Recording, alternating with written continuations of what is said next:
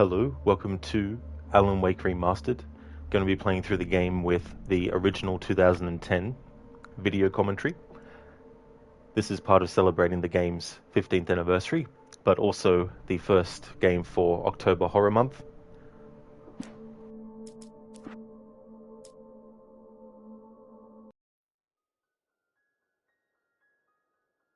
Stephen King once wrote that nightmares exist outside of logic, and there's little fun to be had in explanations.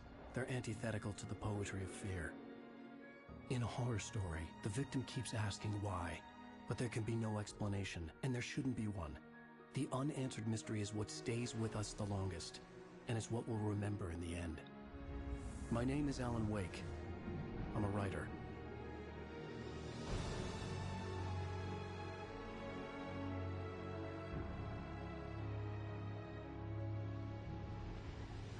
I've always had a vivid imagination, but this dream unsettled me.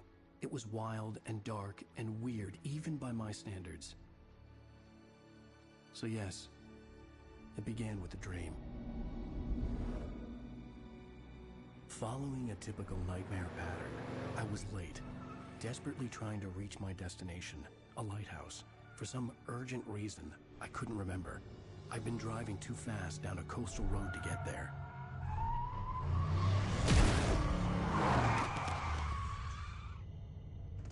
I'd seen the hitchhiker too late.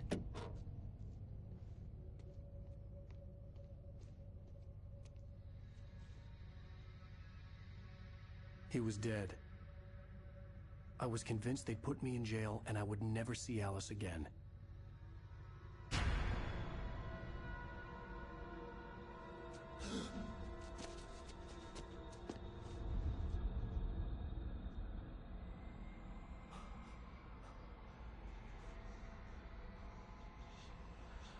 Suddenly, his body was gone. I was in shock from the crash. I could hardly stand my feet.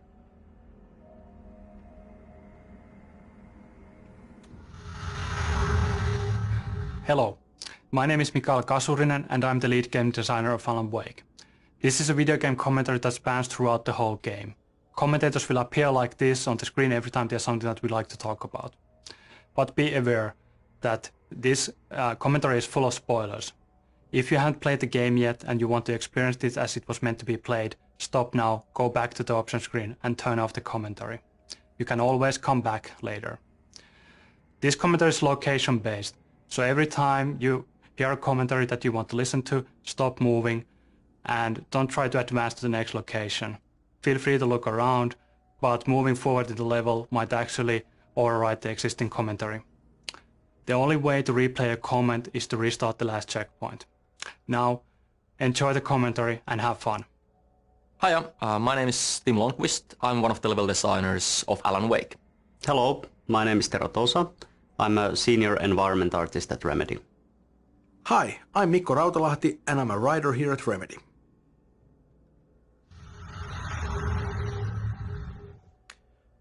Here we are in the very beginning of Alan Wake.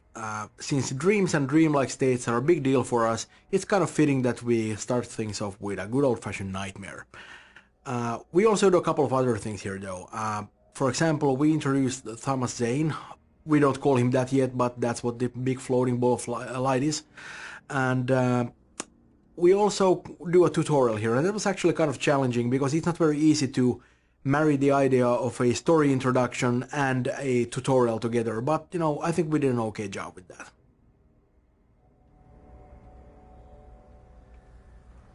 Hey there, Ifrit. The command should be working now.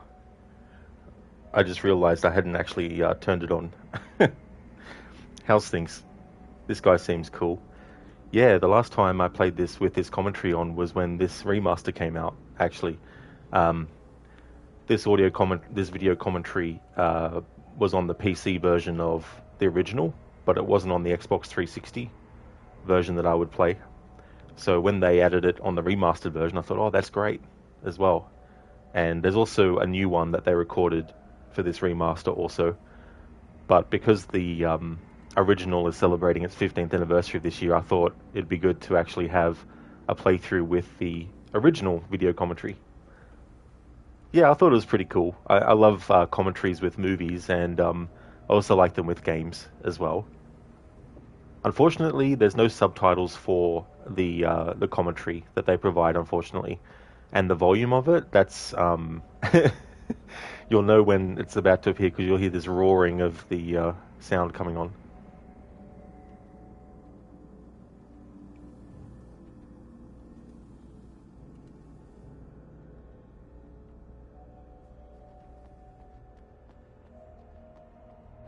I was certain I had just driven from this direction, but now the road was blocked.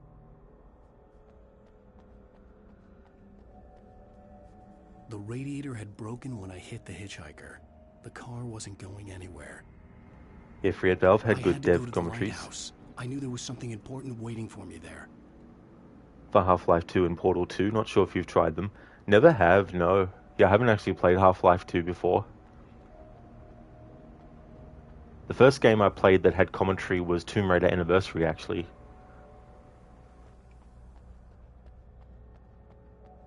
Hey there, Keone, welcome. How's things?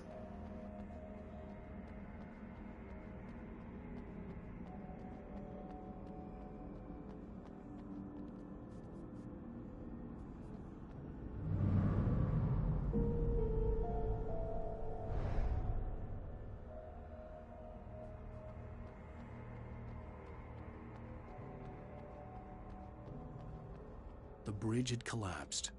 I'd have to find another way to the lighthouse. In a future playthrough, I'm going to worry about getting all the thermoses in the remaster.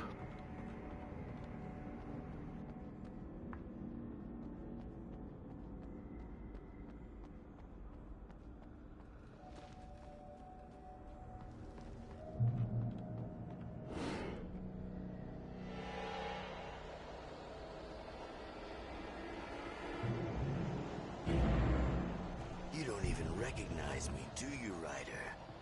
You think you're God? You think you can just make up stuff? Play with people's lives and kill them when you think it adds to the drama? You're in this story now, and I'll make you suffer! You're a joke. There would be a single readable sentence in your books if it wasn't for your editor. You'll never publish another one of your shitty stories, because I'm gonna kill you. It's not like your stories are any good. Not like they have any artistic merit. You're a lousy writer. Cheap thrills and pretentious shit. That's all you're good for. Just look at me. Look at your work.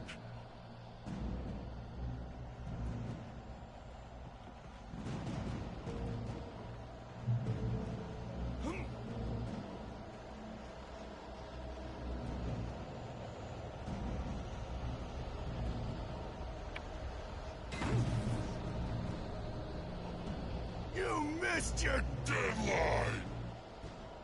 Damn.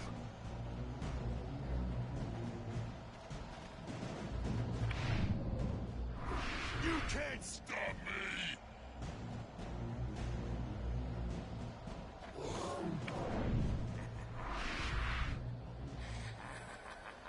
I realized that the hitchhiker was a character from the story I'd been working on.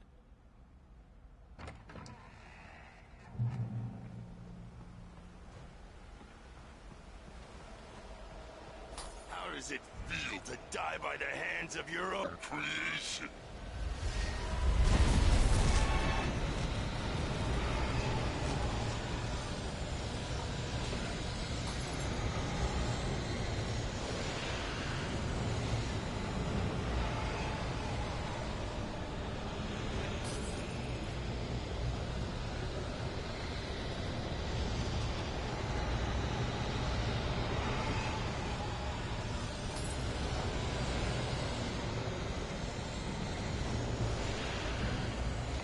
This way!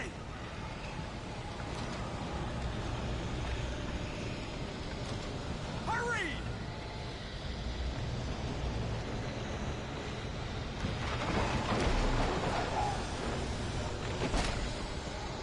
Mr. Week, it's me. Play steward, remember? Quickly, get inside! There's no time to lose! It's coming! Inside now!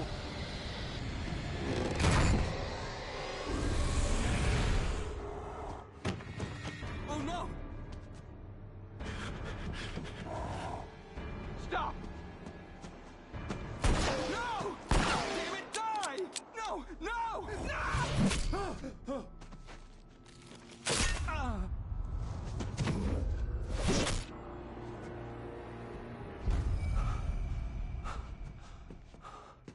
I was trapped. There was no way out. Die, die, die, die, die, die, die, die.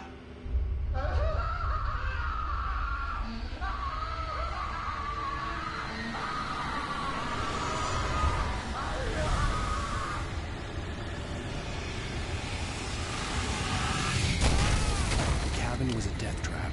I had to get out.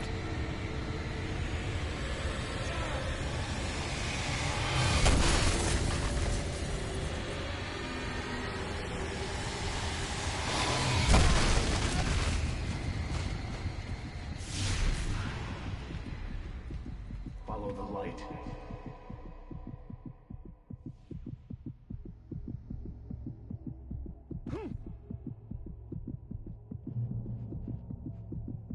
You are hurt. You should go into the light. You are only safe there.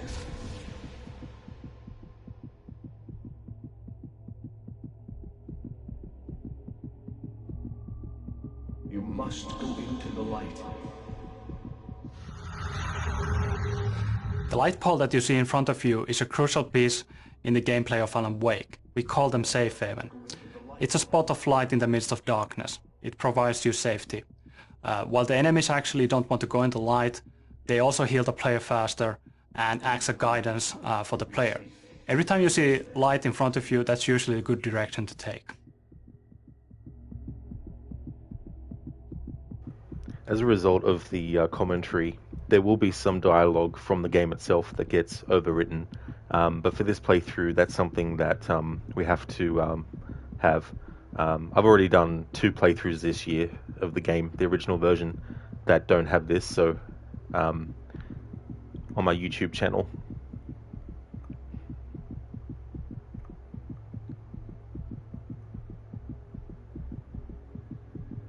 There's a link to that there. If the command is working. Looks like it's not. Oh well.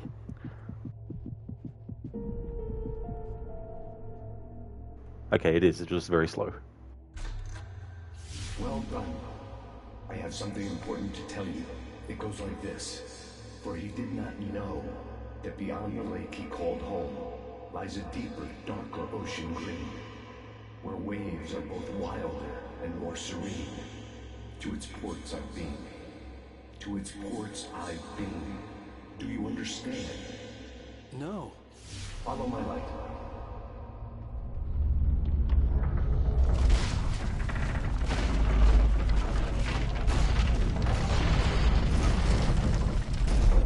I entered your dream to teach you. The darkness is dangerous. It's sleeping now. When it feels you coming, it will wake up. There's no time. I can only show you the most important thing.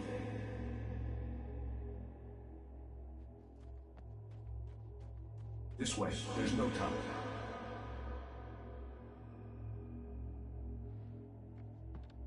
You must follow me now.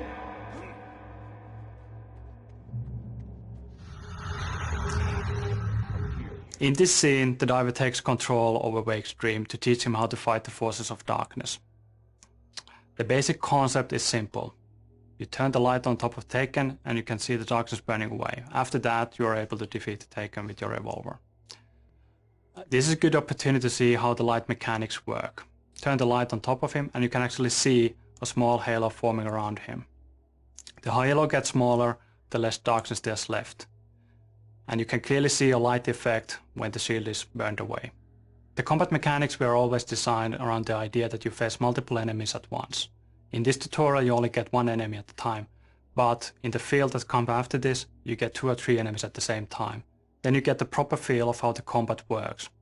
Be careful on who you're concentrating on, because someone else might actually be flanking you and trying to hit you in the back. Yeah, they're friggin' annoying enemies too when they're throwing shit at you. And then you got another enemy coming up behind you with a melee attack that you don't see straight away. In the meantime, as you're getting attacked by the enemy that you didn't see from behind you, other enemies are throwing shit at you at the same time too, in which case you might get hit, and then if you get cornered and you got multiple enemies attacking you at once, both melee attacks close up and throwing shit at you, then you can die easily, even on normal mode. The hitchhiker has been taken over by the Dark Presence. You can't hurt him now. The darkness protects him from all harm. Only light can drive the darkness away and make him vulnerable again. Here, take the light. Turn your flashlight toward him and burn the darkness away.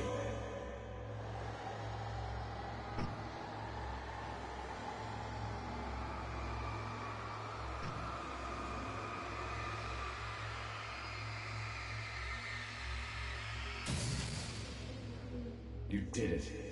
Now the darkness no longer protects him, but it's still inside, controlling him. He can't be saved. He's still a threat. He is still your enemy. Here, take the gun. Now you'll die.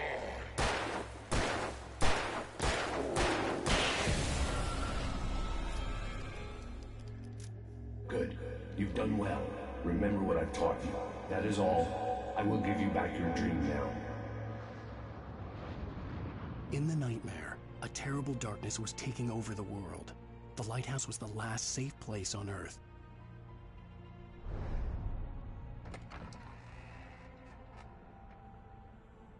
Hey there, Godfather Al. Rod the Flashlight God. You got Alan Wake 2 recently. When you do playthroughs of Alan Wake 2, nice of God to come down and help you. I know, right? And in another universe, the God that's talking to Alan is Max Payne. Rest in peace, James McCaffrey. He was a great actor. He voices Thomas Zane in Alan Wake, the original and the remastered version. But yeah, I'll do Alan Wake 2 after Alan Wake 1.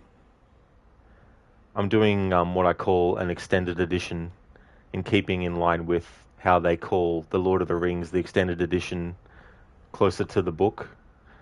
Since Alan's a writer, I figured that I'd do Alan Wake 2 and call it extended edition, because I'm not only doing the first pass through from scratch, I'm also doing the DLC as they pop up in the story, plus I'll be doing the New Game Plus run, which actually has new things they add to the story, and you get the actual ending in that. So it'll be a long playthrough. Professionalism, sometimes.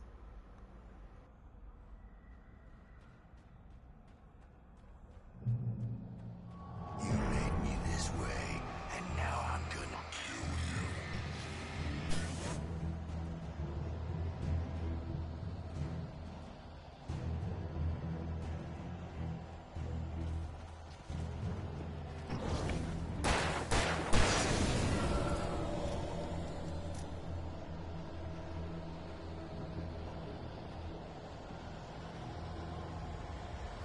This is it, Witch!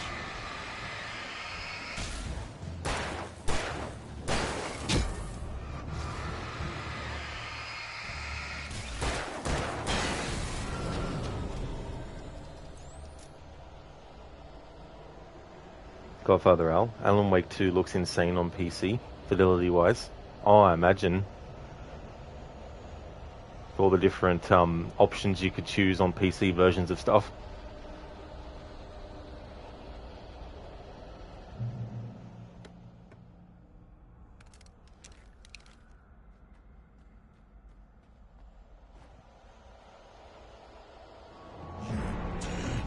Just like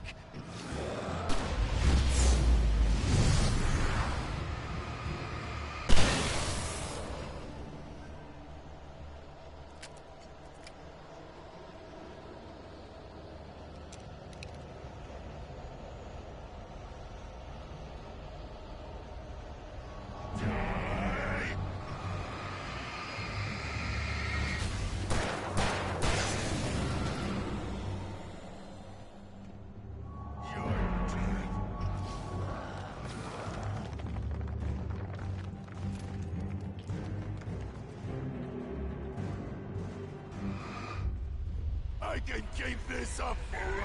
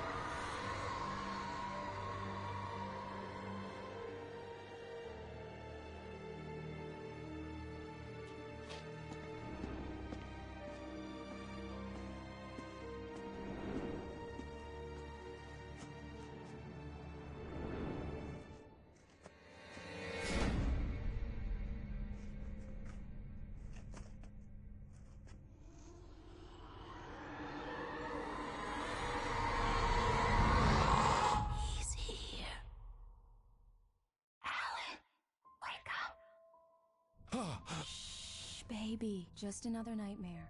Everything's fine. You dozed off. Right. Anything more than dozed off would be news for everyone. Cheer up, handsome. We're here.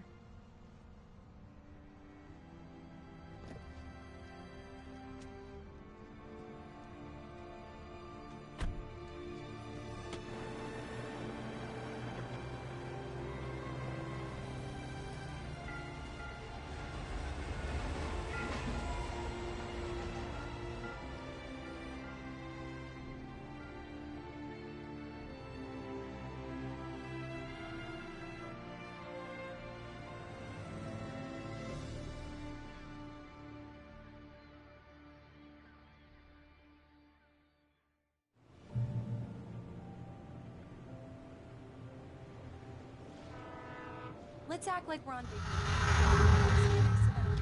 The events of the game take place in the Pacific Northwest region of the United States. This is a beautiful region that has in the past been featured in numerous TV shows and movies like The Shining and Twin Peaks. It's famous and recognizable for many things like fishing and mining and huge redwood tree trunks the size of a bus, beautiful lighthouses. But I think the most recognizable and beautiful feature is the nature. It's an oceanic climate combined with huge mountain ranges and dark forests. The cool thing about it is that there's an enormous amount of moisture constantly flowing in from the Pacific Ocean, and when it hits the mountains it turns into fog. So the end result of that is that almost everywhere you look there's these dense wisps of fog lazily crawling on the mountains and hillsides, and it really lends the area an almost otherworldly feel. One picture won't kill you. By the railing, next to the old man.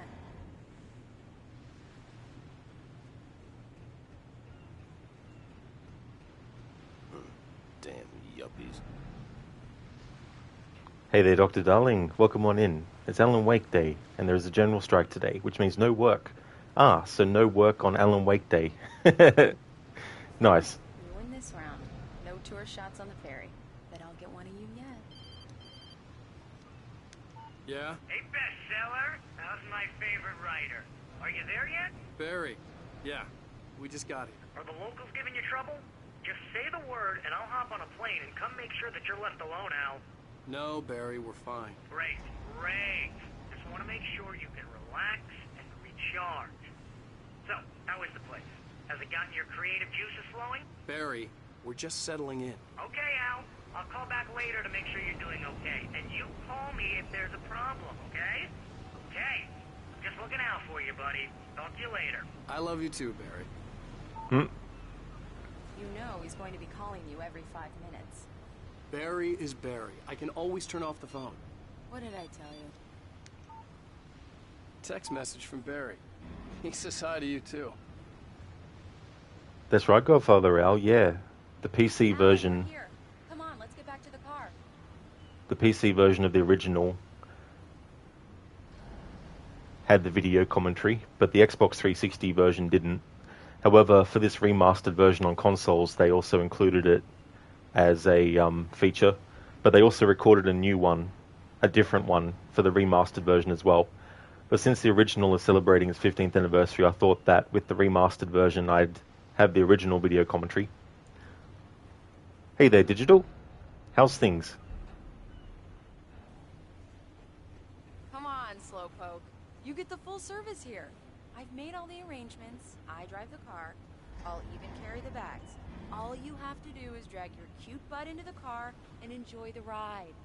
Yeah, sounds like you've got a lazy bastard for a husband. Yeah, but I got a thing for him. Come on, you lazy bastard. Let's go.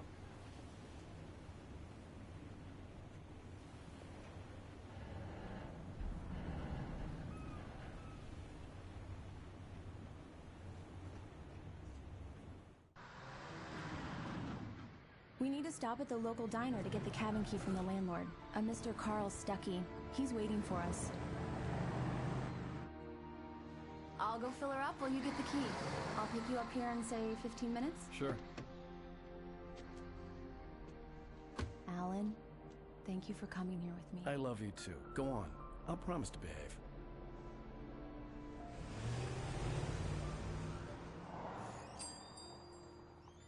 I'd forgotten there were still places like this.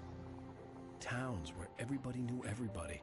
Welcome to the Oh Dear Diner. Hi, I was wondering if you could help me. I'm looking for... Mr. Wake. Alan Wake. Oh, God! I am your biggest fan. I know people say that all the time, but I really am. I'm glad to hear that.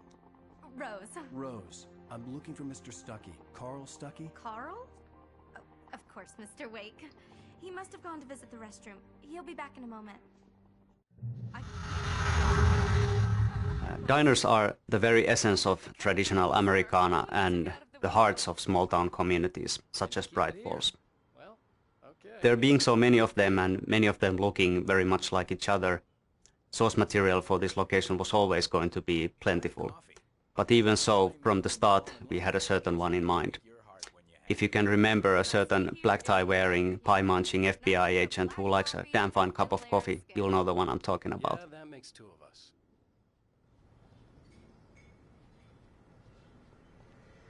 Are you staying long, Mr. Wake? I can't believe it. I'm having a conversation with Alan Wake. Right. So much for Are you on your quiet vacation. own, or is your wife with you? I can show you the town if you want. I get off work at 6. Thanks, Rose. We'll be sure to keep that in mind. Do me a favor, Sonny. I could really use a tune right now. Coconut, number 6 in the jukebox. I'd do it myself, but both of my legs have gone to sleep. Bad circulation. Yeah. Are you serious? Coconut again? You disgust me. Call yourself a rocker. Unbelievable. Ha! Godfather Al, it's part of Collector's Edition extras on lime Steam. in the coconut. Drink 'em both up. Just because we're brothers, don't think I won't murder you in your sleep. You never got that? Oh, that's fair enough, Godfather Al, yeah. It's funny, because it wasn't part of the, That's my favorite tune. Coconut. Wasn't- Shut your mouth, you demented has-been. If I had my hammer, I'd shut it for you. Jeez. the original Xbox 360 Collector's Edition didn't come with it, unfortunately. Number 6 in the jukebox. Children of the Elder God. Now there's a song for you. Hey there, Not Fry, welcome. How's things?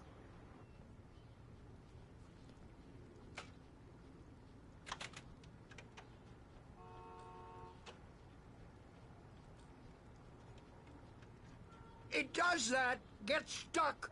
Yeah, you need to give it a good solid whack. Oh, nice, Not Fry. Things are good. You're playing AC3, you just got to sequence 5. Oh, great progress. That's really, really good. Almost halfway.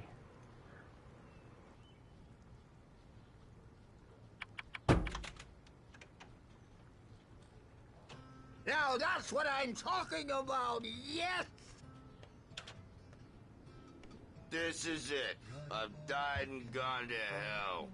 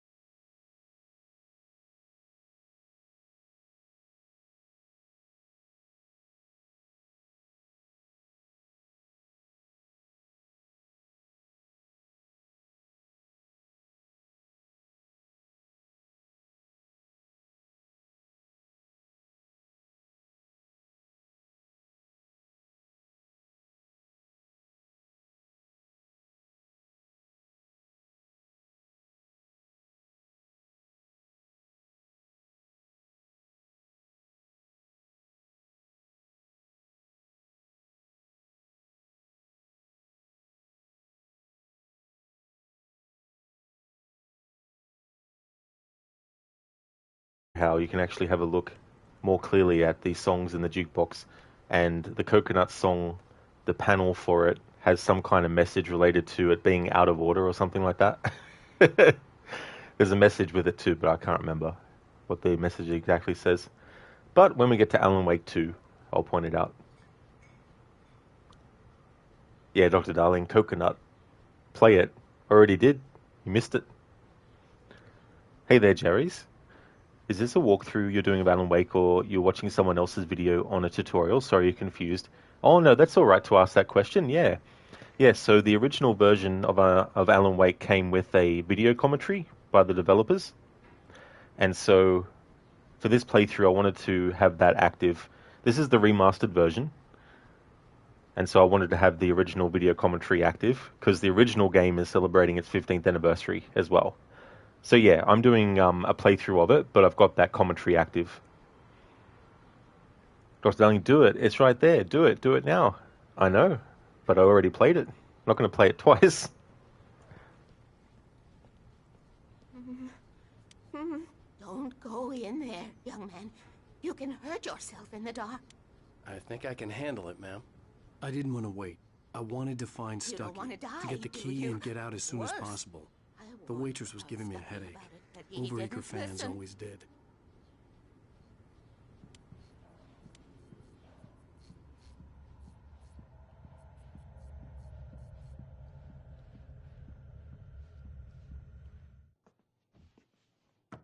Hello?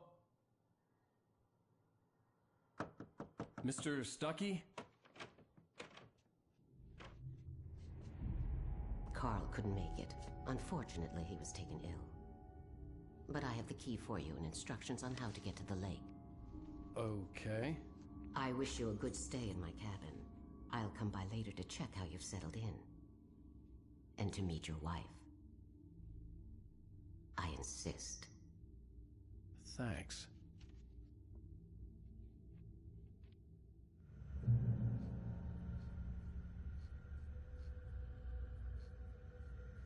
Cauldron Lake is a special place. Very inspiring.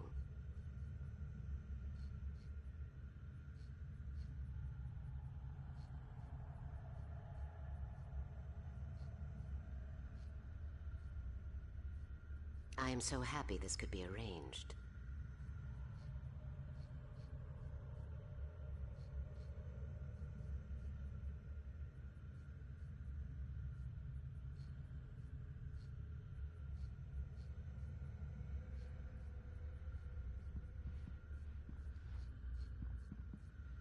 You are not the first rider to stay in the cabin, you know.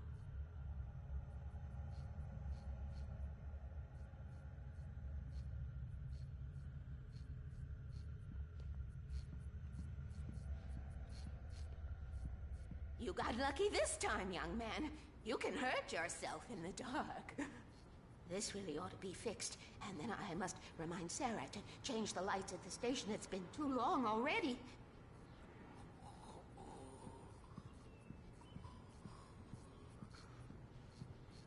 I hadn't seen her leave, but the old lady was gone. Oh, did you, Dr. Darling? You had the stream muted by accident. Missed the jukebox part of the stream. Was wondering why there was no sound. Oh yeah, no, I definitely played the song. But and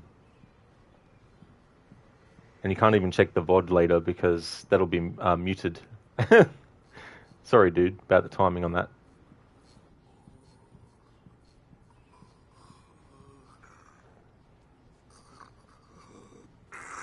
Even that sounds better than your singing. Are you all right? Splendid, splendid! Damn hernia. It swells up like a balloon if I lift anything heavier than a spoon. Yeah, splendid, splendid. It's been a long time, Tom. Good to see you. Hey, you wouldn't happen to have a bottle on you, would you, Tom? I wish.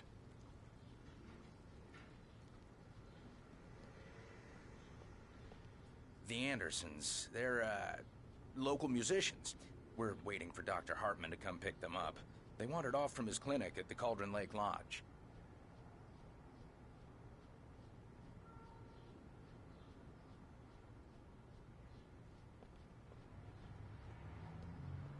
I'll be heading back to work as soon as Dr. Hartman gets here, Rose. Oh, but I'm not looking forward to the poison we have at the Park Cafe.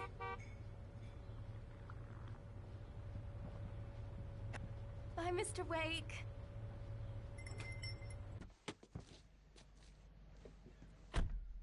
Mission accomplished. The key and the directions. My hero. I got some flashlights, just in case. Hey, wait! Mrs. Wake! Your keys!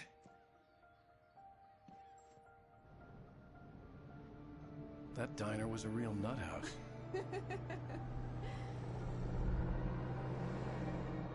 Can you believe this place?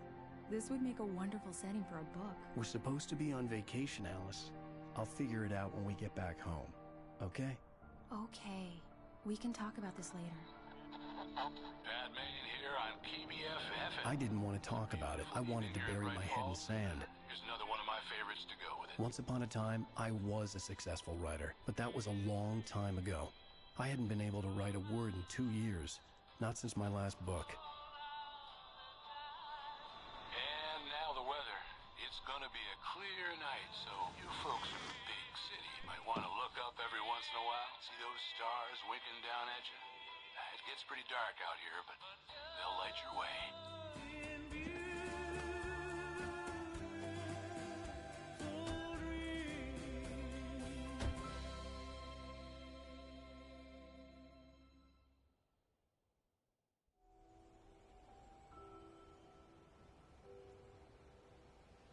Wow.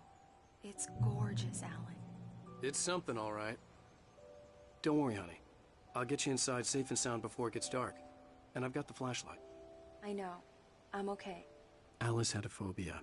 The fear of darkness. I wanted to make sure we were inside with the lights on before sunset.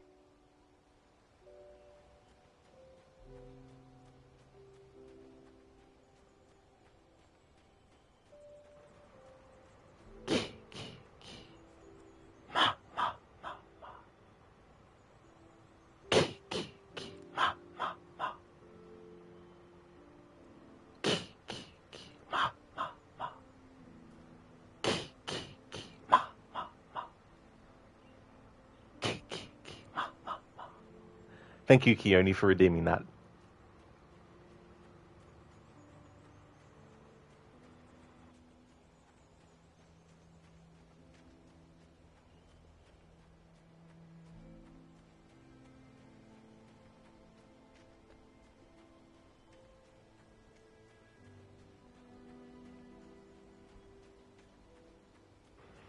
Thank you, Dr. Darling, for redeeming Arnie Reads. Any particular manuscript?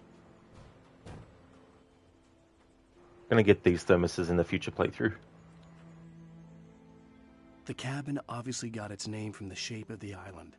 It looked like a giant bird leg. Alice had mentioned that the lake was a caldera. There was a dormant volcano under it. Dr. Darling, the first page that you find, unless you have one from the internet.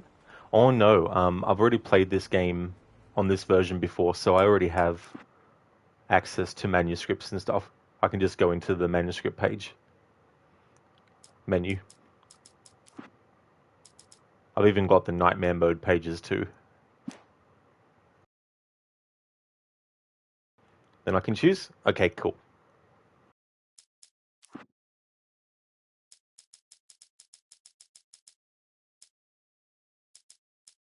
Even after all this time, hearing the Night Springs theme caused a surge of conflicting emotions in me. It'd been my first real writing gig. Barry had known a guy who knew a guy, and suddenly I'd been a semi-regular writer on the show. I'd always been ashamed of the job. Felt it was trash. I'd wanted to be an artist, a novelist. I'd been naive back then. It had taken a long time to learn to be proud of the work. Even after all this time, hearing the Night Springs theme caused a surge of conflicting emotions in me. It had been my first real writing gig. Barry had known a guy who knew a guy, and suddenly I'd been a semi-regular writer on the show. I'd always been ashamed of the job, felt it was trash. I had wanted to be an artist, a novelist. I'd been naive back then. It had taken a long time to learn to be proud of the work. Thanks for redeeming that, Dr. Darling. I don't know if I can pause those, so I'll just let Alan read it, and then I'll do the Arnie impression.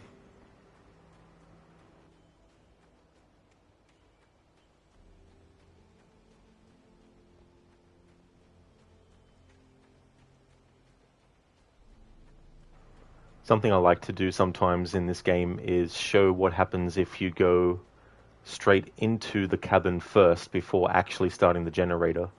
There's some stuff that will actually won't actually happen if you put the generator on first.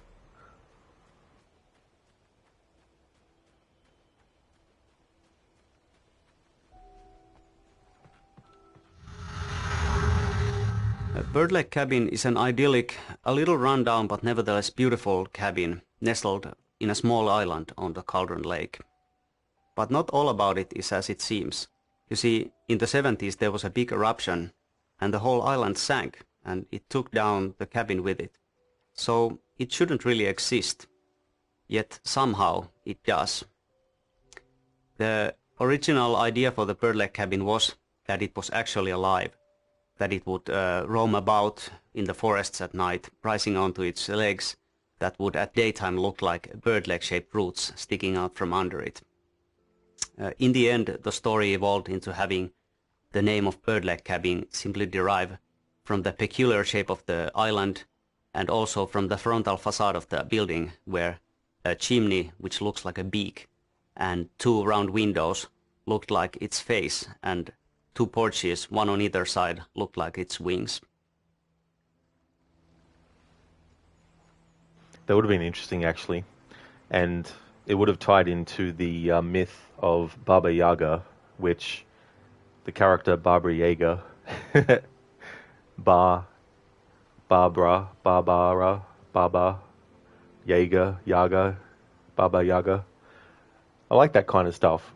It might seem like, basic and simple, but I like when they have some kind of logic in how they come up with stuff as well. That would have actually been interesting to have some situations where the cabin on legs would be chasing after you, stuff like that.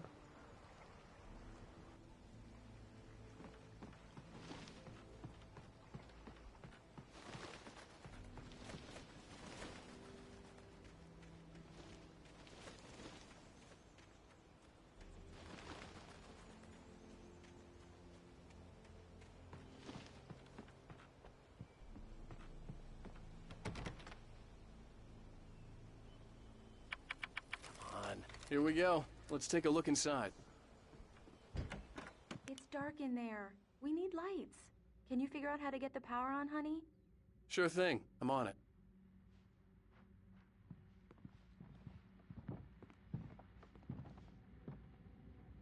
Hello? Anyone here?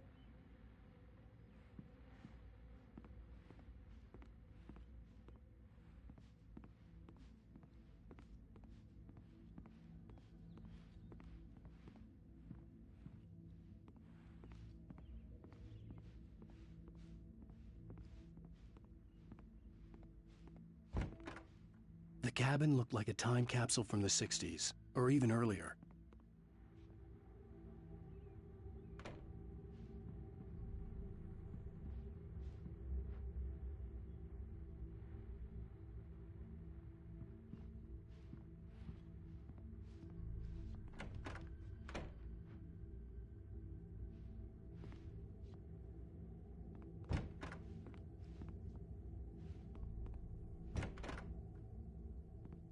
For a moment, the oppressive feel of the nightmare I had seen on the ferry returned.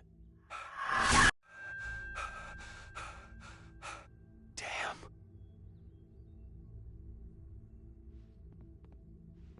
I needed to get the power running in the cabin. There had to be a fuse box or a generator somewhere on the island.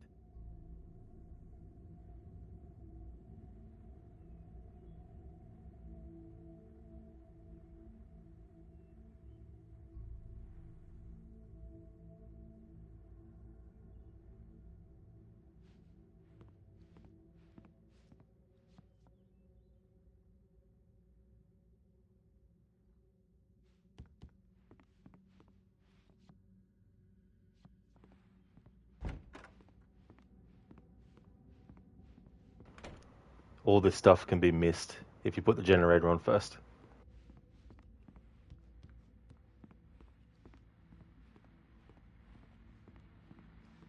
You can also choose to listen to the radio report that Maine has. What's interesting, we didn't actually interact with Pat Maine on the ferry at all. But I think the dialogue still stays the same regardless if you do or not. The Deerfest guests have already started to arrive. Just ran into one on the ferry. A famous artist, no less. We'll see if we can rope him into an interview later on.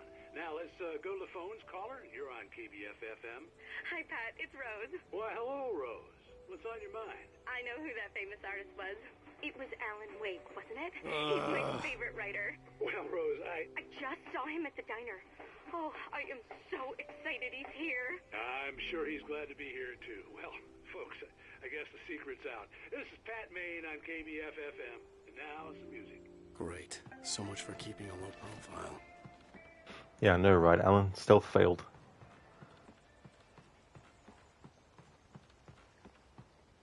The water was clear but dark. It looked very deep.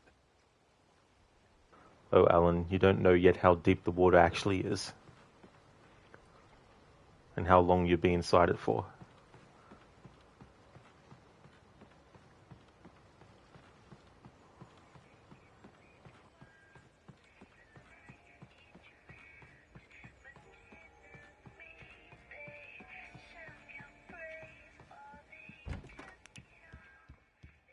The power cable goes to that shed over there.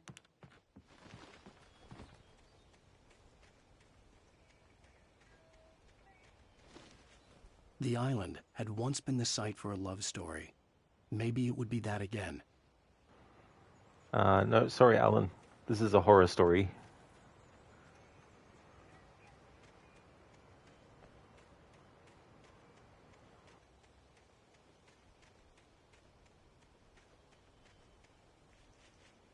Alice had told me about Cauldron Lake Lodge. The old building used to be a hotel, but these days it was no longer open to the public.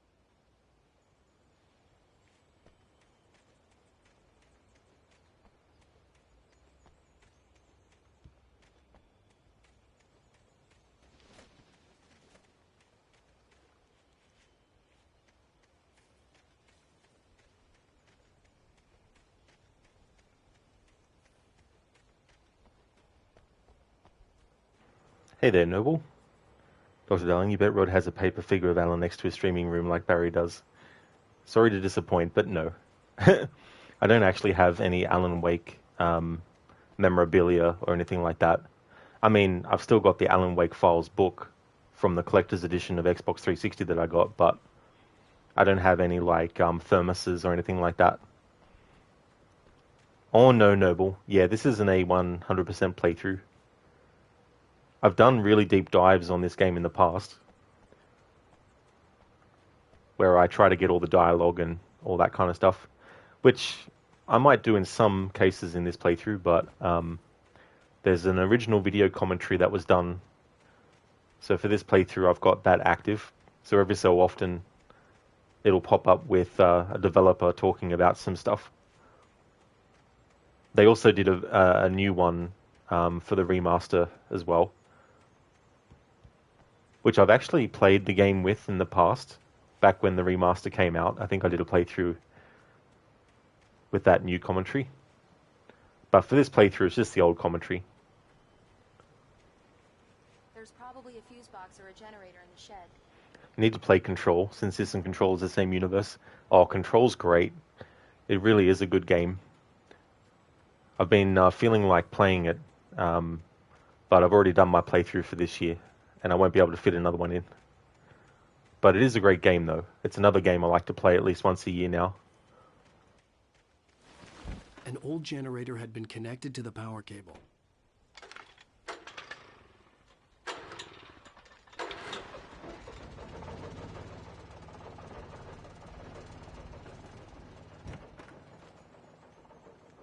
The lights are on!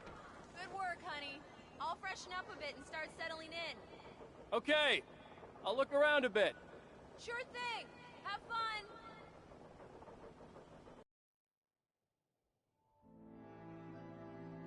It was a beautiful place. I told myself I could rest here, sleep here, and forget about my work.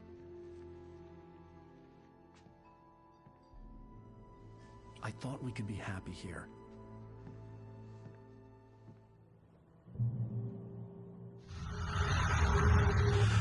We spend a lot of time talking about Alice in the game, but we don't actually see all that much of her because she disappears. That's why it was very important for us to establish her as a major force in Wake's life in the very beginning of the game. their relationship is very interesting because Alice is actually a lot smarter and stronger than Wake is. She's capable of manipulating him and is quite willing to do so if need be. That's how they end up at Cauldron Lake in the first place. But what she does out of love. She really just wants to help him. And he does need all that help because he kind of falls apart without her.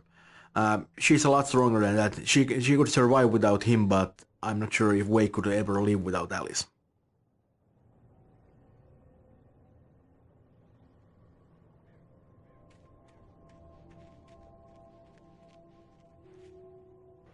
No, well, is Alan Wake 2 good? You've heard mixed stuff. I think it is a bit too long. I think it's a bit too long of a story. I actually like the combat in this game better. And they do what they do in Resident Evil remakes, where your character, when they're quote-unquote sprinting, they're just jogging, which isn't that fast. Whereas in this first Alan Wake game, granted, Alan runs out of breath, so you can't constantly sprint the whole time. But the speed at which you sprint in this game is faster than the jog in Alan Wake 2. And it kind of gets annoying. And enemies can knock you down. And when you get back up, if you have to reload, especially your flashlight, which automatically happens when you run out of flashlight batteries, then as the animation for reloading the flashlight battery is playing, an enemy could be attacking you and knocking you down in the process. And it's just, you can't cancel out of animations in Alan Wake 2. And if an enemy gets too close to you, the game will automatically make it a melee attack, which doesn't always help. But having said that, though, I do like the game, but I would definitely say I like Alan Wake 1 more.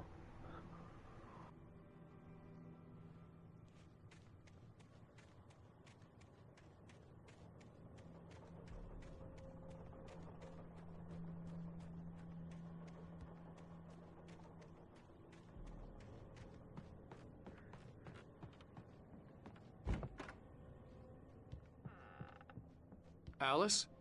Honey? A shoebox filled with books by Thomas Zane sat on the shelf. I'd never heard of him before.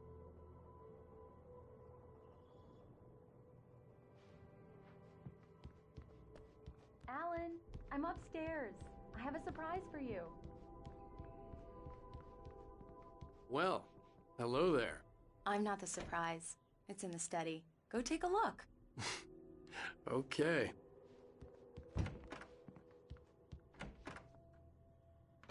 Surprise! Alice? What is this? I guess I have a small confession to make. I thought maybe you could write here that a change of scenery would get you past... Damn it, Alice, everyone Hey, just hear me out. There's a local doctor, Dr. Hartman. I read a book of his. He has a private clinic here. He specializes in helping artists. Maybe... So now you want to get me committed? No, it's not like that. That's not... Alan? Alan? Just don't! I don't want to hear it! God damn it, Alice! God damn it! I knew she wouldn't follow me in the dark. I needed some time alone to think things through.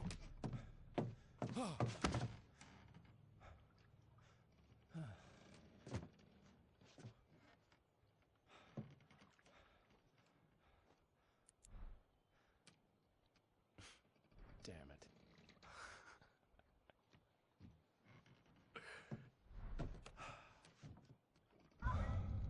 Alice? Alice? Alice! The cabin had gone dark. All the lights were out. Alan Wake has a lot of problems. His marriage is failing, he's suffering from the results of extremely poor impulse control, and frankly, the guy is a bit of a dick.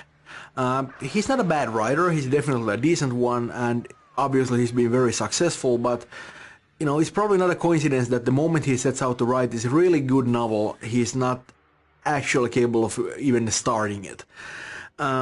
He's been disintegrating for a good while now, you know, too many parties, too much self-pity.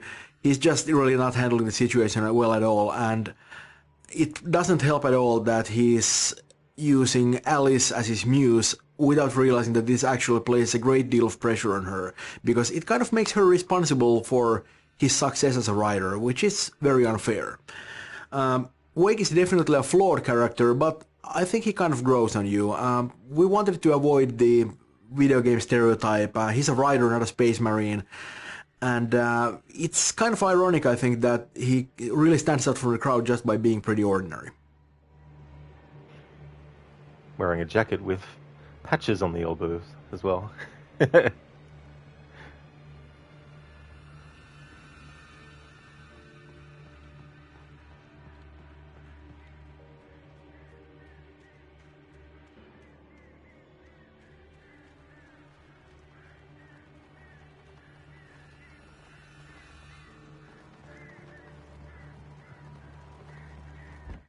Alice?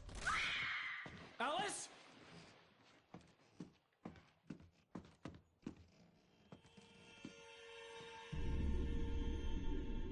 Oh no!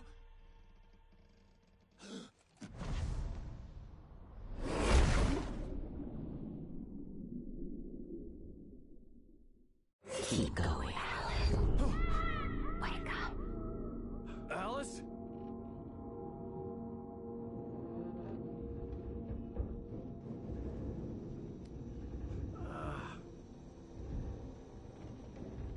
Waking up in the crashed car felt like I had woken from one nightmare and entered another.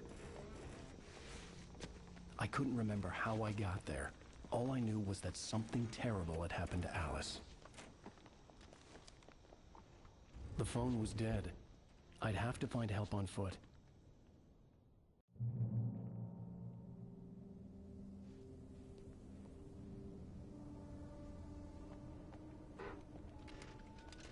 Among Alice's things was a book, The Creator's Dilemma, by a Dr. Emil Hartmann.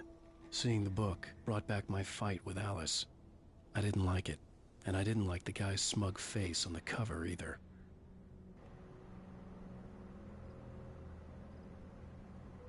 For Phase 1 of celebrating the original's 15th anniversary, I did a playthrough where I read the Alan Wake Files book, but I didn't read it in order. I actually read it based on things we encountered in the game. And so there's a few pages of that Creator's Dilemma book that you can read in the Alan Wake Files, for example. Designing the environments, we are making full use of the diversity of nature in Pacific Northwest region. In this episode, we find Alan Wake crashed in a car, unable to climb back to the road, and facing a long hike through the forest to reach a distant gas station where he hopes to find help. The area is a rocky, forested valley. He has to go through a logging site and also a marshland that follows the bottom of the valley and a river crossing.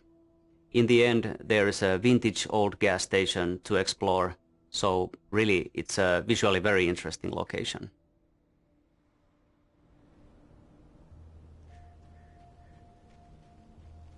The gas station was my best bet. They'd have a phone I could use. It looked like a long hike through the forest to get there.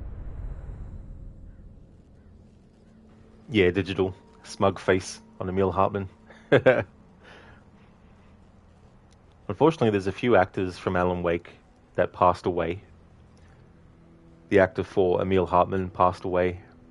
Alice's wife. Alan's wife. She unfortunately passed away, Brett Madden. And same with James McCaffrey as well. Hey there, Extreme. How's it going?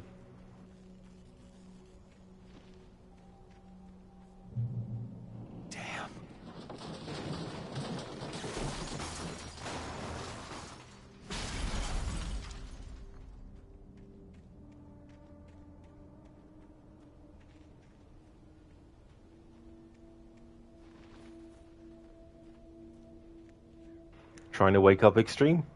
Well, I hope you had a good sleep.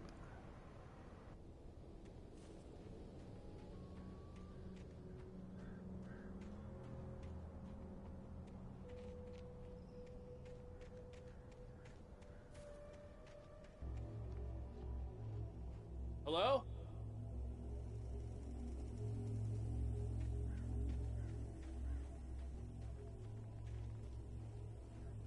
there was a song that I just remembered I haven't actually heard for a long time. I can't remember the name of it now, but some of the lyrics go, "Spaceman, I always wanted you to be outer spaceman," or something like that. I just thought of that now. Even though Thomas Zane doesn't wear an astronaut suit, he wears a old diver suit. But yeah, it's funny the things that come to your mind that you haven't thought of for years. But yeah, I think it was like a late 90s, early 2000s. Well, it probably would have been late 90s song. Hello? Is someone there?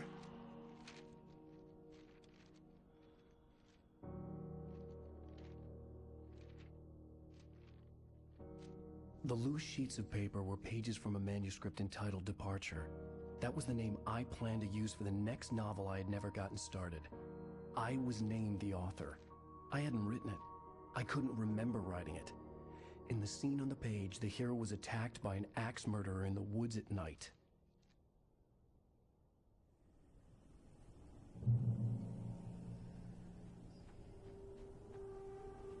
Extreme, maybe it will help if you shine the flashlight on you. It's like, Alan, where's your flashlight? You lost it.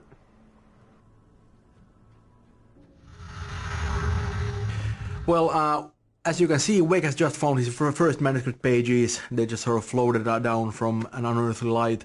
And the manuscript is really one of our main storytelling tools in the whole thing, and one of our most important concepts in the entire game.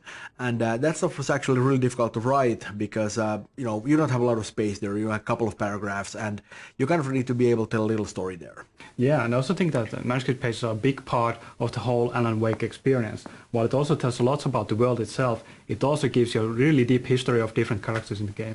Yeah, and it feels kind of natural too, because, you know, we sort of made the pages a part of the whole thing. They're not just sort of, you know, random things in the, you know, sort of, you know, on the sideline, but they're actually something that's really a part of the plot because they really are the plot. Exactly. And I especially like the idea how certain pages actually predict some events that are going to occur in the future. Yeah, we do a lot of foreshadowing there, but it's not, you know, we don't really do the kind of a thing where we sort of, you know, hint at something. We actually come right out and flat out, you know, say it, because that's sort of, we want to prove the player that, you know, what's written on the pages actually literally happens in the game. Yeah, it's really cool when that happens. If somebody actually reads the page and sees how the stuff unfolds in front of him while he plays it, I think that would be really cool for somebody. And it's so bad that I've actually read all the pages so I don't get that experience, but I would think that it's really cool when you actually experience it. Yeah, and I know a lot of players are probably just going to run through and just sort of skip the pages, and, you know, that's fine, you can do that, you can play, you know, a cool action game like that, but there's actually a lot more to the game than just the shooting. Yeah, exactly. Oh no, good guess though, Noble. Yeah, so it wasn't Spaceman by Sam Ryder, the song that I was thinking of. Digital, that's the one, yeah, Babylon Zoo. Thanks for that. So it was from 1996. You're that old. In 1996, I would have been turning 13.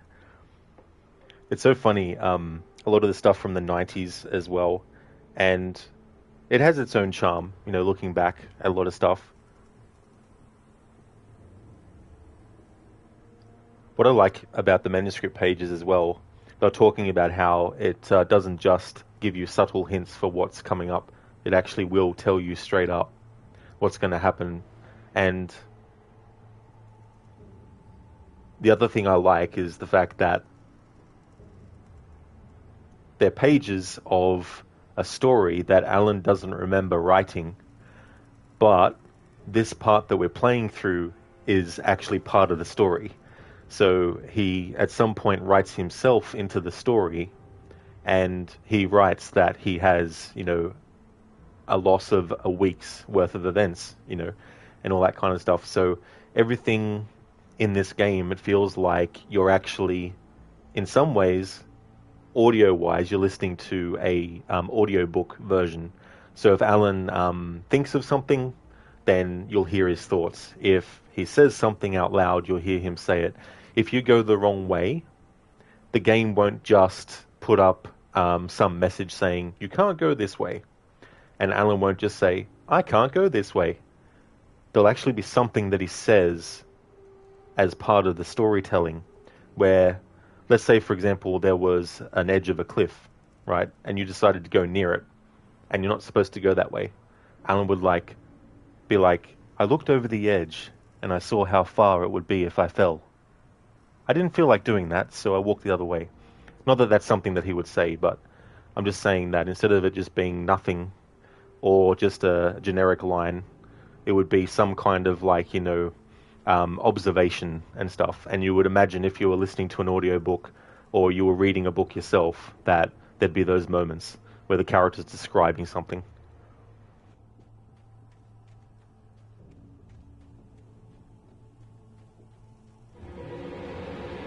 Anybody there? Please, I've been in an accident.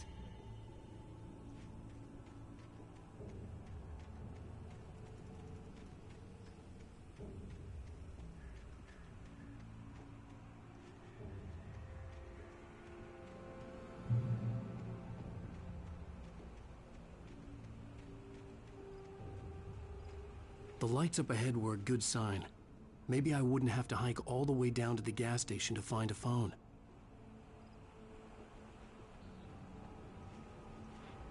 Digital, I saw the beauty in that field and decided I would leave it be. Stuff like that. Exactly, Digital, yeah. Yeah, that's a good example. Yeah, I really like that kind of stuff because it also, if you're someone that likes story and narrative and you like to hear dialogue and all that kind of stuff, it gives you those sort of rewards for exploring. Like earlier when I went into the cabin before putting the power on, if I put the power on first, then I would miss all the dialogue that can happen if you actually go in there first. So stuff like that I really appreciate about this game.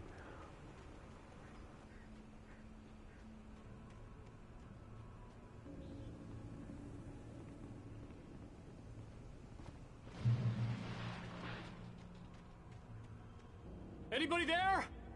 Please, I've been in an accident. Hey! Hey, you! Phil! There's been an accident. I need help. Listen, Deposit. I need to... Premium cabins for rent in... Oh, hell. Carl Stuckey. Pleased to meet you. Non-refundable reservation deposit required. Fair and square. Fair and square. Carl Stuckey. Pleased to meet you. Oh yeah, Digital, it's really cool. There's a lot of dialogue too if you just stand and wait when you interact with a character. You might think, oh yeah, there's nothing left. But if you stay longer, they'll actually start to say more stuff.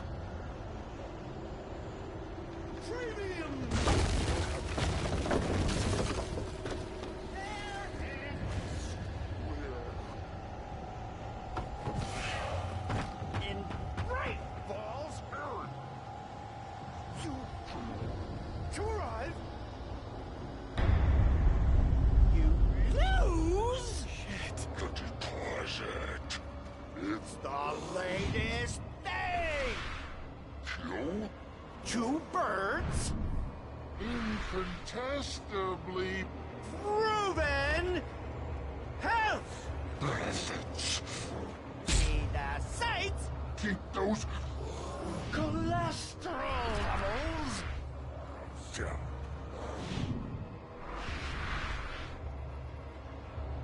Here's Johnny. I had to figure a way out of this.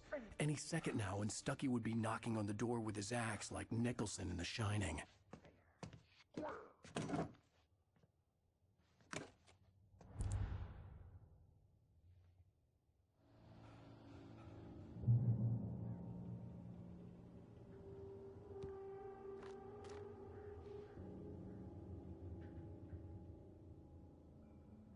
Oh my god, Rod has Ultra Instinct. It can be tricky as well, especially when you're sprinting away from an enemy, because while you can hold down the sprint button and then move the control stick to do the dodge, it can feel a bit weird sometimes, and sometimes it can be better just to stop moving and then hold down the sprint button, but then dodge with the control stick. Coyote, here's Gavin. during your trying it's the latest thing. Incontestably proven health benefits let you kill two birds with one stone. You can see the sights and keep those cholesterol levels down at the same time. I love how the Taken sound.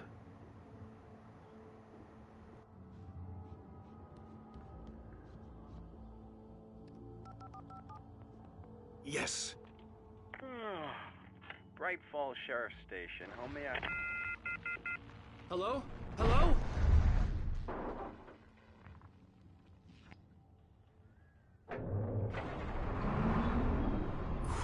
This is bad.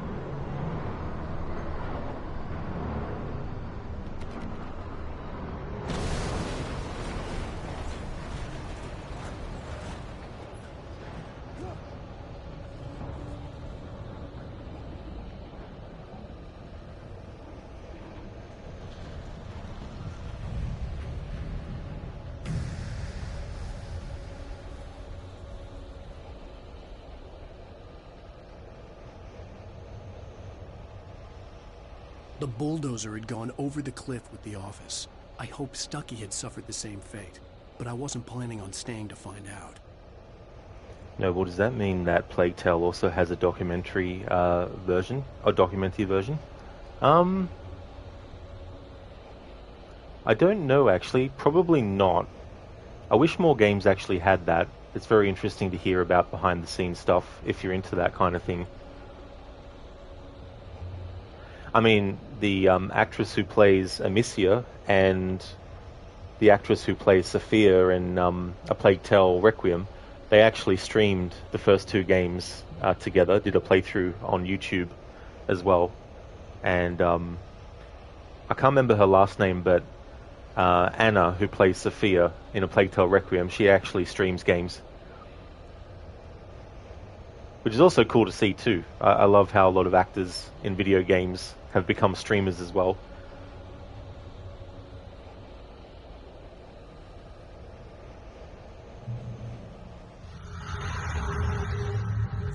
Even though most of the enemies attack you with melee weapons, some of them are able to use ranged weapons as well. I think it's way cooler when somebody's throwing stuff at you instead of shooting. Or maybe I just got tired of that in our previous games.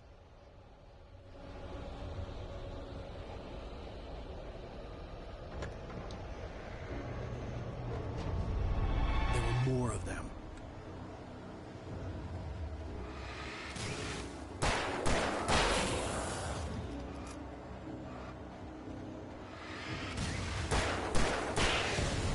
My head pounded with a concussion. I'd never fired a gun outside a shooting range, and now I just killed someone. Or something. There were no bodies. They just disappeared. If I was dreaming, it felt real enough to make me sick. Noble, same for Carl from Walking Dead. He's a streamer. Oh, really? Oh, that's pretty cool. Yeah, I didn't actually know. There's actually, what's his name?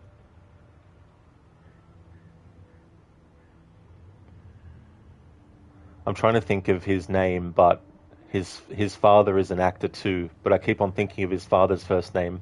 But I can't remember the first name of his son, who was streaming The Quarry, but I think their Twitch channel is inactive now.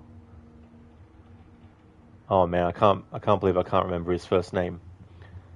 The son of actor Tim Robbins, who plays Dylan in The Quarry, he actually streamed that game a couple of times on Twitch and YouTube, but I think both of their channels is not active anymore.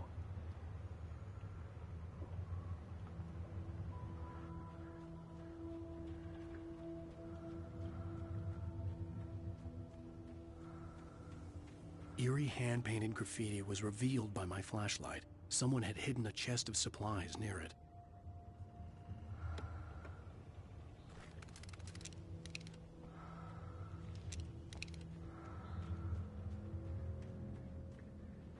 well, also the voice of Ken from Digimon streams on Twitch.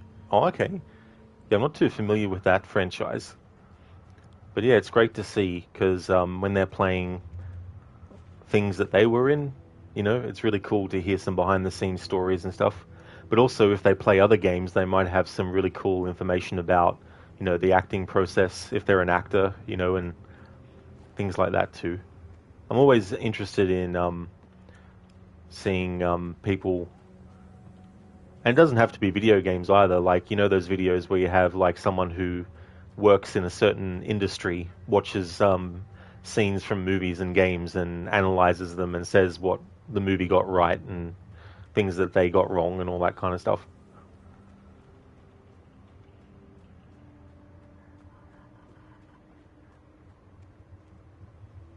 Hey there, Inmita. I hope things are going well. Welcome on in. Extreme, you know one streamer too. Oh, you do? Oh, that's cool. It becomes a smaller world in that way. It's just amazing what streaming platforms have been able to do, like bridging the gap between fan and, people who work in the, or work on the project and stuff. I'm doing well, thanks, Inmita. Things are going good. Still no luck on the laptop front. So I'm still using my phone to look at chat. I should actually look into getting a monitor. Like, I have an old TV monitor that has HDMI, but it doesn't pick anything up anymore. I hadn't used it for a long time, and I thought, oh, maybe if I use that, I can at least use my USB to HDMI cable and connect the phone to the television, but nope. Digital popular actors don't always equals good voice actors. Yeah, that can be true too. Just like with anything, I guess, as well. And there's so many things that people say is great, but for some people it might not be, and the other way around as well. It's good to hear you doing well. You're doing well, just arrived at work. Thank you, dude. Well, I hope work goes well today. Hope it's not going to be any annoyances, things like that.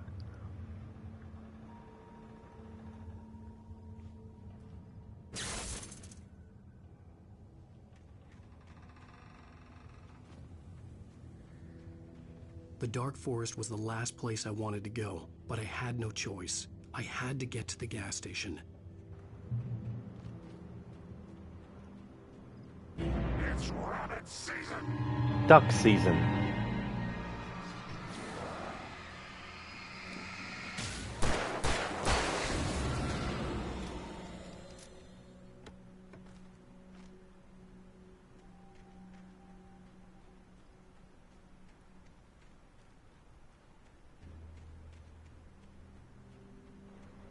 I don't know how many of the video commentary trigger points are in areas that are out of the way. I think mainly they just stuck to the most direct route that the player would take. But you never know. Be cool if they do.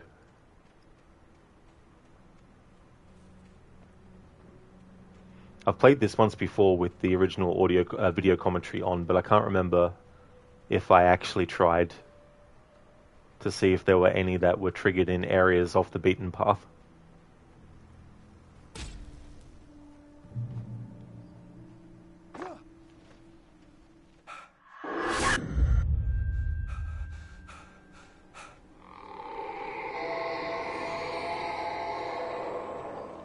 What the hell was that? Sorry, Alan, that was my stomach growling.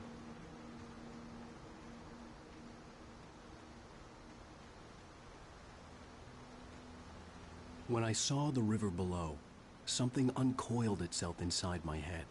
I realized that I'd have to find a way across. I didn't even want to look at the water.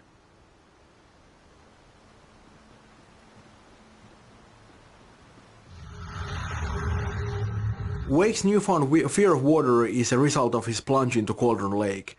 Of course, at this point in the story, he doesn't know what happened to him, he doesn't remember any of it, but on some subconscious level, he knows that he's been violated, and he associates that with the water. Extreme. She does a voice in A Plague Tale Requiem and a new game Resonance, A Plague Tale Legacy. She has the main role. Oh, nice. Extreme. Yeah, that's Anna then. But I can't remember her last name though.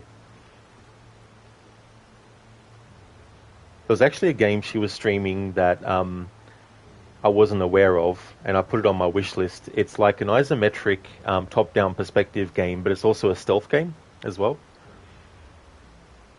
Noble, you mean water is very dangerous. You don't blame Alan. Like water can randomly get strong and drag you under. Oh, exactly, Noble, for sure. Yeah, that's the other thing too. Like, it's not always someone having a fear of drowning from the water. It might just be the unpredictability of, you know, like when there's flooding, especially flash flooding, you know, and all that kind of stuff. Oh, cool, Extreme. Yeah. No, I'm really looking forward to that game. I definitely want to play that. Hopefully, when it comes out, I can play it.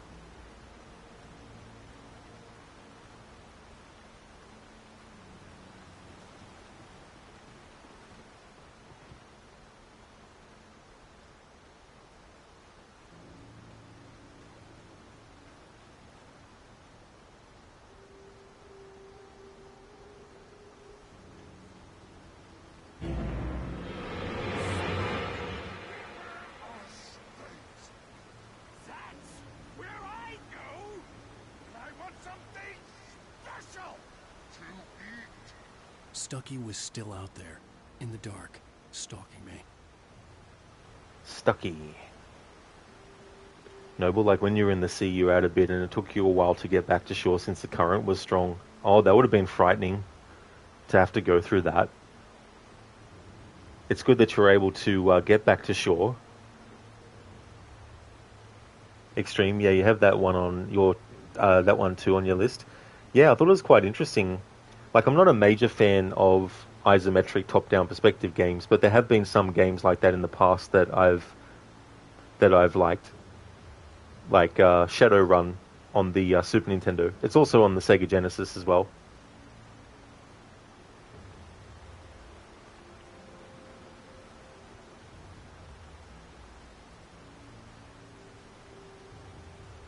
Omega-3 fatty acids are good for the heart. Omega-3 fatty acids are good for the heart. Thank you for redeeming those, Dr. Darling. Could you imagine them as a Taken?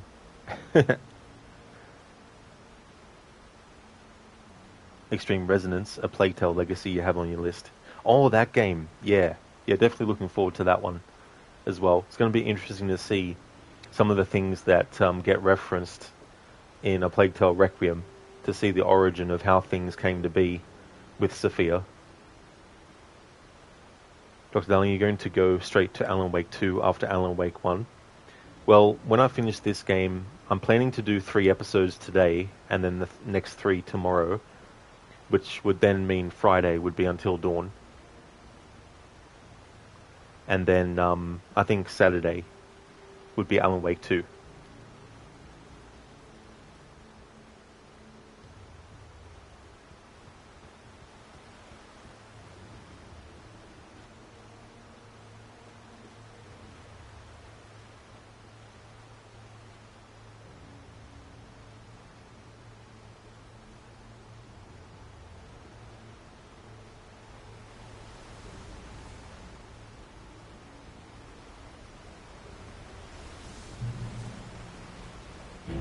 Cloaking is a hazardous occupation.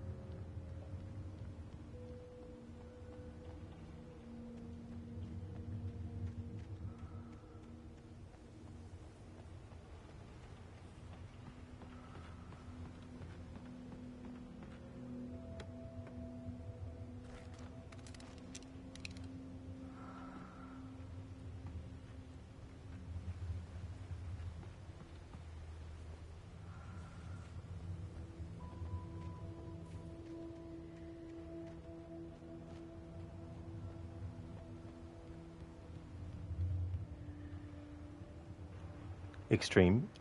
It's a bit of a mix of Tomb Raider, you think? Yeah. Be interesting to see how she gets the prism as well. Can you also kill them by just using the flashlight? You can't, no. You have to use it to get the outer layer of darkness that's around them, and then you'll be able to kill them with weapons and stuff. However, you can use like a flare gun against them, which will kill them instantly, but that's obviously because the flare is so powerful that upon impact it'll not only get rid of the darkness shield around them, it'll also kill them too as well.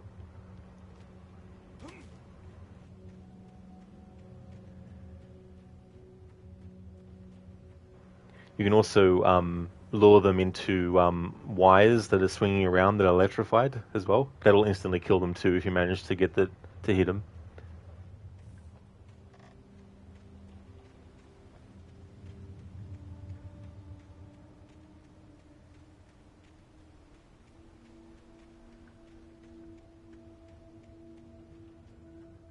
The staircase was broken.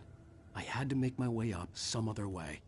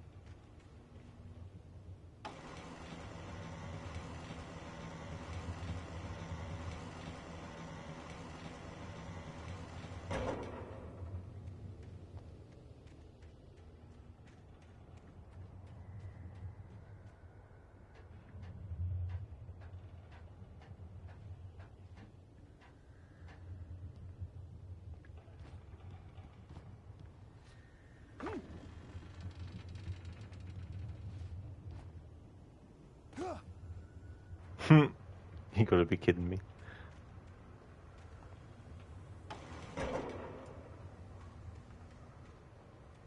Needed to be an inch lower. Or was it higher? Yeah, inch higher.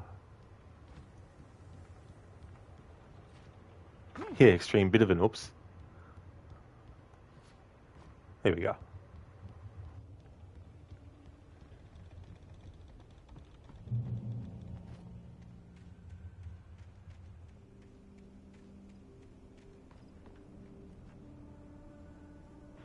Extreme, you need a coffee too. Yeah, coffee is good. Hey Mita, you randomly opened Epic Games yesterday to check if there were any good games you could get for free, and you saw Alan Wake 2 Deluxe Edition at 70% off. You were like, don't mind if I buy it. That's great timing for that too, because with that version you'll get all the extra stuff as well. That's really cool that it was 70% off. That's a really big price reduction.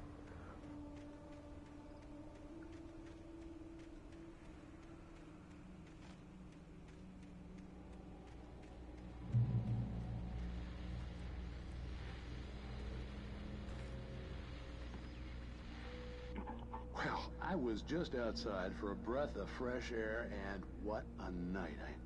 I know most of you are probably in your beds by now, but if you're still up and around, take a moment. Step outside for a spell and breathe in deep. The weather is absolutely still. The sky is crystal clear. It's like the forest is quietly breathing along with you. As you listeners know, I'm a night owl, and it's on nights like this I wish I wasn't cooped up in the studio. Makes an old man like me wish I could just roam wild. But here I am, and who'd keep you company all night long if I weren't? It looks like I'm not the only one staying up late. Caller, you're on the air. Hey, Pat, it's Maurice Horton. Hello, Maurice. What are you up to? Well, I was just taking Toby on his walkies. Oh, isn't it beautiful out there? Sure, but Pat, the reason I called is that Toby heard something rustling in the undergrowth and took off after it, and I couldn't find it. Probably a rabbit. Sure. Toby loves rabbits. Well, sure. Anyway, I figured that, if anyone runs into Toby, they could grab him. My number's on his collar. And Toby's a friendly dog? Toby loves people. Usually he comes back, but we were pretty far from home, and it sounds like he went pretty wild there. Great dog, but he's just too dumb for his own good. Well, Maurice, it's out there now. Hope Toby comes home soon. Yeah, thanks, Pat. You have a good night now.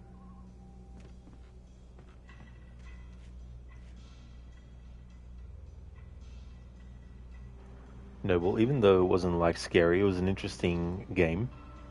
Oh, sorry, which one, Noble? Alan Wake 2. Extreme, you've seen Nightingale free at Epic on 2. You've not played an Alan Wake game. Oh, there's the first Alan Wake, and then there's a game called Alan Wake's American Nightmare. And then after that, you've got Alan Wake 2. And the American Nightmare game, they never actually remastered it. So it's only still available on Xbox. Well, it was originally an Xbox 360 live arcade game as well. But I wish they actually remastered that too. It's not necessary to actually play it to understand anything in Alan Wake 2 or anything. But there are references to stuff in that in Alan Wake 2. Oh, I see, Noble. Alan Wake. Yeah. It's tough for me to judge a game's scariness because I don't get scared by them. So I have to look at other aspects as well. Because I don't get scared from horror stuff. Other things in it have to be a certain way for me to enjoy it. Like the atmosphere and stuff like that. And I feel like there's a difference between creeped out and scared as well. You can be creeped out by something but not be scared. No, but you mean the only game that made you shit your pants? Oh, was it? Yeah. Extreme going to lol. How hard is it to play? Oh, it's not actually that difficult, really. There are some changes that they make in American Nightmare from Alan Wake 1. But it's interesting. It's like a smaller scale thing too. In Meta, horror games don't scare Rod. Rod scares them. Exactly, in Meta. There's actually a quote that I first heard in Shadow Man. And the quote is, the horror, I embrace it. And that's how I feel about horror movies and games. I embrace the horror. I don't get scared by it. Extreme, look, coffee. Coffee is delicious. Noble was, Condemned Criminal Origins. I still haven't played those games before. And it also makes me think of the Amnesia games as well. I haven't played them either.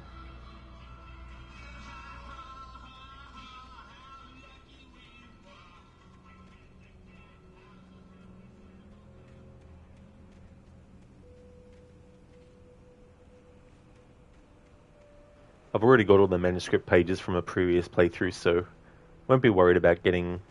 There might be some that I might decide to pick up, but not worried about getting all of them. The gas station was closer now, its light welcoming in the darkness. Most of the gameplay locations we have in the game incorporate the idea of a journey into them. It basically means that we try to show where player is coming from and where he's going to as often as possible. In the beginning of episode 1, this meant that we showed the lighthouse whenever possible, and of course now we use the gas station in similar role.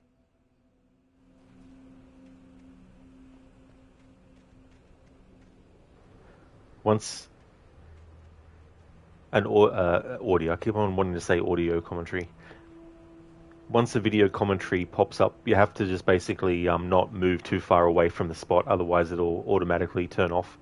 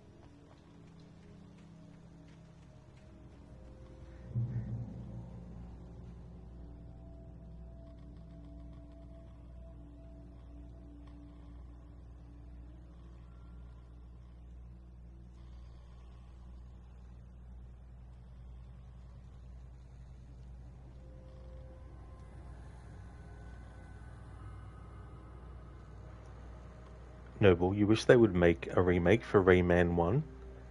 How many of those games were there actually?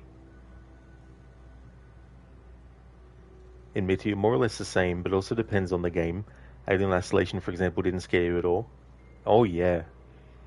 And I think there's a difference too between a jump scare getting you and being scared of something too. Because jump scares can work because you might not be expecting them, but the effects of them aren't necessarily long term. Once it's over and done with, it's just like, oh, you got me, and then you move on.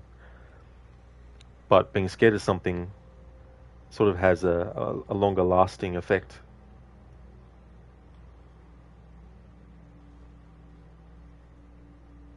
Hey Mr. Goatee, welcome on in, dude. I'm going pretty good, trying to stay cool, but things are going well. How about yourself? Keone, is there a Krampus video game? Wouldn't be surprised. There was a movie, I think. Hey Cody, thank you so much for the 9 months in a row of subscribing. I really do appreciate that a lot. Good morning to you as well, Cody. Welcome on in. Thank you very, very much. I hope your morning's going well. Extreme odd, you can't see Alan Wake Remastered on Steam, only the 2012 one. Oh yeah, that's right, that would be Epic exclusive.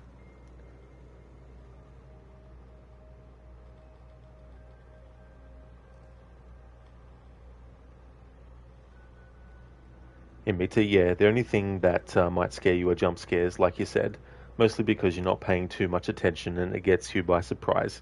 Oh, exactly, dude, yeah. That's the thing, it can really catch you off guard. If they're used too many times, though, it can lose its effectiveness, because you're expecting it.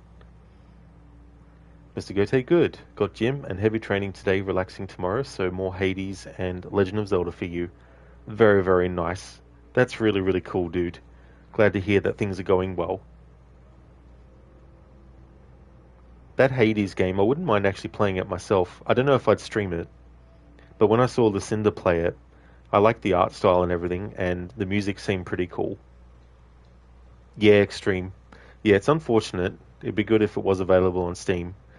Same with Alan Wake 2, I think, as well. Oh no, Alan Wake 2 is on Steam, because Mita got it. Or was it on Steam? Oh no, you got it on Epic, didn't you, in Mita? Oh, hell yeah, Cody, that's great. Glad to hear that you're going well. Your GPU comes today, the right one this time. Oh, very nice. That's really good. Especially with all the rigmarole that you've had to go through with those. As for me, Cody, I'm doing pretty good. It's spring here in Australia, but it can also feel like summer as well. Just trying to stay cool, but going well overall. Emita, yeah, these games are Epic exclusives. 2 is only on Epic. Yeah, it's a shame. Like, I mean, hopefully eventually they release it on Steam. I don't know if they will or not, but Mr. Epic, it's difficult, so please beware. Is a full restart if you die? Oh, no, no, no, no. Yeah, definitely not a no-death playthrough. That's for sure. I'm actually playing with the original game's video commentary active, with the remastered version. You only can't wait for the Far Cry screams. Far Cry streams. Yeah, I definitely want to get into those as well. So fingers crossed, next year I'll be able to jump into those. Mr. Gote, imagine if they sent a 5090 as the wrong GPU. Yeah. That would be annoying. Oh, cheers, Cody. Thank you, dude. So it's been rainy and damp morning where you are. Oh, rainy and damp. I don't mind the rain sometimes, but it can be annoying at other times. Extreme, the remaster have the DLC too? It does, Extreme, yeah. Yeah, you get the 2 extra episodes, the Signal and the Rider as well.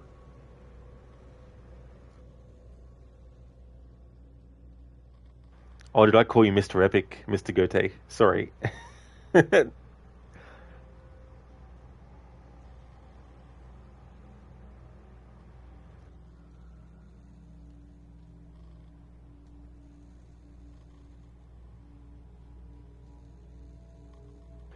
Mr. Gote, you kind of like it, not going to lie. Later on, if he turns up in stream, I'll probably accidentally call Mr. Epic Mr. Mr. Gote.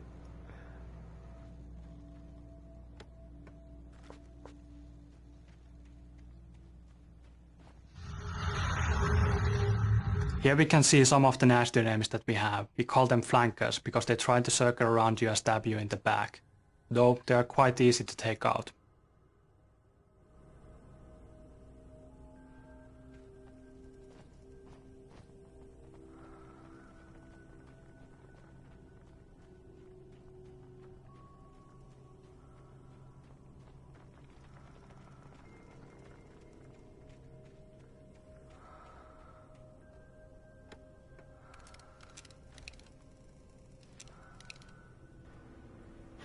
Enmita, Mr. Gotai, Epic.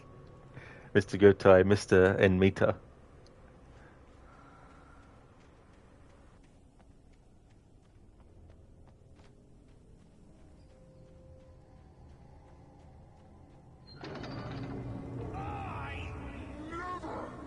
Salad, no.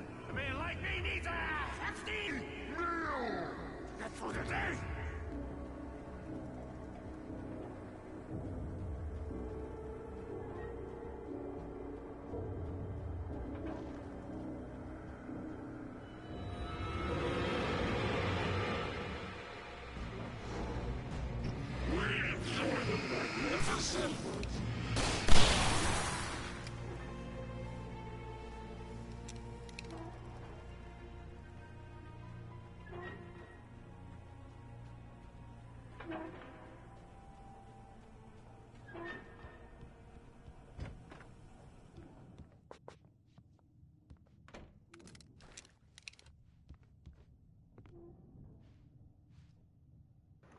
Mr. Gotai, well, you do epic thing. You did do epic things.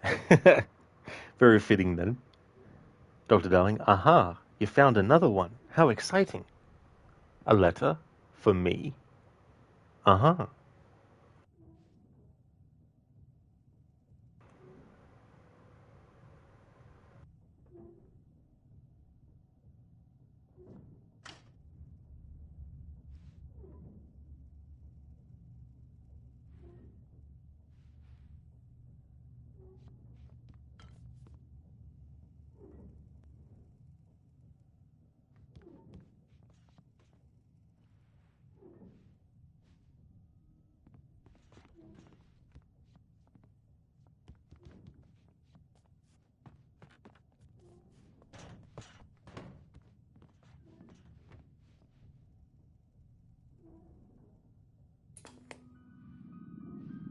science. It bestows immortality on those who advance it to elevate all of mankind. Newton, Einstein, Sagan, princes among men.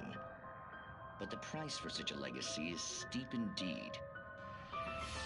In Night Springs. Tonight's episode, a quantum suicide. If our lives are already written, it would take a courageous man to change the script. Having called a press conference, Dr. Barclay Colvin is about to demonstrate that very courage. Ladies and gentlemen of the press, I am Dr. Barclay Colvin, and I'm glad so many of you could join me here at the Moorcock Institute. Tonight, I'm going to give a practical demonstration of the many worlds interpretation. As you can see, this is a loaded 9mm pistol. It shall be part of a thought experiment. And now, a real experiment, known as a quantum suicide. Did he say suicide? Is that a real gun? He's kidding, right? Please, please, stay calm. There is no risk. Observe what occurs when I place the weapon against my own forehead. Now, you might think this round is merely a dud. Not so. Observe the flower pot. And yet, I myself cannot be harmed with this gun. With each pull of the trigger, two new realities branch off. One in which the weapon didn't fire, and one where it did. With my machine here, I have ensured that this reality is always the former. I have bestowed upon myself quantum immortality. Under no circumstances can this gun kill me. So wait. What you're saying is that every time you pull the trigger, in another reality, you die? Yes, of course, but that's completely trivial. There's an infinite number of things that could happen at any moment, and they always do happen somewhere. The point is, this one thing did not happen here. You're insane, Colvin. Insane? Insane? Hey, was this thing supposed to be plugged in? I stumbled on it. You fools! Gaze upon quantum immortality.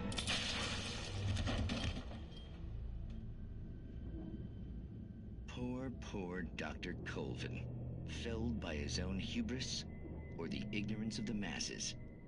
Perhaps he should have left the crate unopened, the decaying atom unobserved. Curiosity often kills the cat. In Night Springs.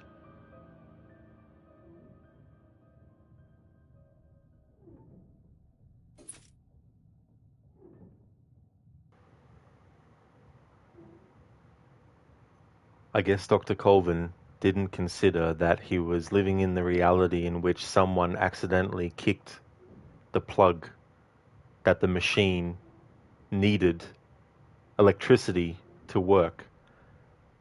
And because he didn't realize, when he shot the gun at himself, it actually killed him. Noble? Oh no, it's the Twilight Zone. It really is.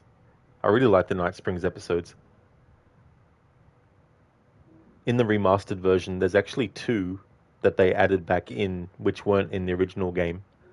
It's in the lodge, and in the original game, there are actually two commercials back to back.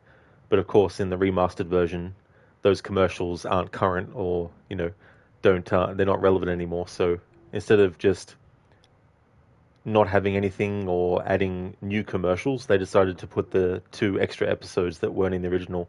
So I'll be covering that as well as we go through. You love watching Tales from the Crypt. I never saw the actual episodes, but I did see the movie, Demon Knight. But I didn't see their other ones, though. Dr. Darling, bang, bang. You shot me down, bang, bang. And I hit the ground, bang, bang.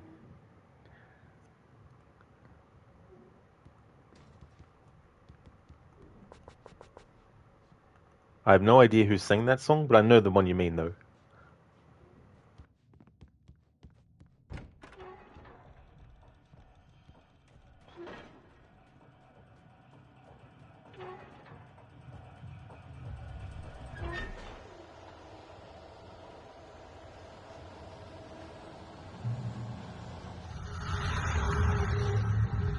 The journey from the crash card onwards has seen a steady escalation of suspense, and now we're wrapping it up with the meeting with possessed Karl Stacke.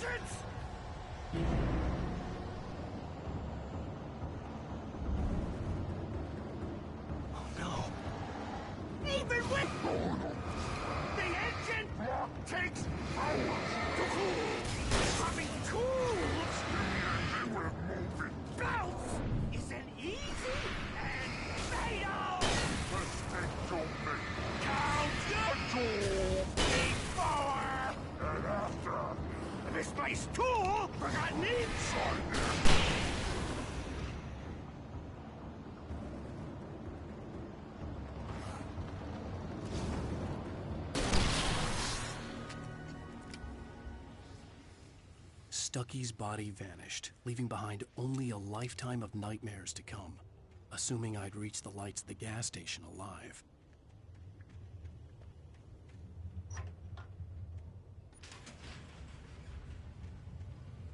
Dr. Darling, you guess he shot himself down. He definitely did. Dr. Colvin. Cody Cher sang it, you believe? Oh, really? I had no idea. Or one of them at least. Yeah.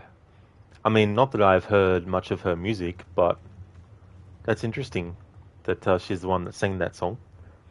Dr. Darling, it's in Kill Bill Volume 1, 2. No, well, it was from Kill Bill.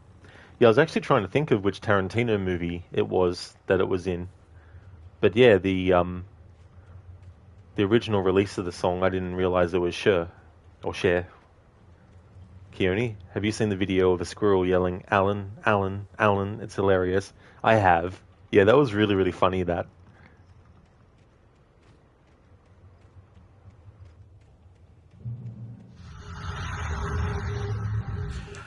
You're about to find the first TV at the gas station where we see Alan Wake raving like a lunatic. Cynthia Weaver actually talks about a similar thing later on in the game when she mentions that Thomas Zane has been talking to her from beyond and from television, and it's kind of a similar thing. Wake isn't aware of how it's happening, but that's what it is. We are thinking of Alan Wake as kind of a sum of three parts, actually. Our writing, Ilkka Villi's face and body language, and Matthew Poretta's voice. And since we shot this stuff on video instead of producing it with our game engine, that's actually Alan Wake at his purest, you could say. And, not coincidentally, it's also Alan Wake at his craziest.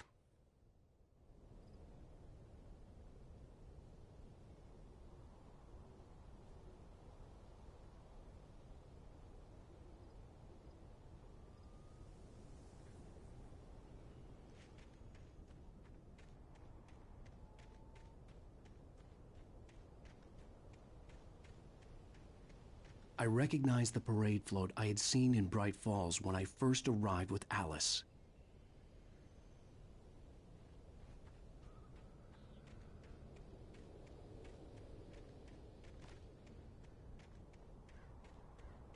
After the insanity I had just experienced in the darkness, the lights of the gas station felt comforting. At least for a moment, the sane world reasserted itself.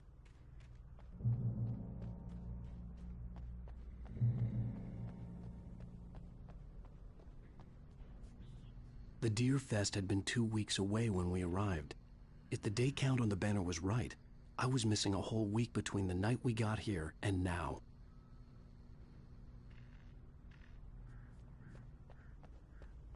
The garage was a mess. It looked like someone had trashed the place, or that there'd been some kind of fight.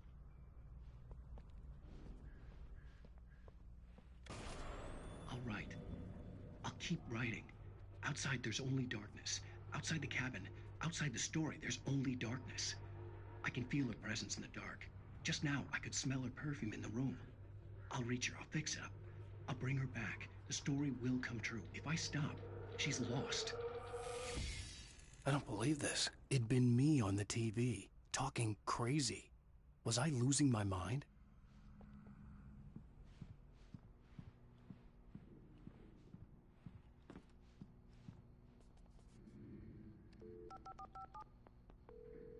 Armabia. Great Falls Sheriff Station.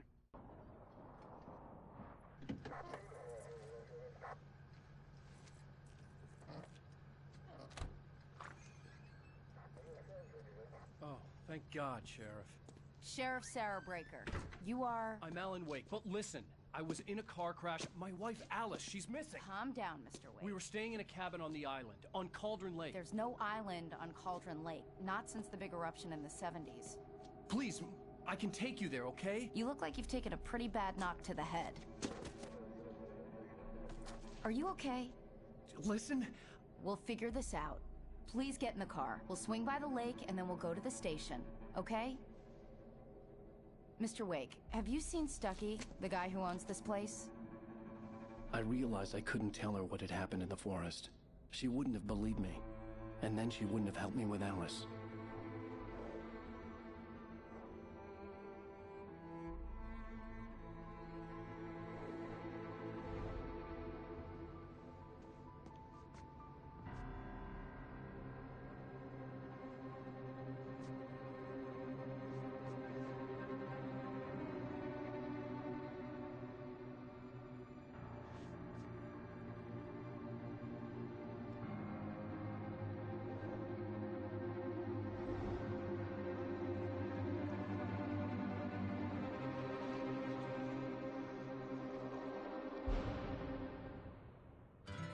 A candy-colored clown they call the Sandman tiptoes to my room every night, and just to sprinkle stardust and to whisper. Previously on Alan Wake. I came to Bright Falls with my wife, Alice.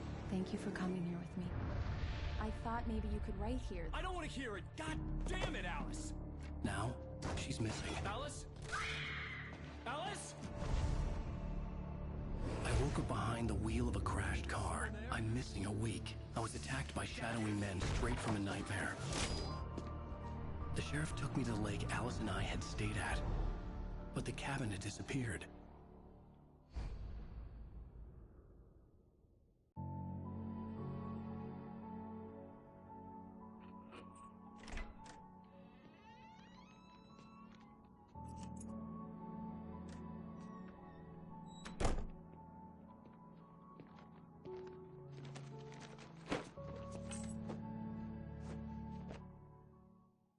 Honey, I'm home.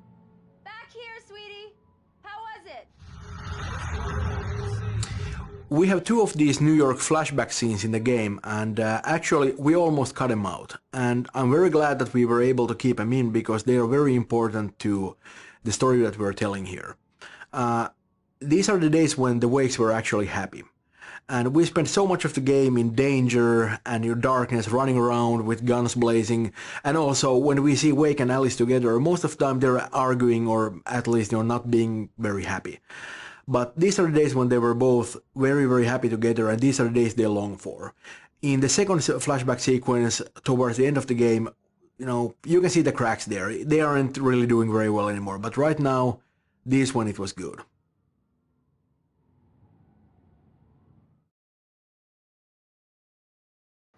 Noble, you hate cops that tell you calm down when you're calm. Yeah, it's like, calm down, but I am calm. Calm down. Dr. Darling, maybe ask your cousin, Sarah. Oh, sorry, maybe ask your cousin, Sarah. That's right, Dr. Darling. Yes. Sheriff Tim Breaker in Alan Wake 2. And in an alternate universe, he's also Jack Joyce in Quantum Break. Hey there, Mr. Epic. How's things going? It was funny, actually. Mr. Gote is in chat, and I accidentally called him Mr. Epic. How's things going, Mr. Epic? Welcome on in.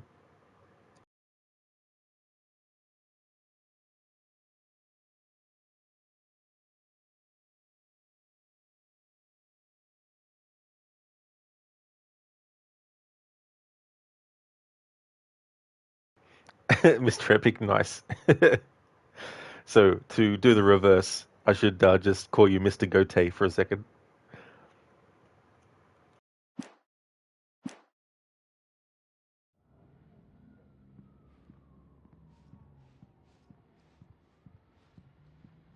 Hey, handsome. This is gonna be a long night, but these shots are turning out great. I guess you're gonna need that coffee then. I'll go put it on.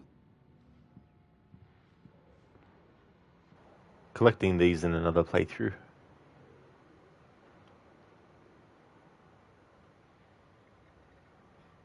Mr. Epic, doing good. Gonna play some Borderlands 4 with a buddy of yours later. Oh, very nice. That's cool. That's really good. Hopefully, it'll be a great session as well. Hopefully, the the co-op won't have any sort of optimization issues.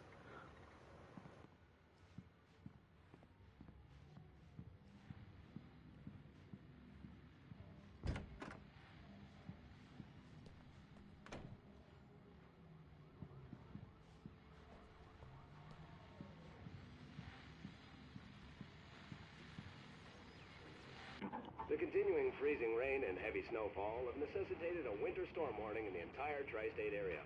People are advised to stay indoors as many roadways are already closed, and city officials are not expecting snow crews to keep up with the weather. We're now on the third day of the blizzard, and the weather is not expected to clear up anytime soon.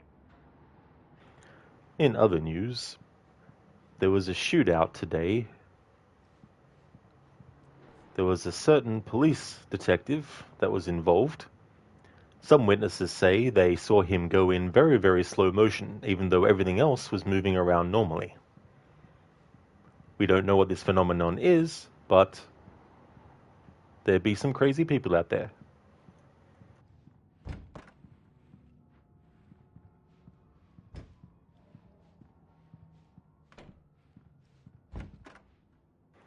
Oh, that's good, Mr. Evic. So there's no problem so far? You started yesterday? Oh, very good. That's really good that there hasn't been any optimization issues for the co-op stuff. Hey there, E-Tone. Welcome. Nice emote there. That's pretty cool. The cat, and then it turns into a monster cat. Very nice. How's things, E-Tone? And spooky season officially starts. Absolutely. Yeah, I've been looking forward to doing Horror Month. There's some games that I would like to get to, but I don't know if I will, so I'll just leave it until we get to a point where possibly I can or not. But I'll be doing this game, and then Alan Wake 2, and then I'll be doing Alien Isolation, then I'll be doing the Dark Pictures series of horror games. Until Dawn is still going. That's my music-only playthrough. That's still happening.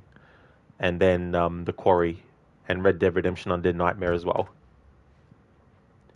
E-Tone, you grinding some Space Marine 2 while you're watching the stream? Oh, very nice. That's cool, E-Tone. I hope that that goes well.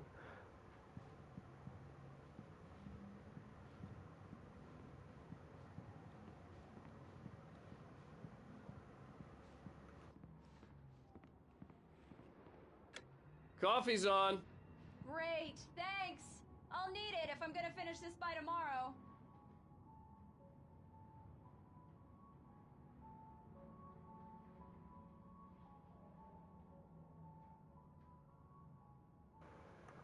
Trying to get that close up. Here we go. Parliament Tower. Building maintenance will need access to your unit between 9 and 9:45 a.m. this coming Thursday to replace the filters in the air ducts. We apologize for any inconvenience this may cause. Have a wonderful day. Sincerely, the Parliament Management Team. I can't remember now if this is actually the message on the fridge in the original Alan Wake or not, because I think there's some stuff that they added in the remaster version that was foreshadowing Alan Wake 2 stuff. Because in Alan Wake 2, we find out that the name of the building that Alan and Alice lived in was Parliament Tower. But I don't know if it's always been called Parliament Tower since the first game, or whether that was something that they came up with for the second game, and then with this remaster put this message on the fridge. No, well, Max Payne is a good game too. Haven't actually finished that one. I had the PS2 version back in the day, but I actually traded it in. I never finished it though, but I'd like to actually get back to it and replay it, and then play the sequels.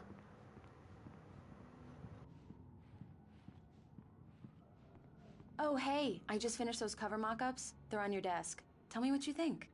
No kidding. I didn't think you'd get them done this quickly. On occasion, I can perform all sorts of miracles, my dear. Oh, really? Well, you seemed to think so last night. In Meter in Alan Wake 2, Alan looks more like Alan Wick. That is very true, yeah. Yeah, the hairstyle and the beard and everything. Very, very similar. Cody, you've heard they're remaking Max Payne. That's true, yeah, Max Payne 1 and 2 as well. And Rockstar is actually collaborating with Remedy. Don't know where it's up to, though, because I think it was a few years ago now that they first announced it.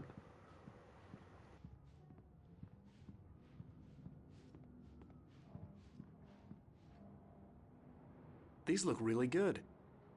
Oh, sure, until Barry gets his hands on them. Which, by the way, will happen over my dead body. The last time was the last time.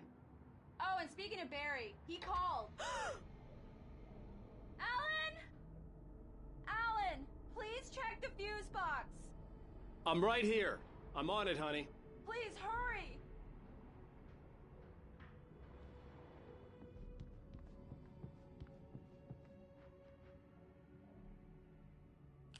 Honey, it's a power outage. I've got the flashlight. Okay. Hi. You okay? I'm sorry. It just really spooked me. Don't worry. We'll just break out the candles. I know it's stupid, but it's just... Especially when I'm not prepared for it, you know? It gets to me. I love you. Tell me a story, writer. Okay. I used to have these nightmares when I was a kid. The dark really spooked me, too. When it got really bad, my mom gave me this old light switch. She called it the clicker. The clicker, huh? Yeah.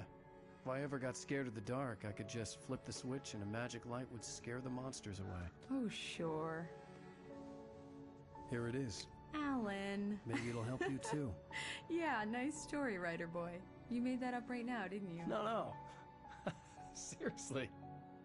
I love you, even if you are a liar. Thanks for this.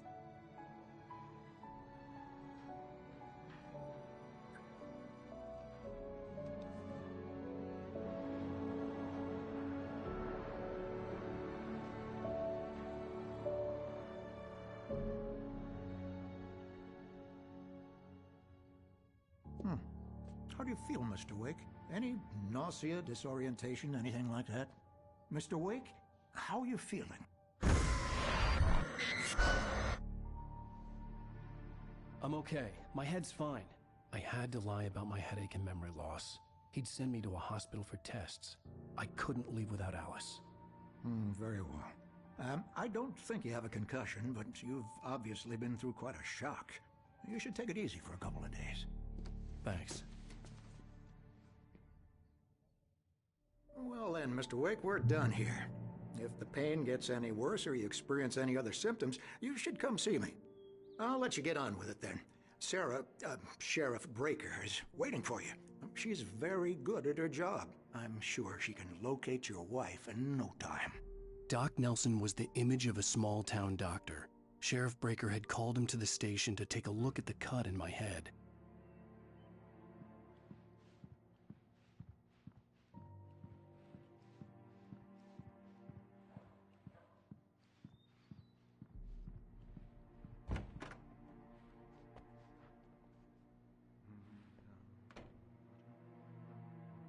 Thank you for testing the lights, Miss Weaver. Everything seems to be fine.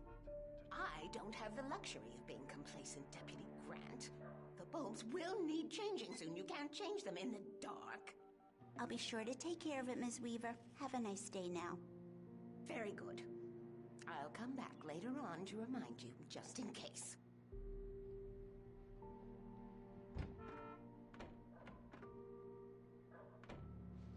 Mr. Wake, the sheriff is waiting for you in her office down the corridor. She'd fit right in where I come from. Yeah, it's Mulligan here. I'm at Stucky's gas station with Thornton. There's no sign of him. Over. Wait. Yeah, this is Thornton. Look, we've located the parade float. It's here. That's some good news, right? Stucky was supposed to be driving it at the rehearsals today. Over. Oh, give me that. Mulligan here. Looks like someone really thrashed the garage. Over. Okay, roger that, guys. Keep looking for Stucky. Jane's out. The sheriff wants to see you in her office, Mr. Wake.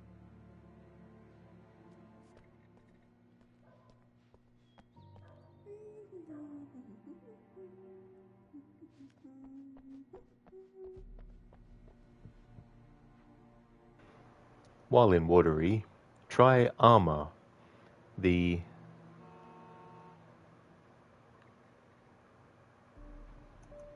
can't jump to get this one.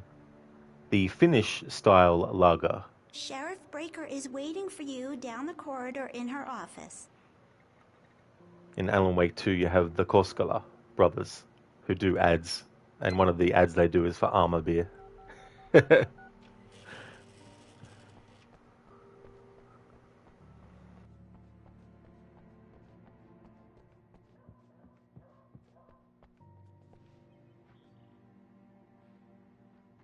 Come in, Mr. Wake. Your phone's on the desk. The battery was dead. It's charged now. Noble, there are so many games out there that need a remake, and then there's some that should only get a remaster. You put the lime in the coconut, you drink them both up. Absolutely. It's a great song, that one. I first heard it in the credits to Reservoir Dogs. Make sure you don't forget your phone. Have you started looking for my wife yet? My men are already on it. Now, can you tell me what happened? I'm not sure. I can't remember. We were arguing. I walked out of the cabin. The cabin on Cauldron Lake? How did you end up at Stucky's gas station? I wanted to tell her what had happened last night, but I couldn't. She'd lock me up. Excuse me. I need to take this. Hello? Alan, please help me. Alice? Stop talking to the law. You'll do exactly what I say if you ever want to see your wife. Who is this? Go to the back lot. There's a hole in the fence on the left. Look inside the junker. I left a little something there to convince you we're all on the same page here. After you ditch the cops, you're gonna meet me in Elderwood National Park. There's a spot called Lover's Peak. Midnight. Don't do nothing stupid, pal. We're watching you.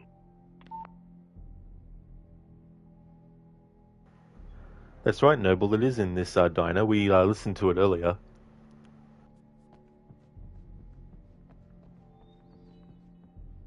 Mr. Wake, can I help you with anything? I need to get some air. The sheriff said I could go out back. Of course, Mr. Wake. You can get there through the cell corridor. Just don't mind Walter in there. He's one of our regulars. I thought he'd quit drinking for good. Oh, no such luck. He went on a bender and beat Danny pretty badly. He started shouting like that the moment he woke up. I couldn't go anywhere yet. I had to play along with the caller. Alice's life was at You stake. can get to the back lot through that door and down the corridor, Mr. Wake. Hey! Hey! I need more light in here. Hey! Hey, mister! In many small towns, life is peaceful and not that much happens that really requires police intervention. Such is the case with Bright Falls also. And the sheriff's station is really a friendly, almost cozy place. Indeed, the jail cells are more often used to sober people up than holding anyone for a longer period of time. Turn the lights on! Thank you, man, thank you. Hey, you're alright. You're a good guy. Don't let anybody tell you different. You know, I shouldn't even be in here. The cops, they got it all wrong. See, sure, I beat him up, but I wasn't drunk. I mean, I wasn't drunk at the time. I only got drunk afterward. Okay, listen, you gotta listen carefully now. Here's the kicker. That wasn't Danny. No, sir. It only looked like him. You wanna know who it really was? I'll tell you who it really was. It was a goddamn space alien! I know it sounded like something a drunk would say, but believe me, I wasn't drunk then.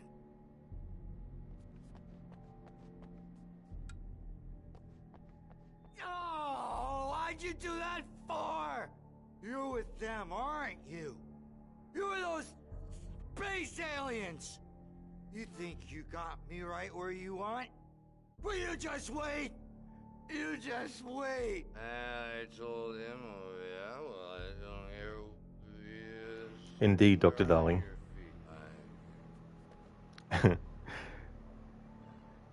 It's funny, whenever I play this game and we have that quote, I then like to talk about the quote from Deus Ex Human Revolution, and then when I'm playing that game, I like to talk about the quote from this game. It was a goddamn space alien! It makes me wonder who's in on this. Lim? Tai Yong? The government? Fucking aliens? Shit. What are they planning?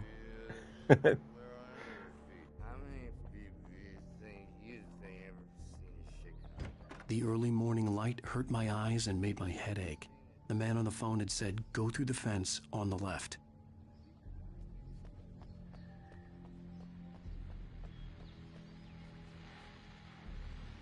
Well, folks, it's been another long night, and it's about time for me to sign off for a while. God knows I need my beauty sleep. Just one more item before I go. It's been a busy night for the Sheriff's Department. We've had a few broken windows, even a report of shots fired on Main Street. Deputies Mulligan and Thornton had to deal with two intoxicated young men who were celebrating the completion of their Deerfest float. Now, folks, we get this every year. I know it's exciting that the big day's almost here, but let's save it for the party and leave the gunplay for the shooting competition, huh? There's no point in getting all worked up yet. Oh my god. I can't believe I just made this connection now.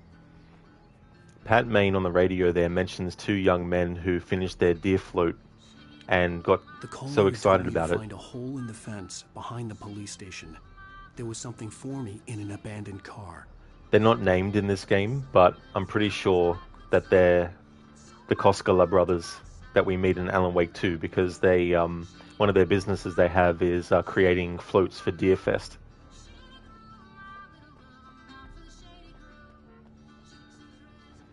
And this game takes place 13 years before we see them in Alan Wake 2, so can't believe I just made that connection now.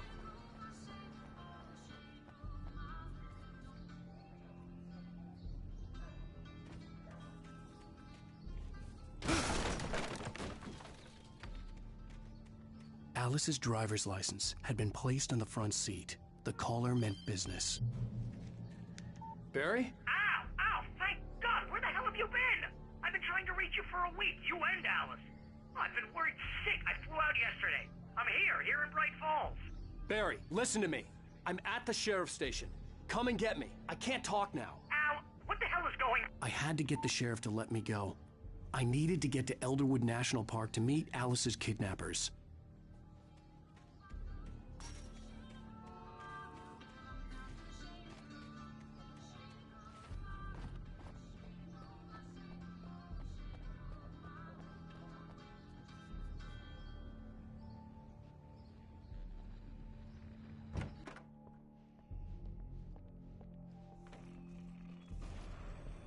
A writer is a light that reveals the world of his story from darkness, shapes it from nothingness. The way a sculptor carves a statue from a block of granite. If I stop, the world I'm making dies. Darkness will reclaim it. It's a long, hard journey into the dark. Alice's life is at stake, but I can't think about that, or I'll lose it. The dread lingers at the edge of perception. I'll push on. Anything is possible here. I'll write the story. I'll save her. Marvelous, Sarah. I just wanted to settle all the damage the Anderson brothers might have inadvertently caused on their recent and regrettable little outing. They are not accountable for their actions, of course. I can assure you that my staff has been reprimanded. Tor and Odin never caused any trouble to anyone when they were still living at their farm. Indeed. All we can do is to slow down the progress of their dementia. Are you feeling any better, Mr. Wake? I'd like to leave. Am I free to go? Well, we still need to talk about... Am I under arrest? No, of course not. But I need to know where you'll be staying so I can get in touch with you. I'd avoid the motel. The Majestic is known for its roaches. The cabins at Elderwood are pretty nice, though. That sounds perfect. I'm Dr. Emil Hartman. I'd like to invite you to stay at Cauldron Lake Lodge. Did you talk to my wife? I had the pleasure of discussing your situation with her on several occasions. Did you set something up with her? I invited her here.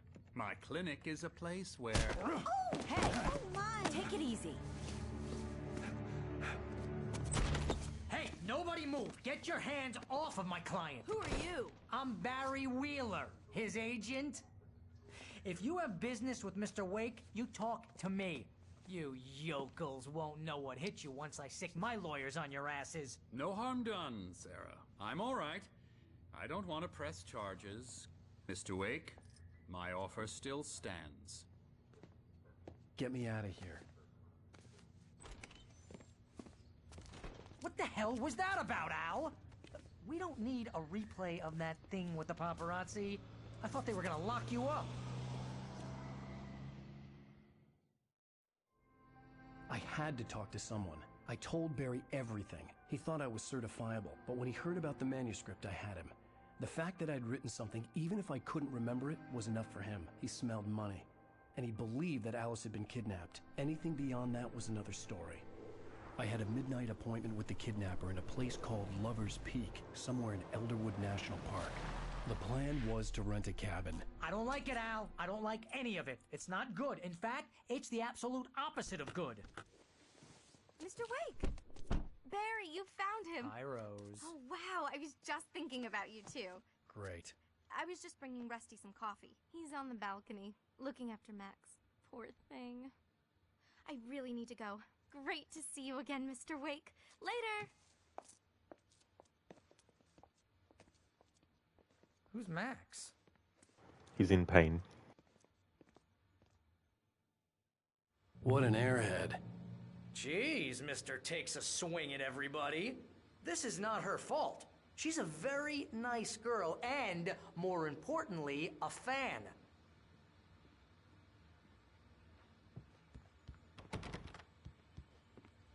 Noble, we need a cooking game, Alan Bake. We also need a groundskeeping game called Alan Rake as well. I'd come here to rent a cabin where I could wait till midnight. And also a game where we craft things, so we can call it Alan Make.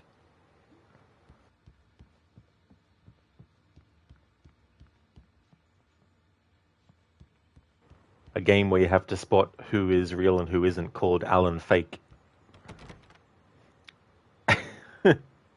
E-turn, we need a pothead game, Alan Baked.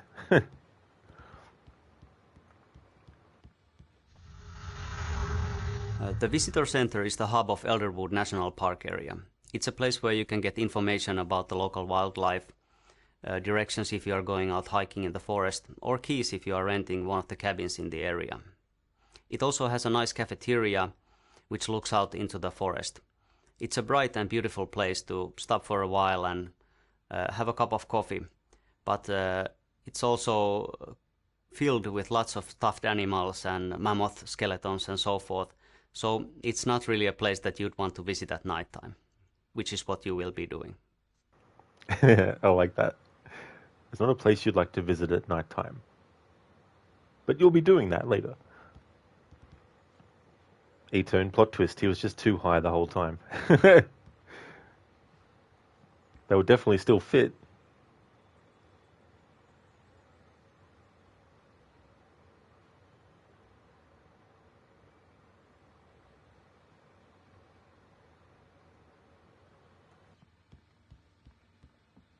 Seriously, Al, what you were saying in the car? Just listen to yourself. What, you shot a guy and his body just disappeared? When was the last time you slept? Are you high? Have you been drinking? No! Look, Barry, I'm missing a week, and someone's got Alice. Do you and everything's understand just... what it sounds like when you say stuff like that? Don't get me wrong, it's a good story, could be a bestseller. But when you start confusing fiction with reality, you're buying yourself a ticket to the funny farm. All right, wait here.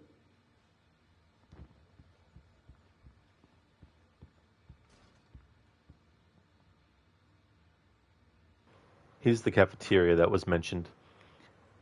When the video commentary starts, if you go too far away from the spot, it'll actually cancel it out. So I didn't want to interrupt it in case getting into the cafeteria actually stopped the video. But yeah, this is the cafeteria.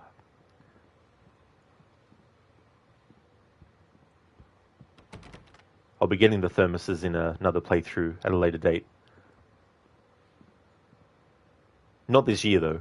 Definitely can't fit that kind of playthrough in.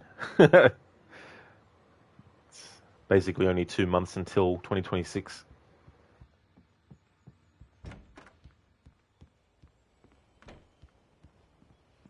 Easy there, boy. I'm almost done. Hey, Rusty, right?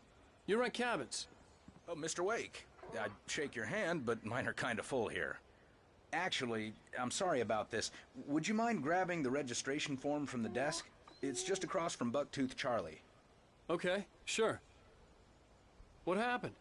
Crazy poachers.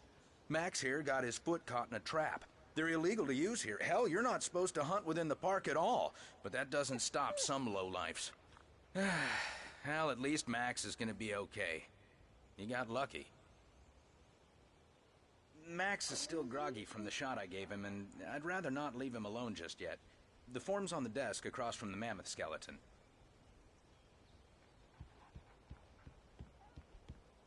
Seriously, Al, you can't just go and meet a kidnapper. Those situations always end up in disaster. You gotta talk to the cops. She's my wife, and it's my call. Can we talk about this later? No. This whole thing... Listen, you hit your head. I mean, geez, Al, come on. You gotta understand how crazy all this sounds. If you're trying to pull a joke on me, freak me out, it's working. Ha ha, let's have a laugh on Barry. Well, you had me going there real funny, Al. You can quit it now.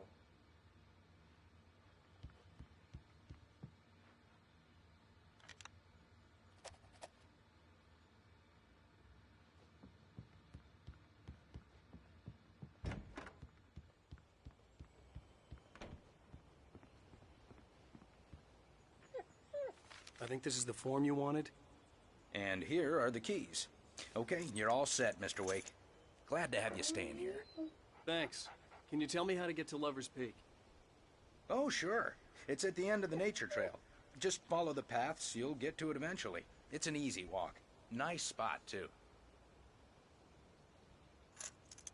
If you have any trouble finding it, just keep your eyes on the radio mast. It's right below that.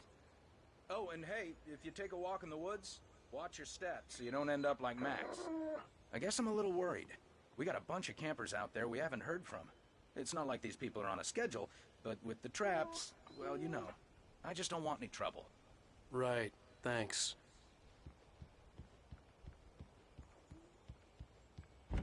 Look, Al, you're asking me to believe that you shot a dude who went poof into thin air, a guy who was bulletproof until you pointed a flashlight at him. You hear that from people who end up spending time in padded rooms, strapped to their beds, wearing white shirts with too long tangled up sleeves, and eating a healthy diet of pills. Al, you make cruel jokes about people who believe that kind of stuff. You're the skeptic. You gave me an hour-long lecture on homeopathy last month. What was it? If there's no proof, it's pure bullshit. Period. Guess the laugh's on me then. Al, come on! I mean, okay. Okay, maybe something weird happened to you, okay? Well, thanks for the heartfelt vote of confidence. All I'm saying is you gotta throw me a bone here, bestseller. What would you think if it was me? There's no way you should be going out at midnight with a gun. No one asked you to come here, Barry. Either work with me on this or go straight back to New York. Your choice.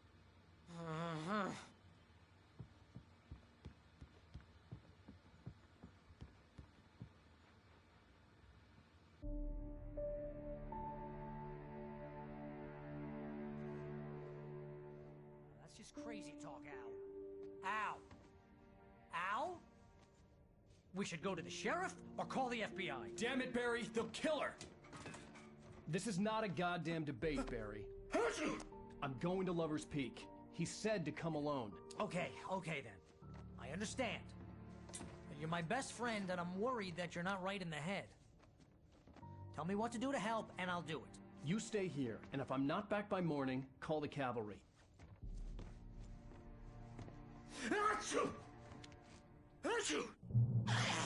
Just be careful with the natives, Al. These yokels are dangerous. Everybody hates a tourist, or it'll be Deliverance all over again. Bless you. Oh, this place is trying to kill me. I'll bet there's mold in here, spores, poison ivy, God knows what. This is so not worth a 15% commission. You want to know where you can shove that flashlight? Lock the door when I leave. Yeah, you go ahead and do what you have to do. I'll be fine. Alone, but fine. In a cabin straight from a horror movie. Watch where you point that thing, Al.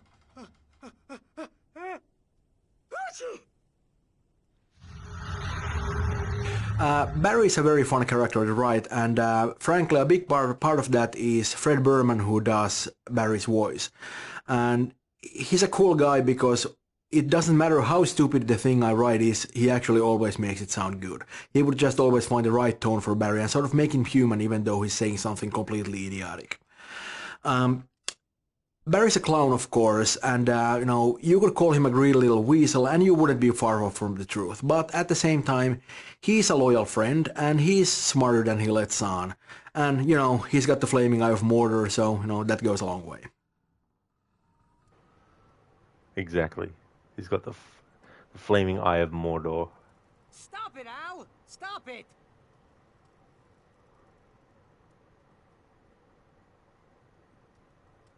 You're giving me a migraine, Al. You know I'm useless with a migraine.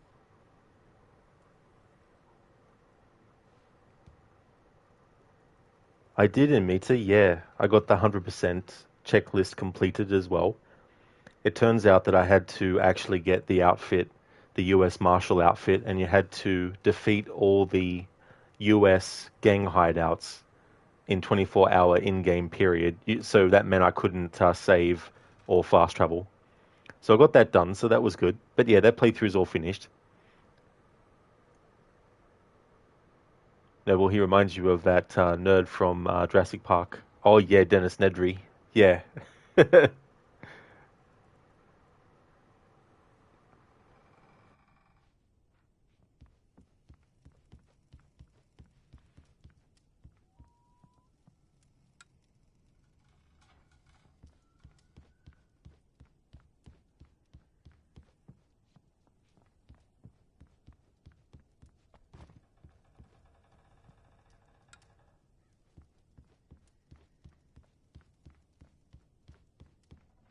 Thank you, Inmita, for the GGs.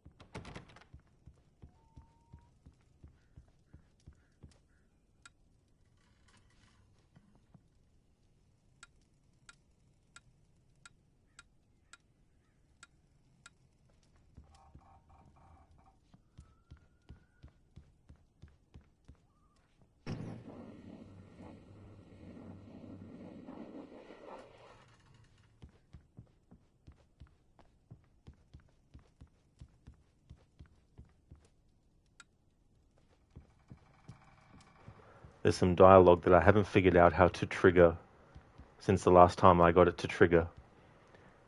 If you turn the light off on Barry, he's supposed to say some dialogue.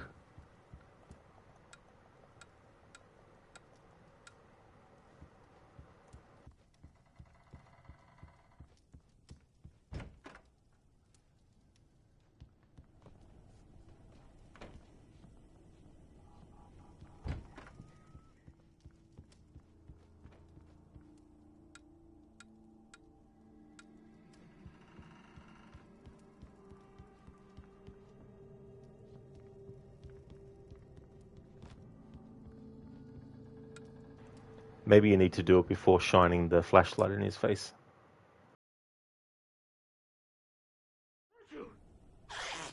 Just be careful with the natives. Barry is a very fun character to write, and frankly, a big part of that is Fred Berman, who does Barry's voice. And he's a cool guy because it doesn't matter how stupid the thing I write is, he actually always makes it sound good. He would just always find the right tone for Barry and sort of make him human even though he's saying something completely idiotic. Barry's a clown, of course, and you could call him a greedy little weasel and you wouldn't be far off from the truth. But at the same time, he's a loyal friend and he's smarter than he lets on.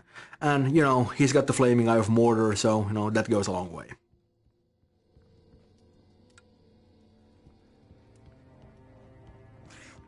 Oh, this place is trying to kill me. I'll bet there's mold in here, spores, poison ivy, God knows what. This is so not worth a 15% commission.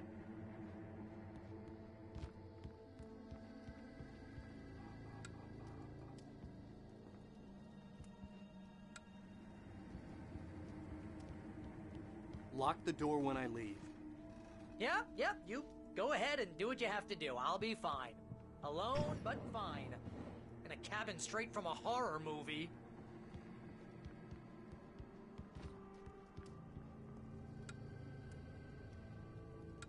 Real funny, Al. Real funny. Ha ha! Thank you. I'll just sit here in the dark till you come back. Or until I get eaten by a grue.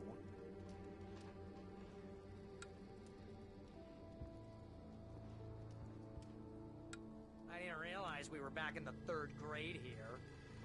There we go. So you have to make sure you don't shine the flashlight in Barry's face and have the dialogue about the cabin in a horror movie, and then go down to the lights here and turn them on and then off to get that dialogue. You want to know where you can shove that flashlight? Thanks for the GG's, Keone. Point that thing, Al. Stop it, Al! Stop it! You're giving me a migraine, Al. You know I'm useless with a migraine.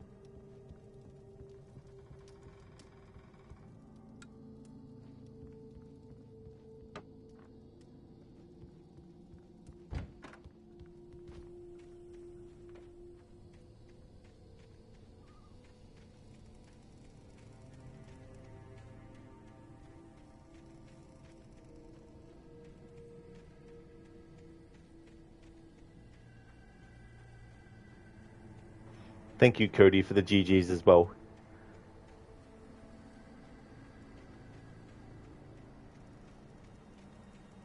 I'd like to try and do 2 more phases for that game's 15th anniversary.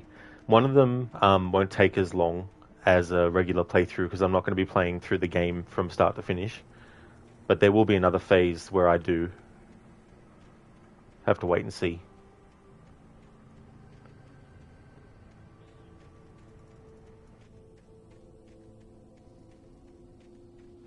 I'll wait here, Al. I'll hold down the fort. I'll be with you in spirit every step of the way, Al. Walk through the door now.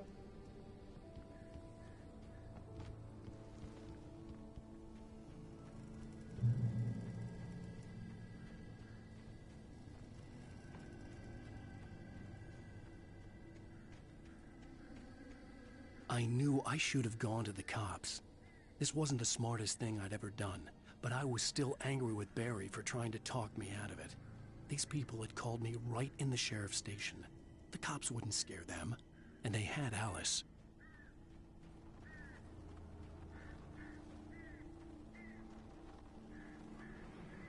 There's something to be said for the way that actors say certain words, and it's not all just, hey, here's the dialogue, just say it. And however you say it is just how it is. Done and finished. It's like certain words need a certain tone and inflection, and that can change what the word conveys and all that kind of stuff. Or emphasis on certain words. Like when Alan goes, the cops wouldn't scare them, instead of just saying, the cops wouldn't scare them. That doesn't feel as strong of a way of saying them. It's putting emphasis on Mott and Emil Hartman, and because Alan doesn't know at this point that that's who the kidnappers are.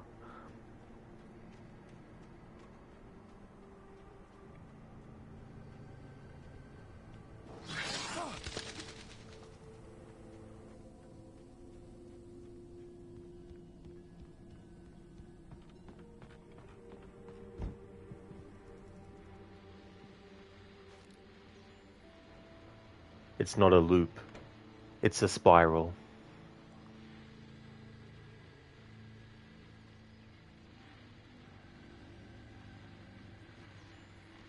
Welcome back to the show, folks. As promised, our very own Dr. Nelson has just parked his rear end in the studio. Doc, what's your Deerfest plan like?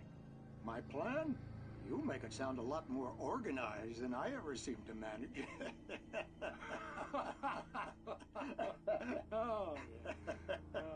No plan, really. Just taking the atmosphere. I'm getting a little too rickety to do much more than that, you know. Oh, tell me about it. No sack race for us older gentlemen, huh? Yes, exactly, Pat. But I'm going to check out the parade, of course. And I'll be one of the pie contest judges, too. Well, that takes a different kind of constitution. Oh, yeah. It's my kind of exercise. Now, Doc, seriously, you're in pretty good shape, though. You're the outdoors type. I know for a fact you're an avid fisherman. That's right. Matter of fact, just caught a heck of a largemouth bass early this morning. But you're not taking part in the fishing contest?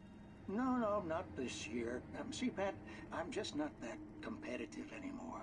Now I just like to take my time and enjoy the peace of it. It's no fun if I need to worry about what I'm catching, you know?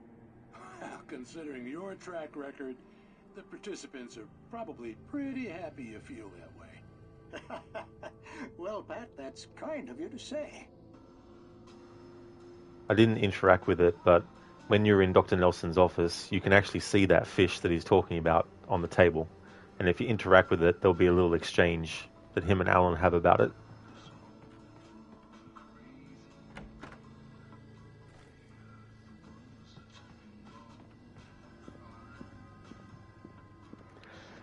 See how that Taken just walked past the window and there was no jump scare noise, there was no loud bang or anything like that? That's my kind of jump scare. I really like those ones where it's more about the visual of what's happening, not so much the sound effects. Something too with spirals and all that kind of stuff. This is something that's in Control, of course, as well as Alan Wake 2. But when you think about orange peels and when I guess the cliche or stereotypical image of an orange that's been peeled has the skin going around like a spiral as well. And orange peel, of course, is one of the lines that the Hiss say in Control.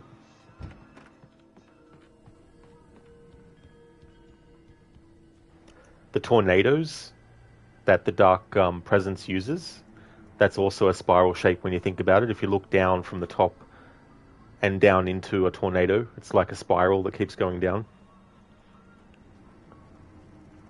Then when you think about Arty and water and how when you actually pull out the plug in a sink, how the water spirals down into the drain.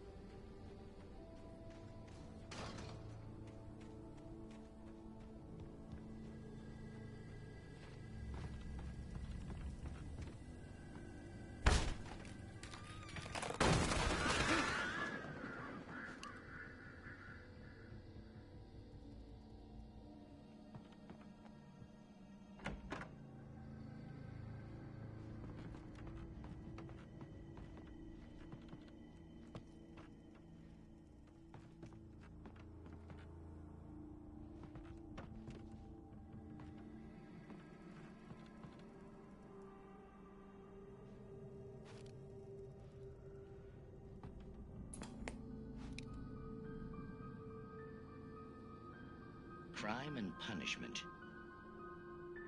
The cancer and cure of civilization. But some crimes are impossible to punish, especially in Night Springs. Tonight's episode, The Man in the Mirror.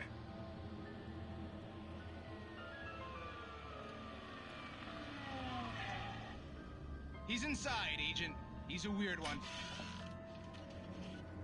So, you're confessing to killing that guy, huh? Why? Had it coming? Yeah, but why would you do that? I mean, you're a nice guy. Normal. Took your kid to a soccer game. So how come at the game, you pick a guy and, quoting from the arresting officer's report here, assault the victim's head area repeatedly with the weapon of choice being a pair of bare fists? Wow, that sentence really flows, huh? Maybe you're not the literary type. Okay, so you mess him up. But why? Who was that guy? We couldn't ID him. Why would a guy like you do him like that? I didn't like his face? Well, you must have hated it, because you really went to town there. I mean, there's no way to tell what he looked like. No ID on him either. That must be difficult. But then we ran the fingerprints. Got a match. Your prints. Identical. Huh, how about that? Your son said you were wearing a white shirt when you took him to the game, but the white shirt is on the dead guy. It's plenty red now. You won't get away with this. Do you really think that's in any way relevant to me? I had plenty of time to talk to my boy before the cops arrived, you know? He won't stop screaming, am I right?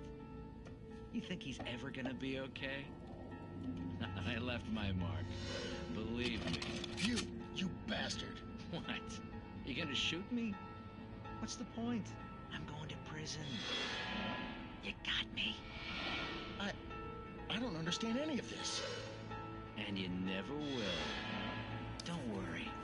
Maybe you'll see me again, Agent. Maybe in the mirror.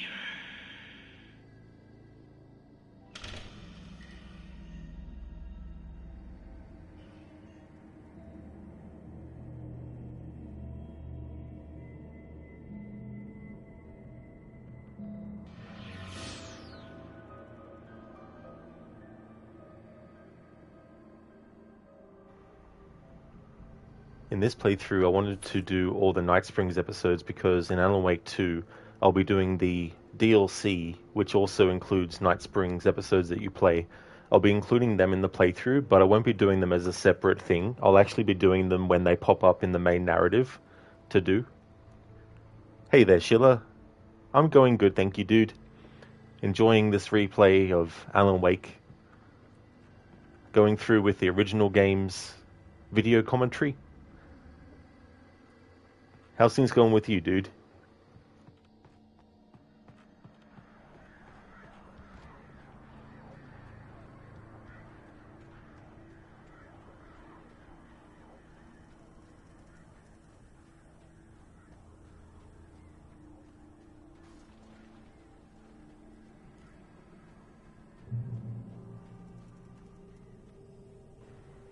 Dr. Darling, yes, but then you have to play American Nightmare because it's a Night Springs episode.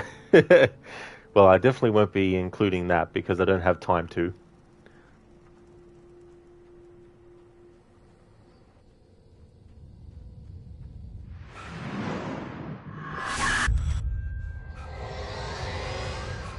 The vision left me weak. This was no head injury. Rusty? Damn. Rusty, hang on! Oh, God. I'm coming! Please, help me!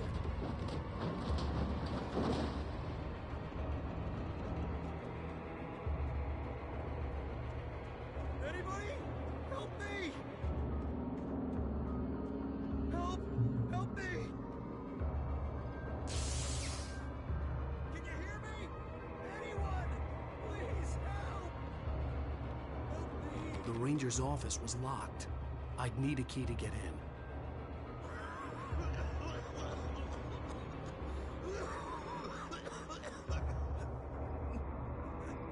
Hello? Help me! Somebody back here! I'm back here! Hey, please help me! Anybody? Somebody. Still there? I'm here. I'm hurt. I can't move.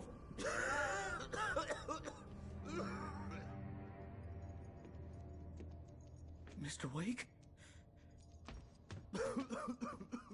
Oh, hell. It happened just the way it was on that page. I found. Came true. It knew. So dark. It'll come back for me. You must... The lights. In the office. I have the key. Okay, Rusty. Hang on. I'll be right back. Whatever did this couldn't be far. Rusty had found a page from the manuscript. It would help me understand what had happened. Shh. Good boy.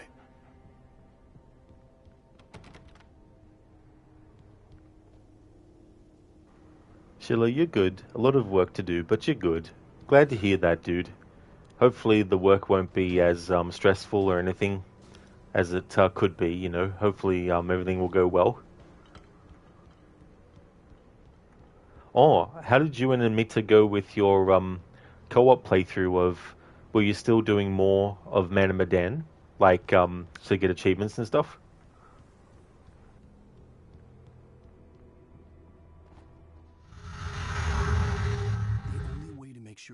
Well, right now Rusty's still alive, but you know that's not going to last for long. He's a couple of minutes away from being turned into one of the Taken.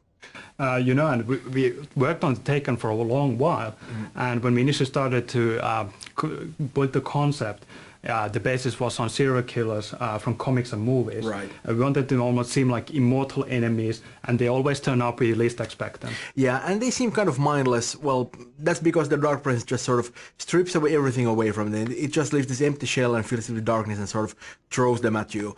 They're really about aggression, and they don't really do subtle. And that's exactly why we love the melee weapons, right?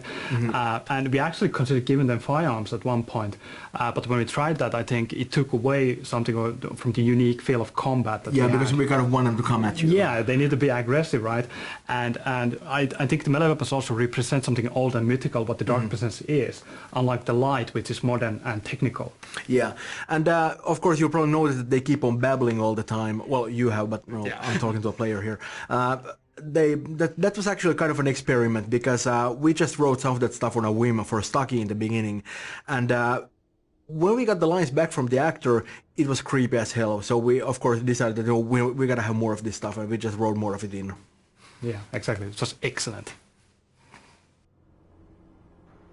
Carl Stucky, pleased to meet you. Sheila, you were doing some more co-op playthroughs. You got all achievements now. Co-op is really just necessary to get some relationship achievements. That is really cool, Sheila. That's great that you've been able to get those achievements as well. That's really, really cool. It's definitely fun to watch a co-op playthrough, especially if you're watching two streamers play it at the same time and you've got both their streams open. That was really fun when you and Amita streamed it, and jumping back and forth between each of your streams and all that. It was really fun. Hey there, Moon Merchant. Welcome on in. How's things been? Hope you're doing well. Has been some time. Great to see you still streaming. That's okay, Moon Merchant. I hope things have been going well with you. Things are going good here. Getting closer to the end of the year, which is coming around very, very quickly. But I'm glad that we're in October, because I've been looking forward to doing Horror Month as well. How's things been going?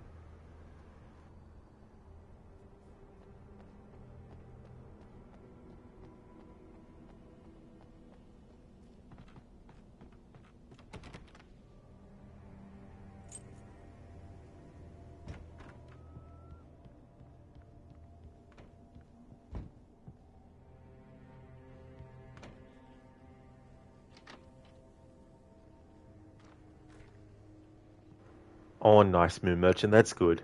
Glad to hear that things have been going good. That's awesome.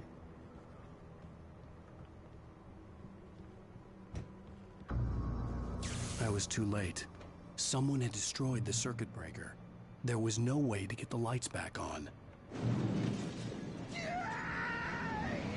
Rusty! Rusty!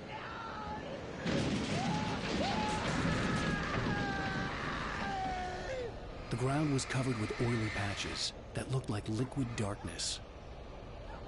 I just need hunting licenses.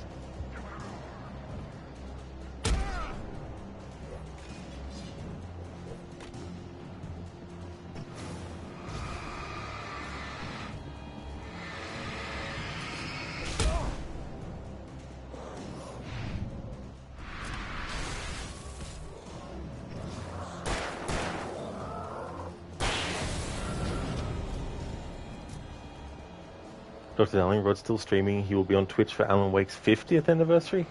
I think I'll be dead by then, sorry.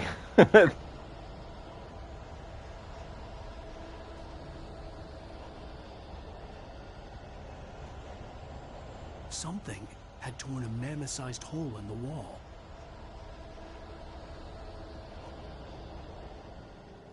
Please don't feed the animals.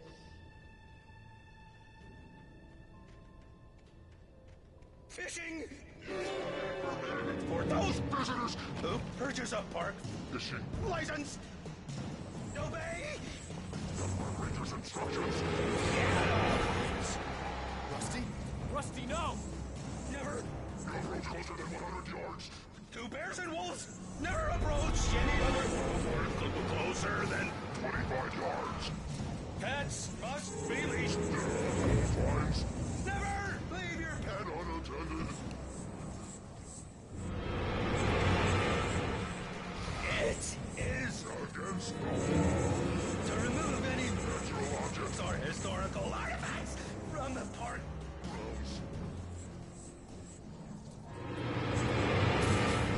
This includes even along the river. or even simple berries.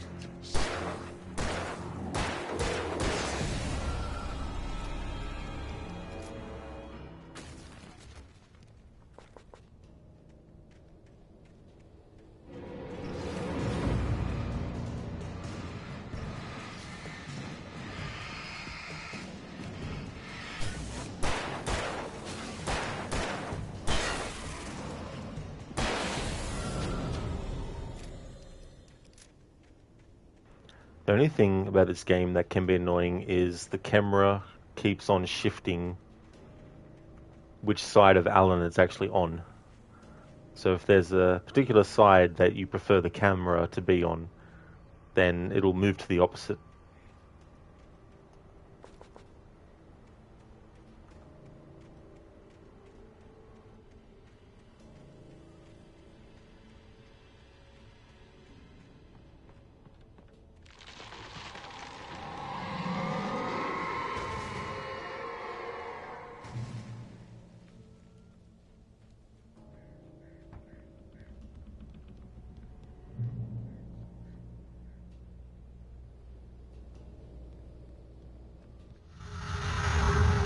The Elderwood National Park sits in the middle of the dark and majestic Elderwood Forest.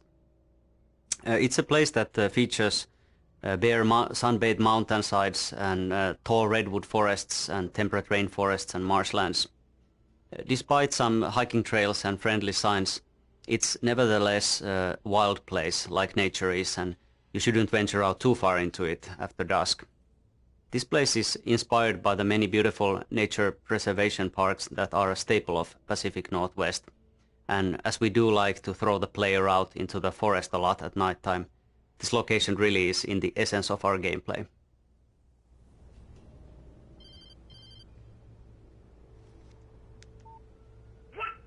What the hell was that? I saw from the window. I saw something. Forget about it, Barry. It's just me going crazy. Oh, jeez. Oh, jeez. You're not crazy. I wish you were crazy, but you're not crazy. Ow, be careful. Stay in the cabin. Don't open the door for anyone. I mean it.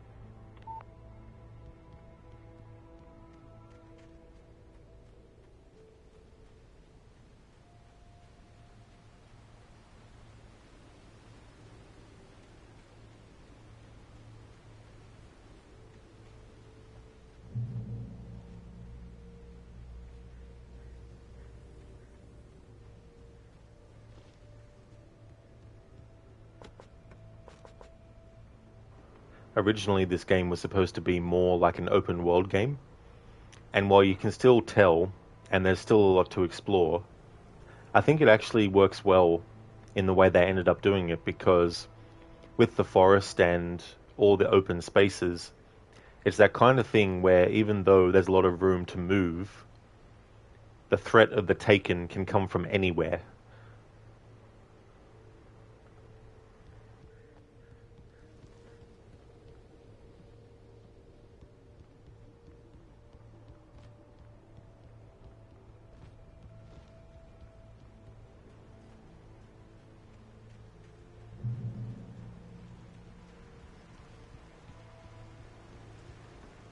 Lover's Peak was at the far end of the nature trail.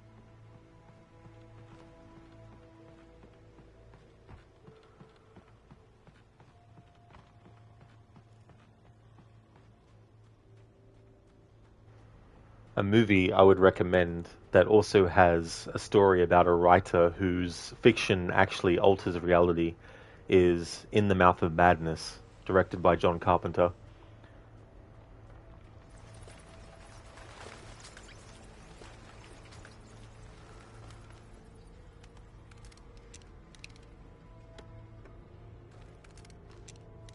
It's also heavily inspired by H.P. Lovecraft's work as well, so if you're a fan of that stuff, definitely recommend it as well.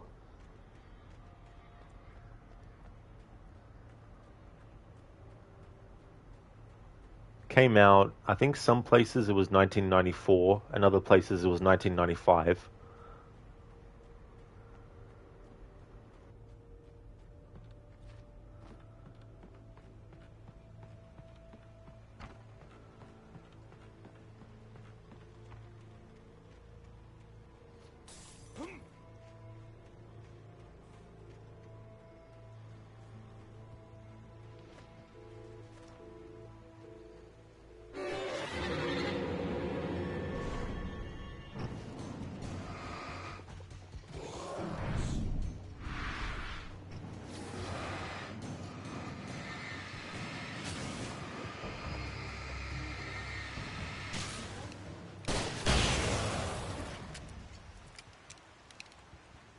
I actually forgot I had the flare gun equipped.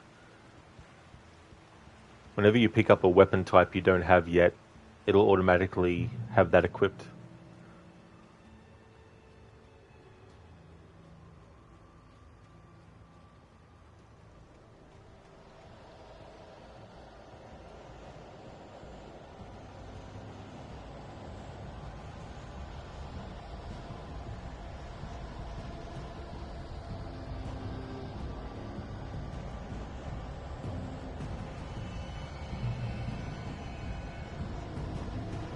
The Great Old One.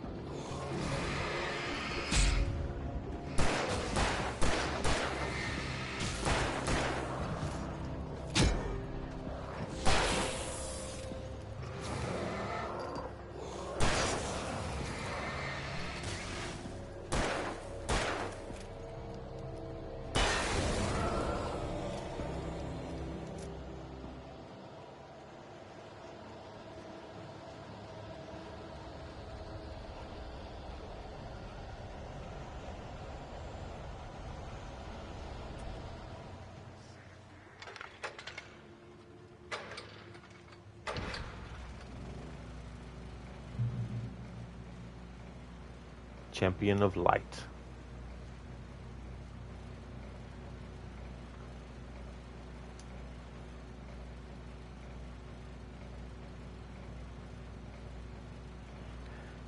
Hey, Baylosket, the best.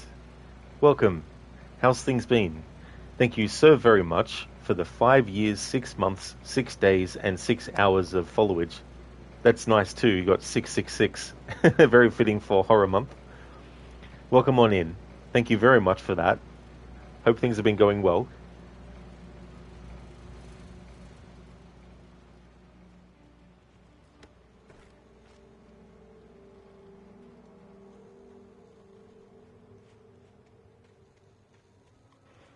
Yeah, dude, it's so funny how quickly time can fly. Like the years just rush by. Before you know it, you got like 5 years have gone by. Oh, really? You haven't logged in on Twitch in years? Oh, that's fair enough. And Mita, thank you very much for the 1 year, 2 months, 27 days, and 11 hours of followage. Thank you, Mita. Dr. Darling, so Rod just hinted he will play the devil in me. You got it, absolutely. Yep, I'll be doing Man and Medan, Little Hope, House of Ashes, and The Devil in Me. It's a shame Directive 8020 won't be out until next year now, but I was initially going to do that too this month, but it's not to be. And The Quarry as well, even though that's not Dark Pictures series, but I'll be doing The Quarry as well. Belosket, it's like you followed me yesterday. Yeah, time flies so damn fast. It's just crazy as well. Sometimes it'd be good to slow down time, have everything move at the same pace, but just have the progression of time actually be slower. I mean, technically you can do that by changing your watch or whatever you have to tell the time, your phone. Set the time to a different time, to make things feel longer, but still. Cody, thank you so very much, dude, for the 3 years, 4 months, 4 days, and 15 hours of followage. That's awesome, Cody. Thank you.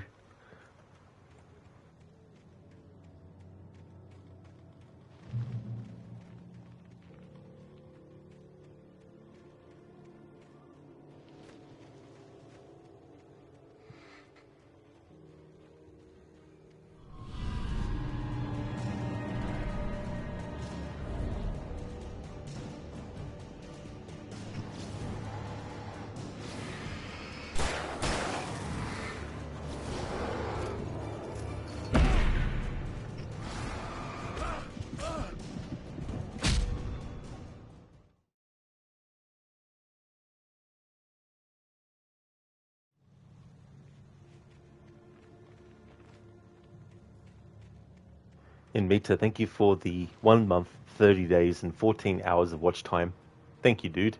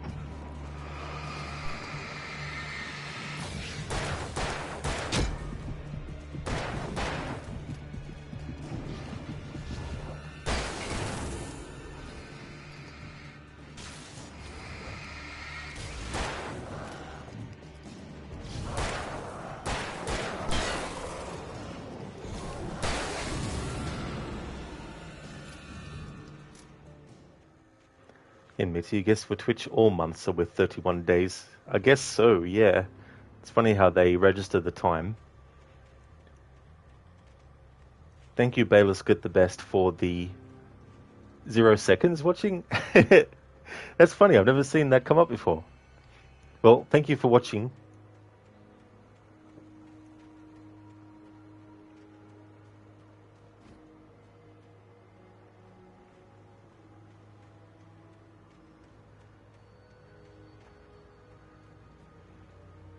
Dr. Darling, rest in peace. Alan Wake, it was a lake after all.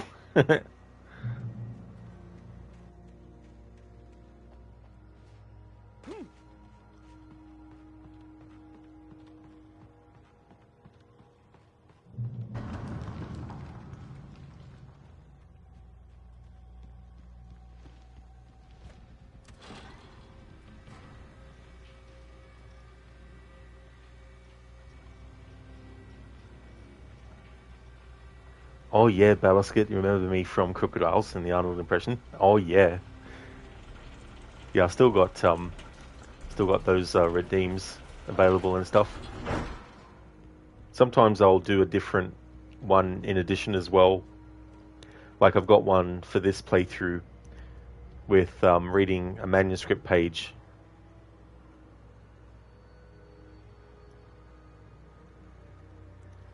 I will find you, and I will kill you. I am the Terminator.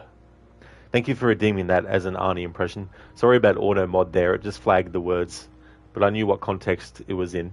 Thank you so much for redeeming that.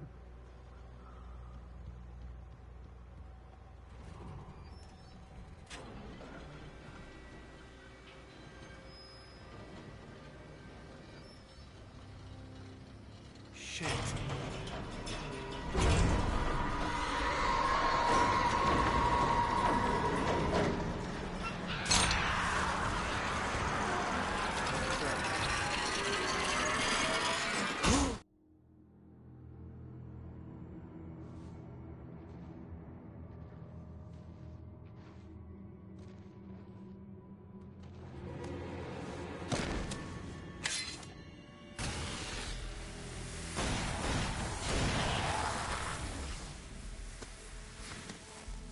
Come on, we gotta get moving. More of them coming.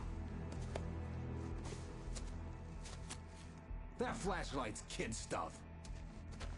The flares will keep the bastards away.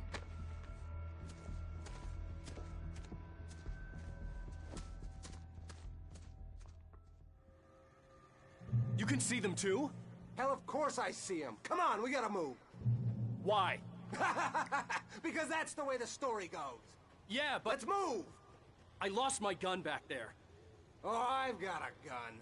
Just keep that light steady on him. It took a moment, but then I recognized him. He'd been on the ferry when I first arrived here with Alice. He knew my name. We were headed in the direction of Lover's Peak. There was no way this was a coincidence. He was the kidnapper. Come on, Wake! You better keep up. You set him up, and I'll knock him down, Wake.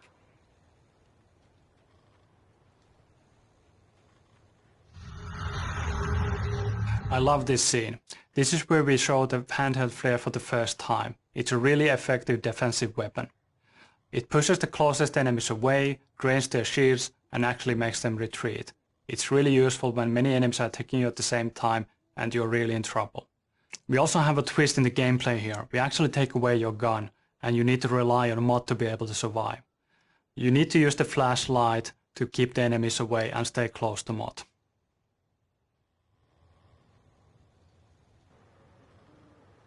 Well, let's get the best. No problem, bro. Hell yeah. Yeah, auto mod is just so funny. There's even been times where it's flagged words that I'm like, what? Why is that word being flagged? What the hell? In Meta, some bots in Cyberpunk actually look like Terminators. Oh, they do? Oh, cool. I wonder, in Meta, if there's like outfits that you could... Well, I mean, if you're playing PC, you can probably just get a mod of it. But actually making the main characters at V, making them like Arnie or something. But let's get the best. You started playing Dark Souls 1. How's it going so far? I haven't actually played that game as yet. I'd like to get to them eventually, which I've been saying for the past few years now.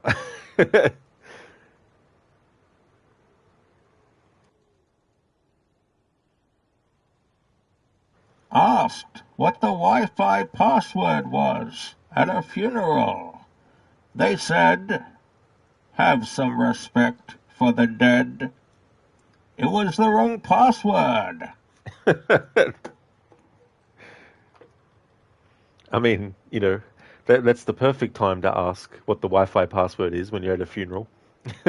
Thanks for redeeming that as a Bane impression, Dr. Darling. But let's get the best. It's a headache. Oh, is it? Oh, yeah, I imagine too. They definitely have a reputation as being very difficult games as well. But I guess too, like if you're used to a certain game type, it might also help as well. Like playing some of the other ones. I don't know if you've played any of the other From Software stuff, but I haven't actually played any of their games yet. Admit you think so, but you don't have any mods. You've seen people make their character look like a bot. Oh, really? Yeah. Yeah. I mean, I wouldn't be surprised if they eventually do a mod like that.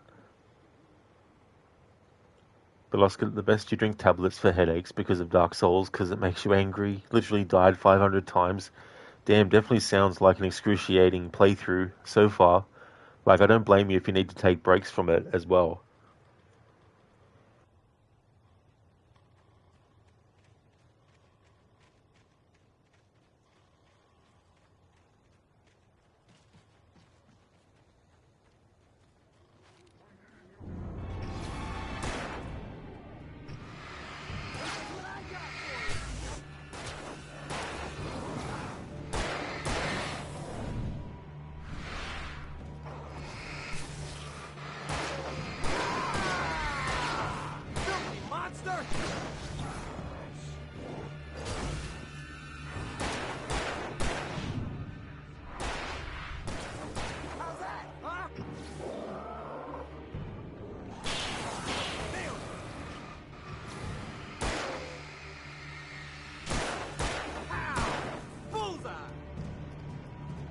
Well, let's get the best. So far it's going good because you beat 7 to 8 bosses. Oh, that's really good though. Definitely feels good in games, especially ones that are difficult, to make some good progress.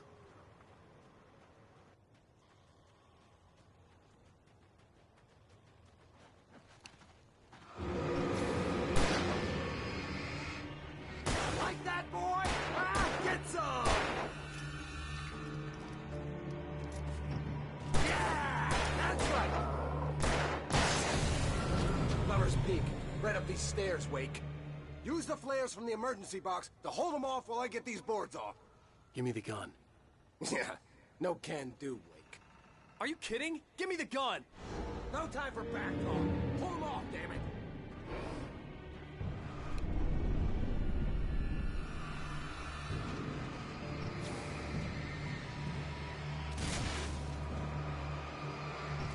Just a little longer. Scare them off.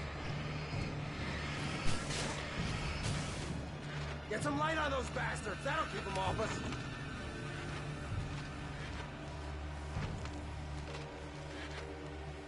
Just a little longer. I almost got it. Okay, it's open. Move it or lose it.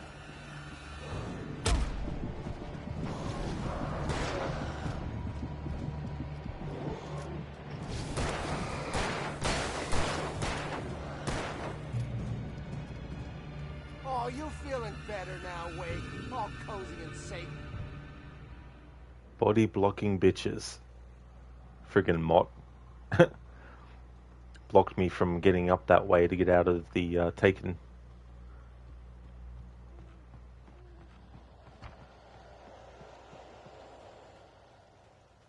Better get ready. They'll be on us soon.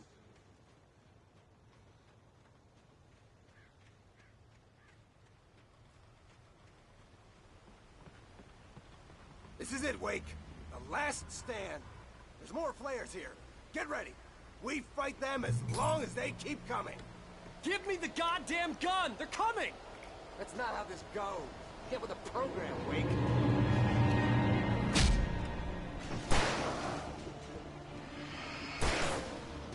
That's right. You just keep coming.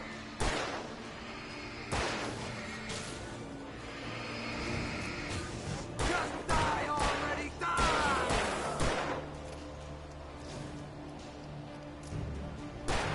Stop moving!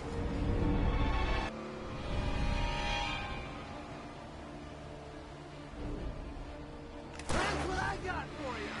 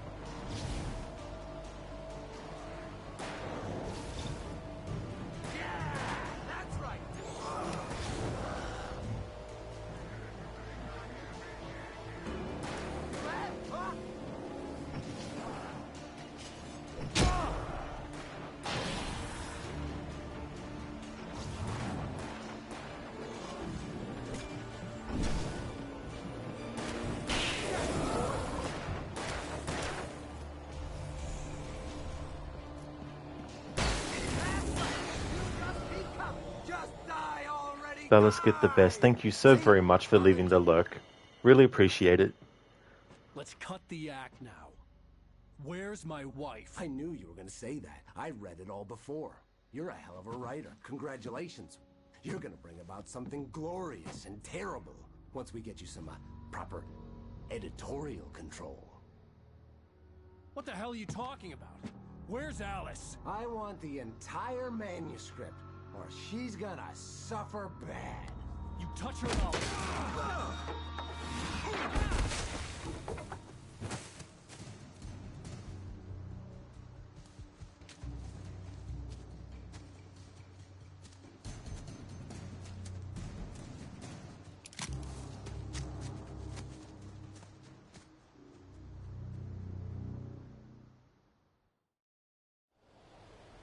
You're gonna give me the manuscript, or you'll be sorry. No! Come back here! I swear I'll kill you if you hurt Alice! Do you hear me? Come back here! He had Alice, and he wanted the manuscript because he thought it held some magical power. But I had no manuscript to give him. I had to get back to Barry and figure out my next move.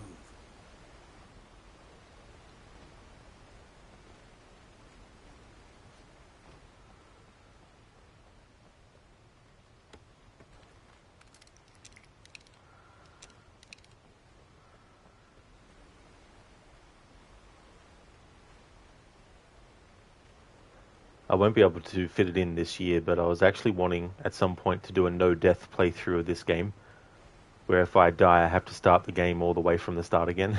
Because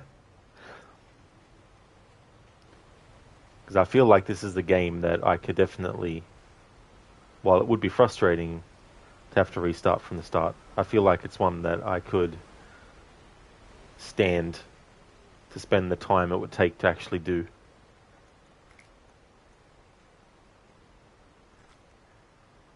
I might make that project for next year.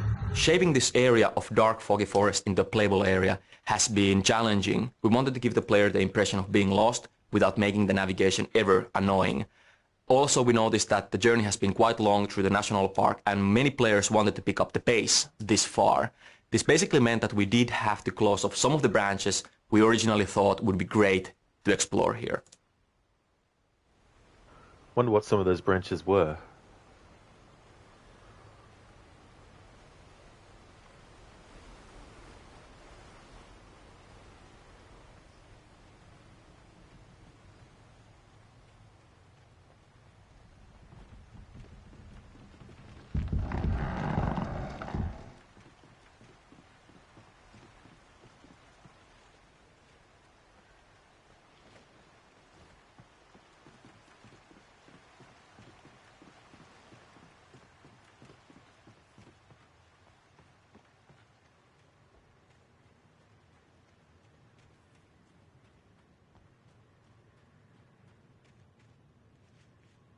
Dr. Darling, anything from Jesse Faden? Thank you for redeeming the Remedy Games quote.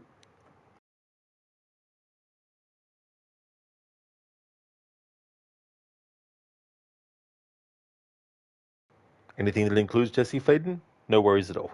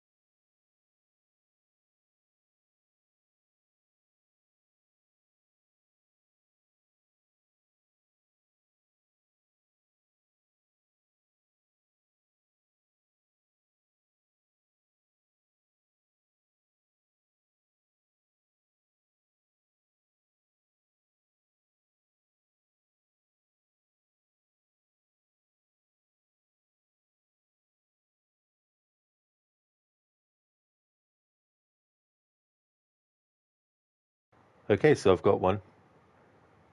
Something's coming. This threat. An attack. Duty as director. Keep the Bureau safe. Did you hear that? It's the dead man. Right after the pyramid spoke to me, and it was just noise. And I understood every word. And this gun's alive. You know what? I'm happy. Happy to be here. That's Zachariah Trench and Jesse Faden. Not many quotes from that game on IMDb for that game.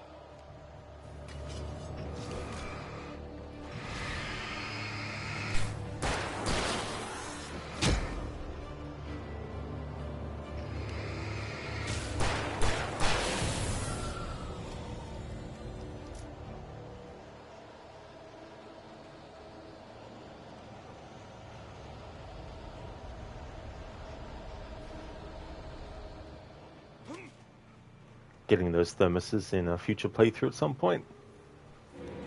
Not this year, though.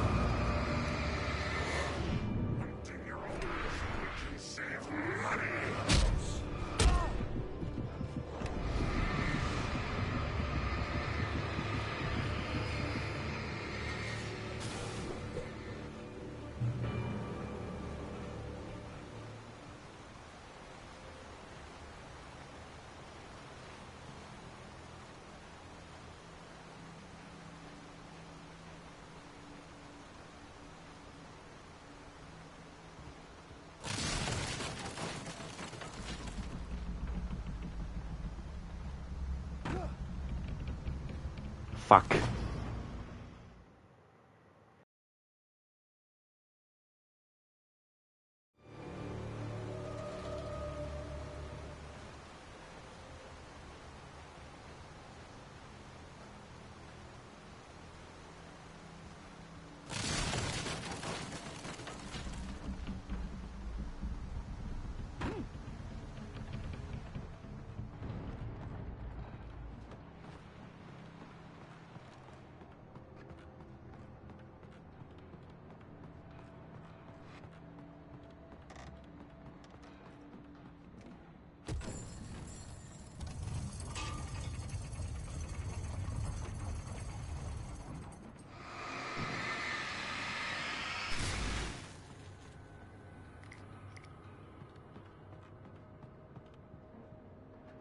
Cody, good job. This wasn't the if I die, I start again game. Oh, yeah. When I do that playthrough, I have to be very, very careful not to even risk things that normally it'd be like, it's alright. And if you die, it doesn't matter. But in a playthrough like that, it'd be like, nah. I'll just be very, very slow and very careful and deliberate and make sure I'm actually paying full attention and all that kind of stuff.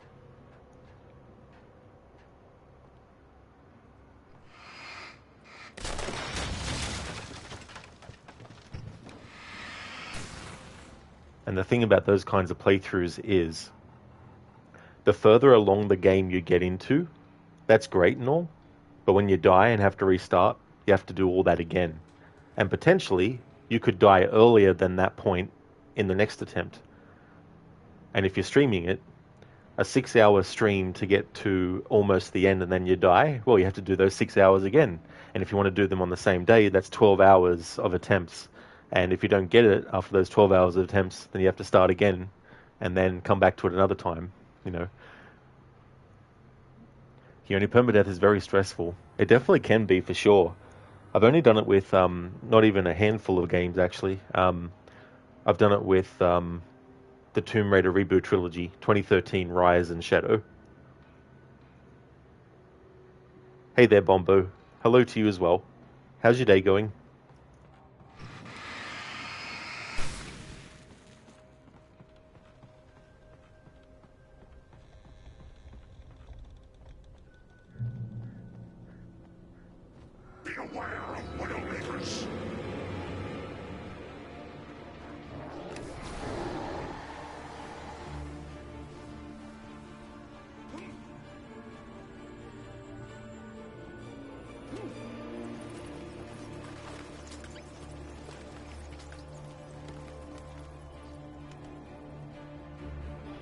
I actually have before, Keone. I was thinking, though, if I was going to do it, it would definitely be only dying that would mean a restart. If I desynchronized because I failed an objective or anything like that, I wouldn't count that, of course. Because doing a no desync playthrough and have that as a punishment would be really, really intense. But a no death challenge with Assassin's Creed, I'd probably first try it with something like Liberation or the Chronicles trilogy games.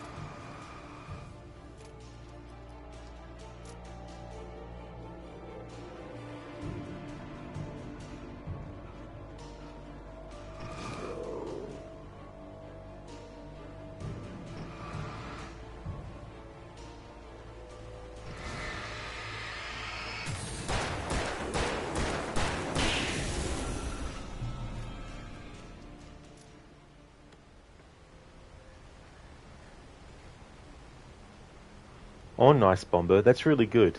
Glad to hear that you're doing well. As for me, I'm going good. Can't believe another week is almost gone. Once you get to the middle of the week, it seems to go really down fast.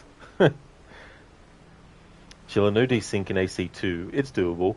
That's true, dude. Yeah, I remember when you did that playthrough, The only thing would just be like unskippable cutscenes or things where it's very, very sort of like time consuming and you need patience.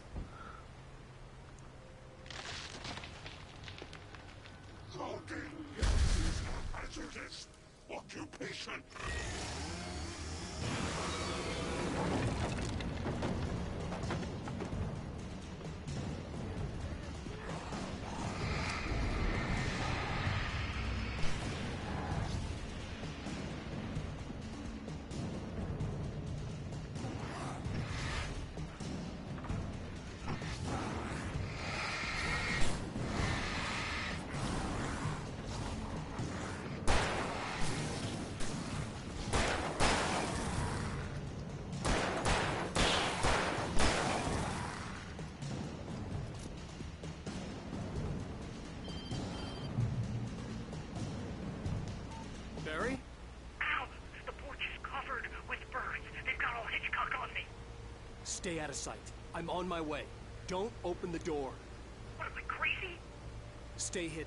I'll be there soon. Just make sure you keep the lights on.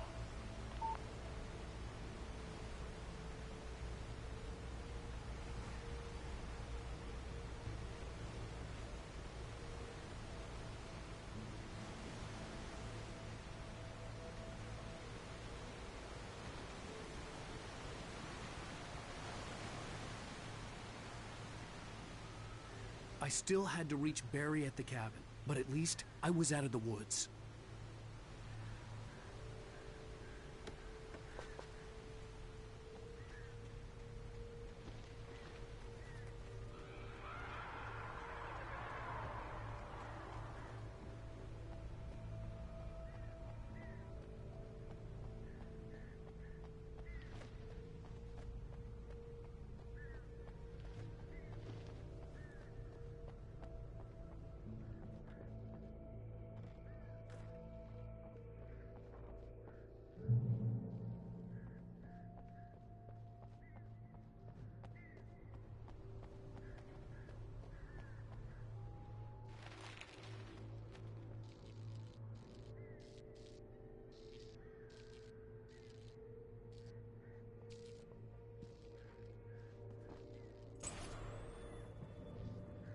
A story is not a machine that does what you tell it.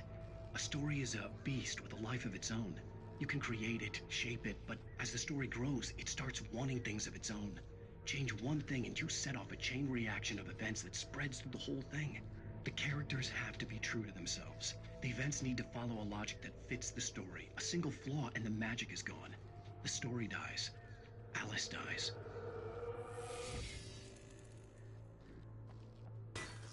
You can learn about nature and yourself.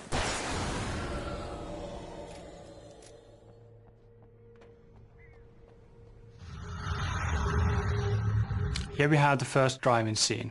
The vehicles were originally designed to be used as weapons against the dark forces. The headlights are used to burn the darkness away, and you finish them off by driving over them. Along the way, vehicles became a more important part of level design, and scenes which use vehicles are clearly differentiated from basic foot combat sections.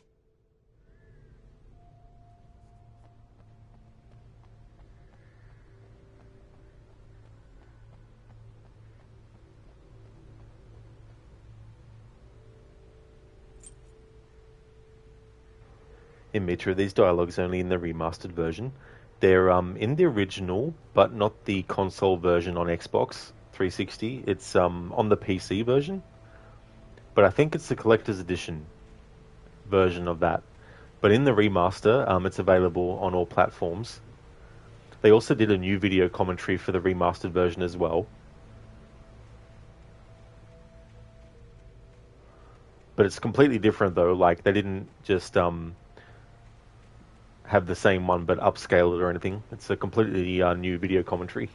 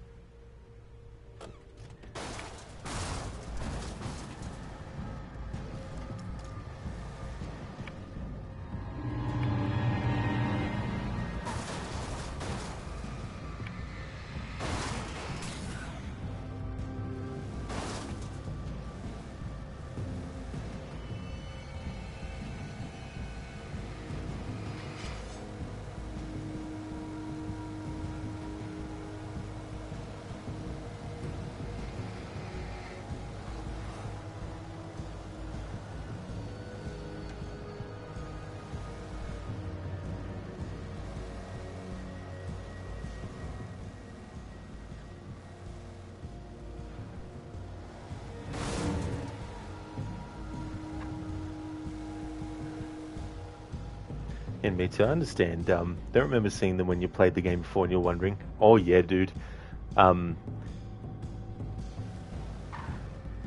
It would have been, because this remaster came out in 2021, so it would have been around then when I did a playthrough showing both. I love that kind of stuff. The first game I played that had audio commentary with it was Tomb Raider Anniversary. Being a fan of commentaries on movies, I was like, oh cool.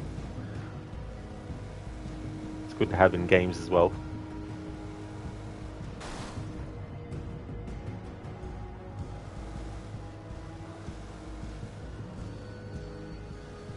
Oh yeah, Noble.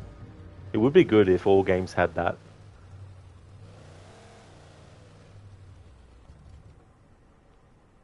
Yeah, me too. It's really cool. Get a little bit of extra insight into stuff. Find out the logic that went into certain things.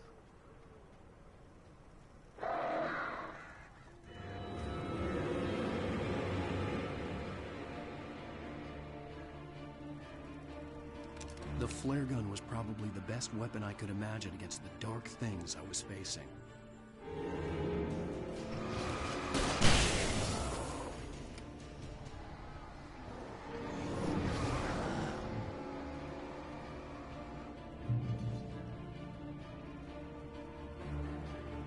Noble, like you would like it for like Jak and Daxter or Half-Life 2. You son of a bitch! Where's my wife? Enough horseplay, Wake. You deliver the manuscript, and you can have your woman back. Simple as that. I don't... Listen. I'm gonna need time to finish it. I still need to write the ending. I need a week. It's not done? I need a week. 2 days. The old Bright Falls coal mine is nearby. You can find it easy, city boy. The main building, there at noon. You bring the manuscript, you'll get your wife. If not, well, get me? Yes, I get you. Yeah, Noble. I haven't actually played Half-Life 2, but it would be good if it was, even if it was something you had to do a playthrough of first before you unlock it.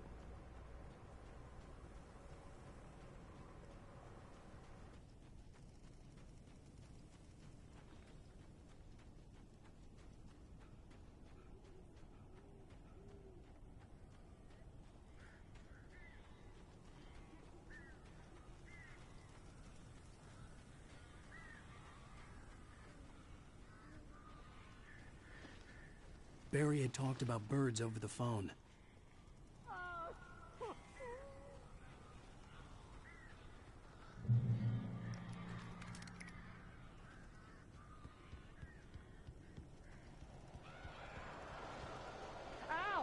Ow! I am so glad you're here. A couple of them got in here before I blocked the chimney. This isn't normal. These birds are weird.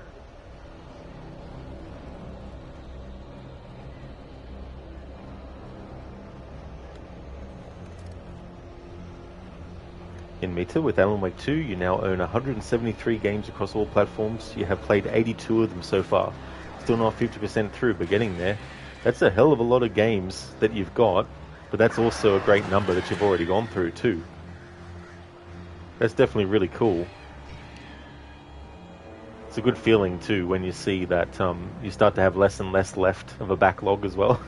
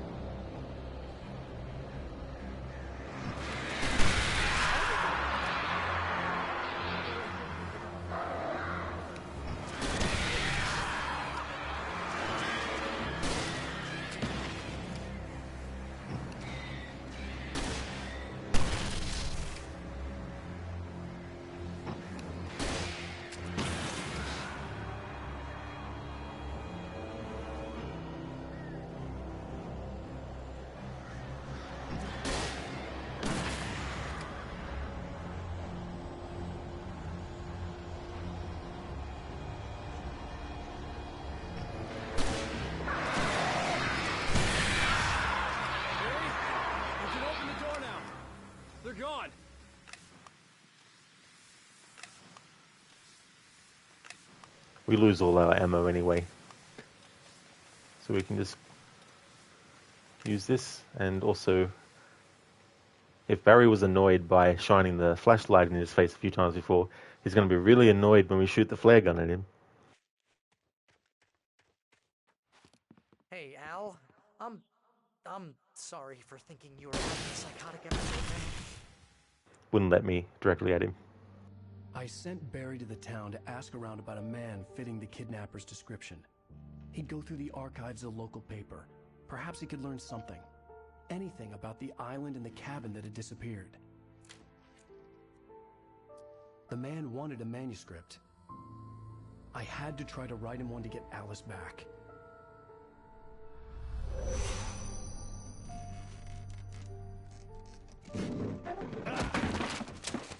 For me, the supernatural had always been nothing but a metaphor for the human psyche, a tool to use in writing fiction. Now, it was happening for real, and I couldn't put a single word on paper.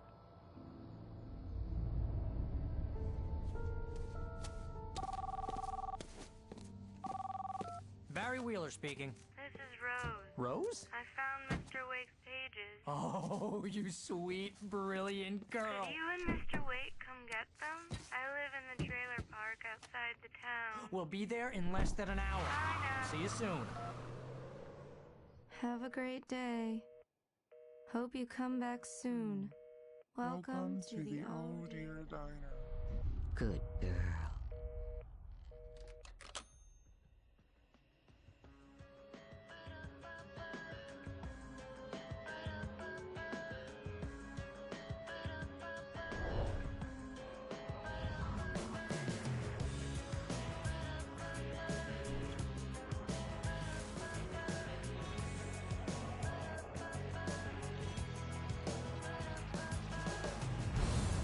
Come here.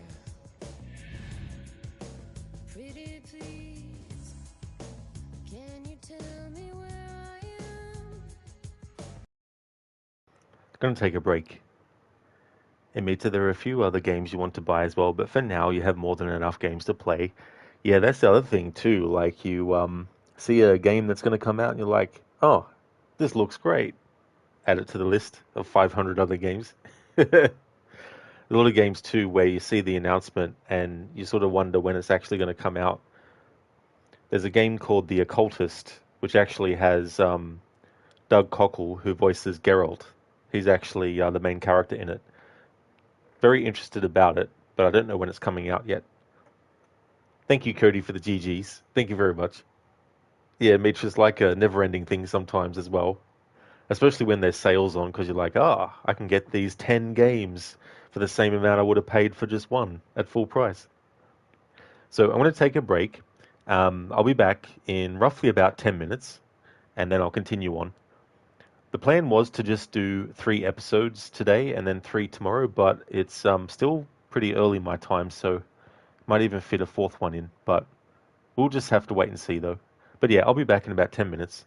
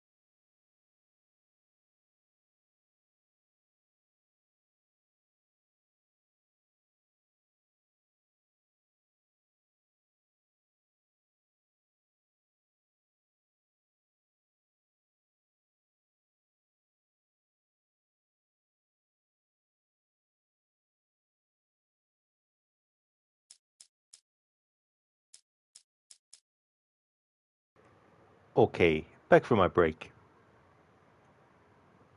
Welcome back to more Alan Wake Remastered, playing with the original 2010 game's video commentary.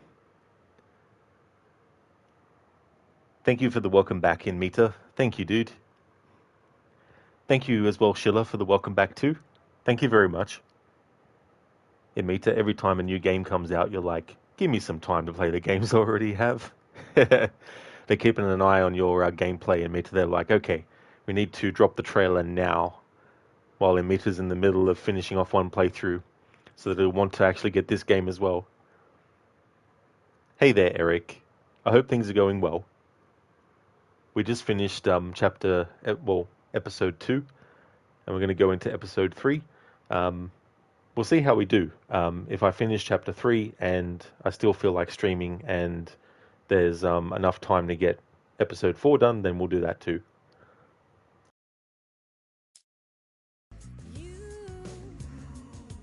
Previously on Alan Wake, Alice has been kidnapped. Alan, please help me. Alice? You'll do exactly what I say if you ever want to see your wife again. I can't tell anyone except my agent Barry. Damn it, Barry, they'll kill her. You're my best friend, and I'm worried that you're not right in the head. The ransom is a manuscript I supposedly wrote that's coming true before my eyes. It happened just the way it was on that page. So dark. I have found only a few scattered pages. I want the entire manuscript. The deadline is in 2 days. I found Mr. Wake's pages. Good girl. How the hell did she get her hands on the manuscript anyway? I don't know. She's resourceful. I told you were too hard on her. Listen, I found out all sorts of interesting stuff while I was digging around. Yeah. Mr. Wake, it's Sheriff Breaker. We have an FBI agent here, Agent Nightingale. FBI? He's anxious to see you. You'd better come to the station. Okay, I'll be right over, Sheriff. Let's make this quick, huh? Help you folks? Name's Randolph. I'm the manager. We're looking for Rose. Works as a waitress down at the diner. Rose, sure. Nice girl. Who wants to know? I'm Alan Wake. The writer, huh? I heard on the radio you were visiting. Well, I'll show you her trailer. That Rose, she's a nice girl. Always pays her rent on time. As I was saying, Al, I found all sorts of weird stuff from the local newspaper's archives. This place is crazy. Disappearances, mysterious deaths, urban legends come true, and, get this, most of this stuff takes place around Cauldron Lake. Well, you ain't wrong, mister. The Indians thought the lake was a doorway to the underworld. I'm the God-fearing type myself. I don't hold with that sort of thing. Yeah, okay. Anyway, there was an island there owned by a guy called Thomas Zane. Now, some of the articles I found about him make him out to be a famous writer, but I ran a bunch of searches, couldn't find a single thing he wrote. Zane was heavily into diving, so much so that the place came to be called Diver's Isle. But the volcano under the lake erupted in 1970, and Zane went down with the island.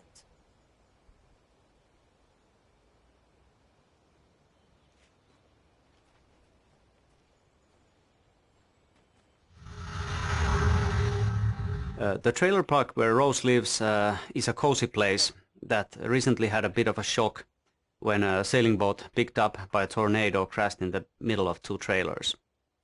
This is a location that for a long time looked like it was not going to make it in the final game, but I'm glad it did, because I think it's one of those places that helps define the character and style of the game in a visual way. When we went out photoshooting along the Pacific Northwest area, we came across many trailer parks, and we have plenty of material for them. So I think that really shows in the authenticity of this location. Listen, I got things to do. This place don't run itself. Look, Randolph, we were listening to the developer commentary there, okay? Hold your horses.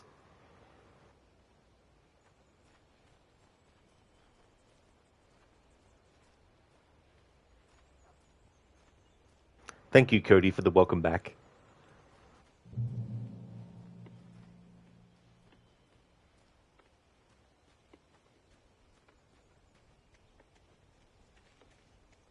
Yeah, how about that? It was there in the morning, as if it had fallen from the sky. But it would take a tornado to lift something like that. We're damn lucky it didn't crush any of the trailers.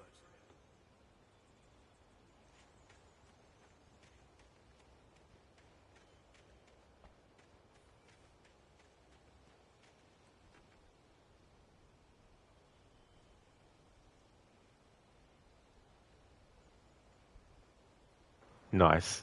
Asgardian chicken parmesan, Cauldron Lake deep fry plate, zany chicken fried steak, Granny Claus clam chowder.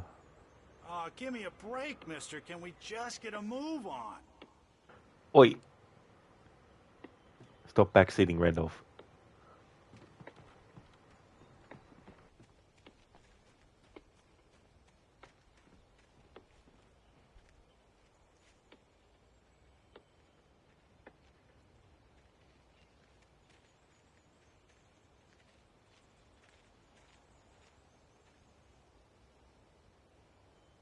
It gets better.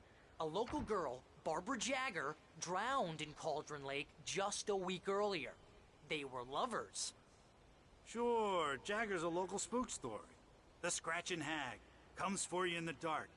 Childish stuff like that. Anyway, Al, I'm just getting to the best part. All of the articles about this stuff were written by Cynthia Weaver. I asked around, and she's that crazy bag lady you met. What, the lamp lady? She can be a little loopy, but she's not homeless or anything. Yeah, anyway, she knew both Jagger and Zane before they both died, and she had some kind of a breakdown.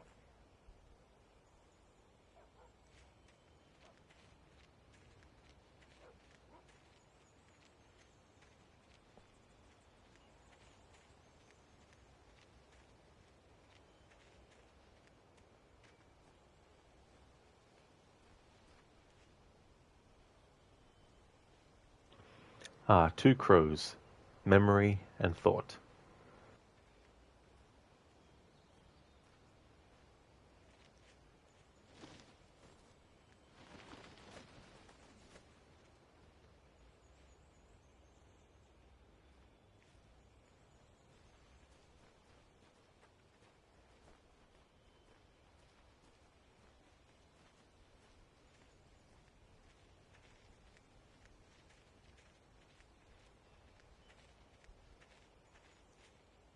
Well, mister, this here's Rose's trailer. You mind me asking what you want with her? We're just here to talk to her, pal.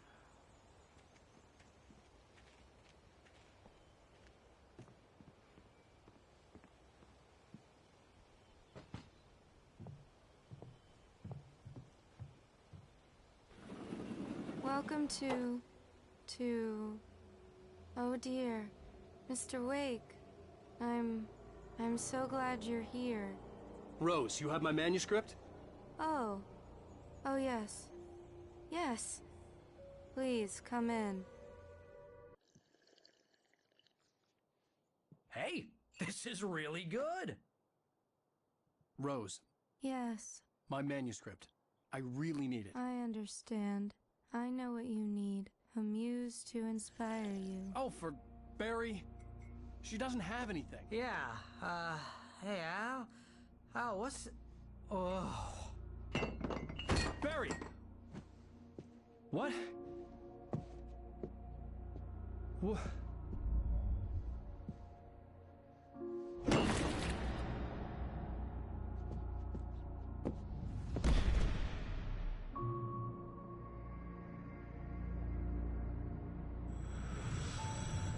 It's coming for you, hiding in my barber's skin. I'm too weak to stop it. You must turn the lights on. I promised I'd come visit you and your lovely wife. You must finish what you started. I insist. You must turn the lights on. Turn the light on. Back to work, boy.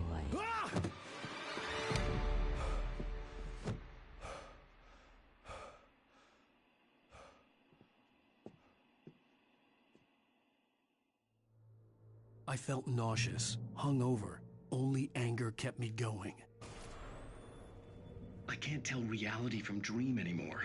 but it seems I have an imaginary editor to help me. She's an old woman in a funeral dress. I call her Barbara Jacker. She's very strict. I'm writing faster and faster. My manuscript is being heavily revised. The edits are getting very aggressive, and each day there's less of me and more of her. I hate it, but I know she's right. She promises me I can save Alice this way. She knows more of this than I do. About the complex incantation I'm attempting. About this place. She's worked with another writer under similar circumstances, Thomas Zane. The genre of the story seems to be shifting. It's turning into a horror story. I'm getting close. I can feel it. Red rum. Red rum.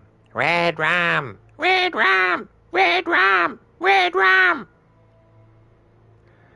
Thank you, Sheila, for redeeming Red Rum from The Shining.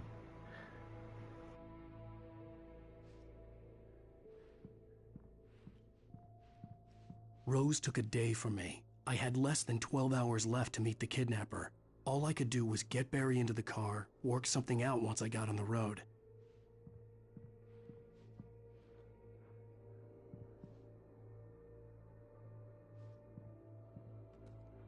Welcome to the Oh Dear Diner.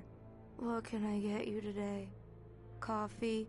I couldn't work up much hate for Rose. Something had used her to get to me and left its mark. First refill is free. Milk and sugar on the counter there.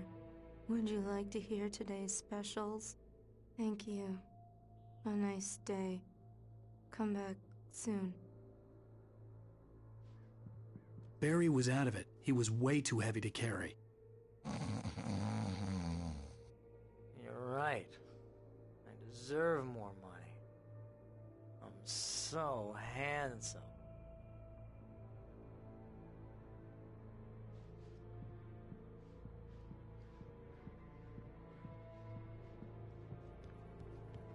My gun and flashlight.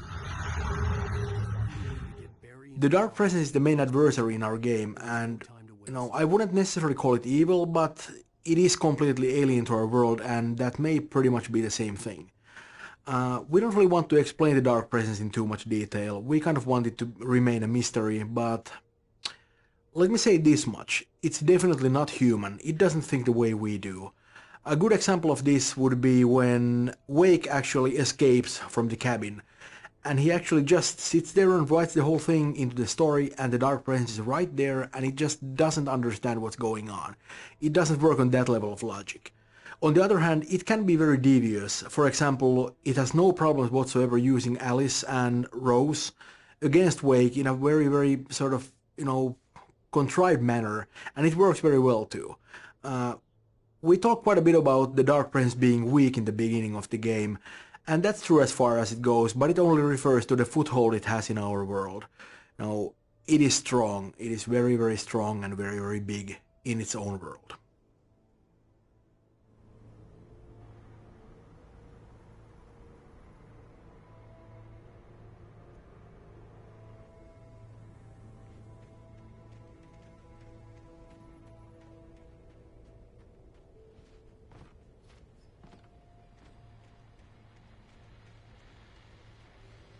I just stepped outside to catch a breath of fresh air. Let me tell you, the weather's getting heavy. Nights like this make me especially glad I'm here talking to you and not home in bed. Once the weather takes a turn like this, I can't sleep at all. It's all tangled bed sheets and dark thoughts, punctuated by the occasional plunge into nightmare. Is it just me?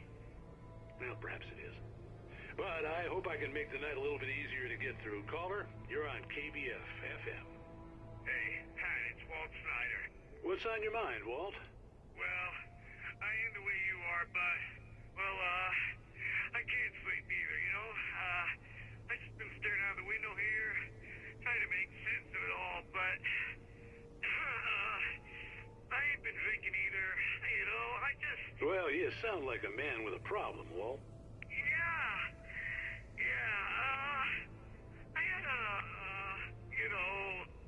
argument with Danny, Danny, and, then I got in trouble with the law, and, I'm just, well... I heard something like that, Walt. Yeah, well,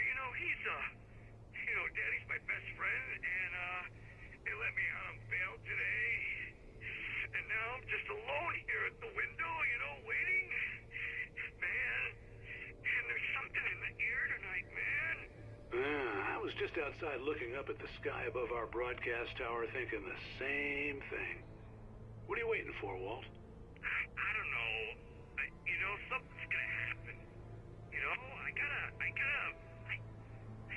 I better go. Well, Walt, maybe... No, thanks, Pat. Well, good luck to you, Walt. Hang in there. Let's take a little break, folks. This weather's really something else, huh? How can I be sure? Hey there, Code. Spoiler, the darkness is the goddamn janitor all along. Ah, T. No.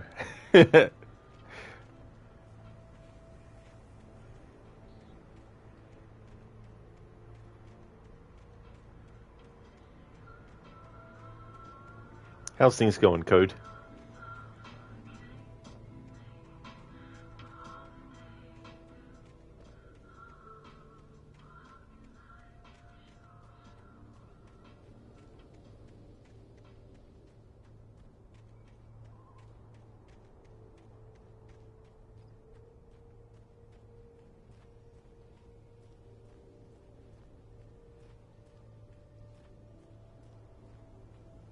Oh, you're gonna get it now.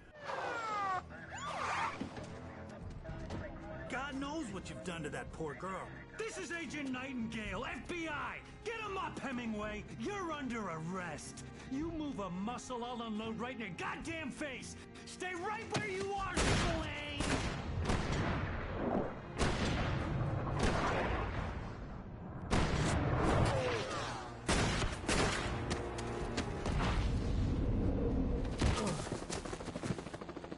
What are?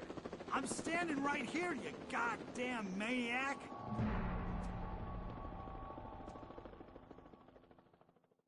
I hated to leave Barry behind, but there was no way I'd miss my appointment with the kidnapper. Give it up, Mr. Wake! Come on!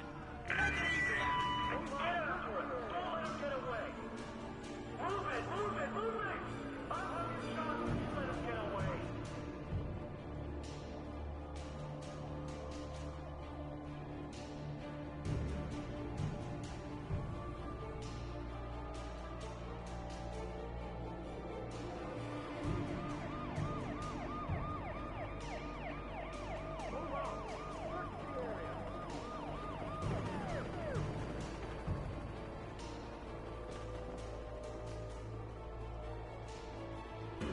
There he is! Freeze!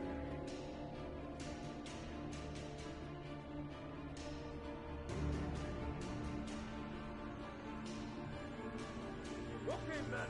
Keep your eyes peeled. He's gonna try to make it through here. This way! Go! Oh, damn. Man out! No! Come here! Stop! Shut up your work! Wait!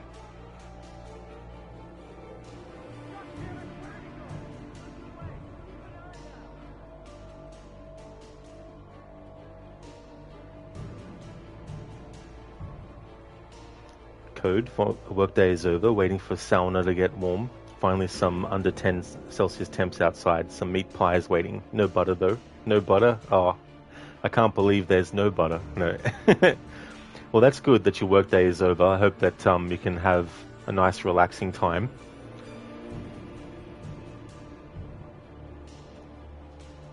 Yeah, Keone, I love the bullet time there that we see.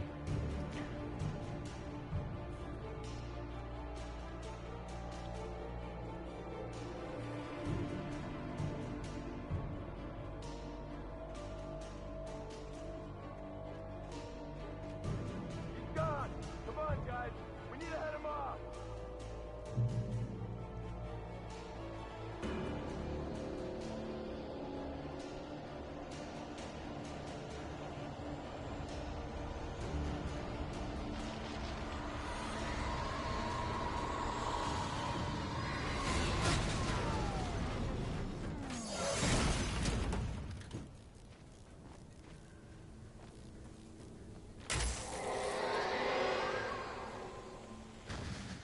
Come in, Agent Nightingale. This is Sheriff Breaker. Over. Nightingale, over. What on earth is going on? My deputies tell me you fired at Wake, and he didn't have Over. Sheriff, Wake's running. I'm giving chase. I don't have time for this. Well, make the time. You can't just go shooting at people in my town. Over. I'm a federal agent pursuing a fugitive. You want to discuss my methods, Sheriff? Make an appointment. Over. You stay right where you are, Agent Nightingale. I'm on my way. Out. The suspect was last sighted running along the gorge that leads westward from the trailer park. All units are advised that the suspect may be armed. Approach with caution. James out.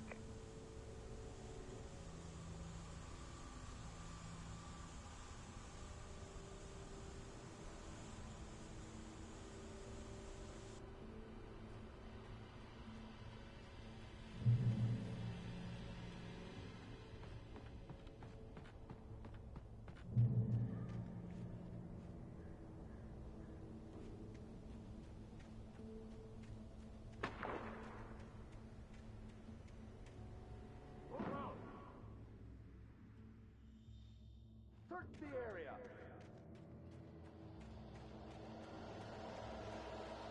Stay sharp.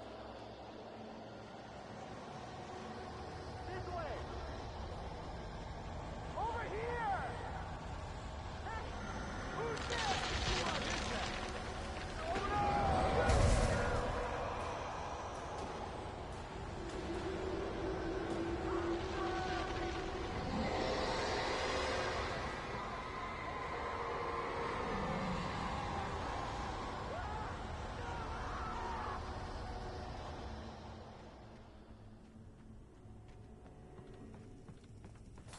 This horror was everywhere I went, circling me. The cops didn't stand a chance. They were after a writer, not a monster.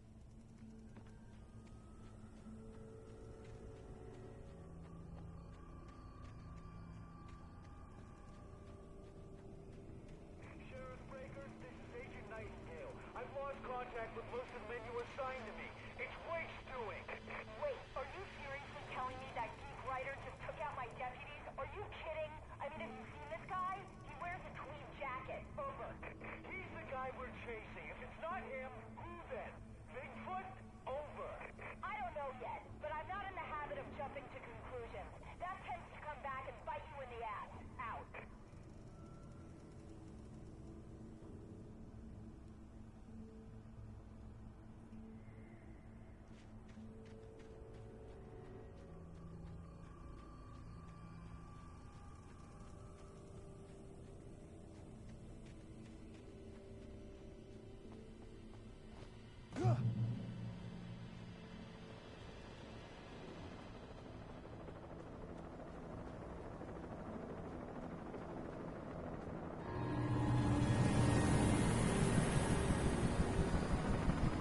You on the ground. Hold it right there. There's nowhere to run. Freeze!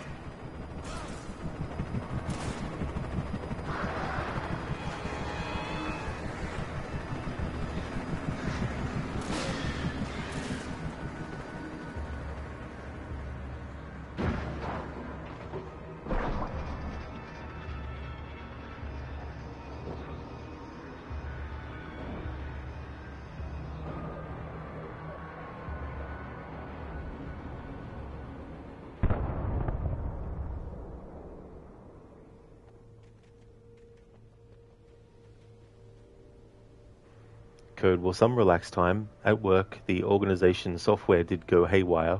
Again, for some reason. 3 states affected, currently doing damage control, which was somewhat explained like 3/4 weeks after checked one half of 13 counties notifications, 49 found defect, other 50 waiting. Second half is maybe 4 to 8 times as large, but also have to check if the republished are alive and online or not as well. The joys. That definitely sounds like a lot of work, a lot of complicated things to actually deal with as well. Hopefully that all goes well in the end, Code, after all that.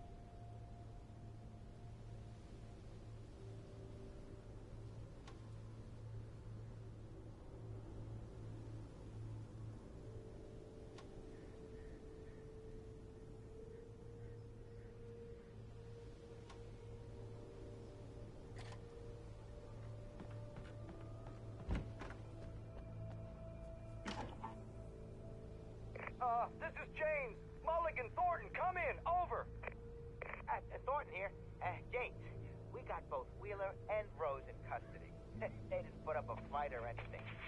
Why, they were... Hey, what are you... Come on! Sit down and give me that. James, Mulligan here. Over. Go ahead, Mulligan. Over. We got Wheeler and Rose here. Wheeler's drunk or hopped up on something. Speaking of which, that Fed had a pretty distinctive whiff of Otis Scotch about him, if you know what I mean. Over. I don't have anything on that, Deputy Mulligan. Over. Well, whatever. Anyway, Rose is just being plain weird here. You better get Doc in to take a look at both of them. Over. Gotcha. You better get them here quickly. The, Fed's gonna want to interview Wheeler. Over. Oh, yeah, I bet he does. Looks like they have a lot in common. Mulligan out.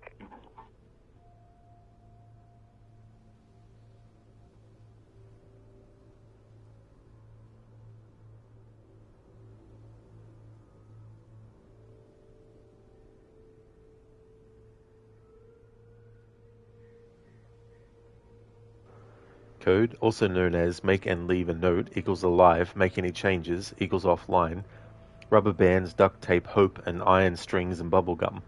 All what is needed to make a country-wide information software. Oh, wonderful.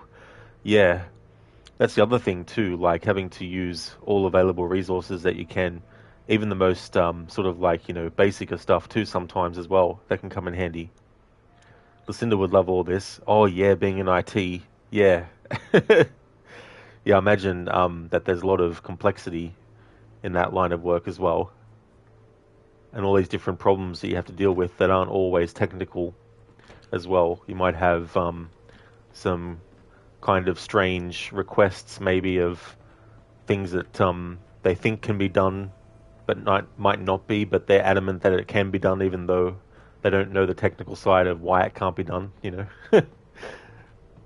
I imagine there's that kind of thing too sometimes.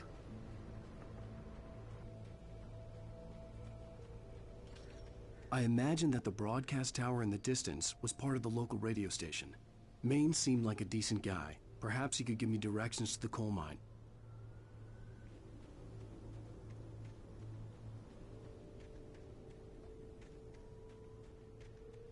Code, and guess who's with the Hound Dog team to try and find out what went shite this time? Let me guess. Unnatural shadows clung to the gate.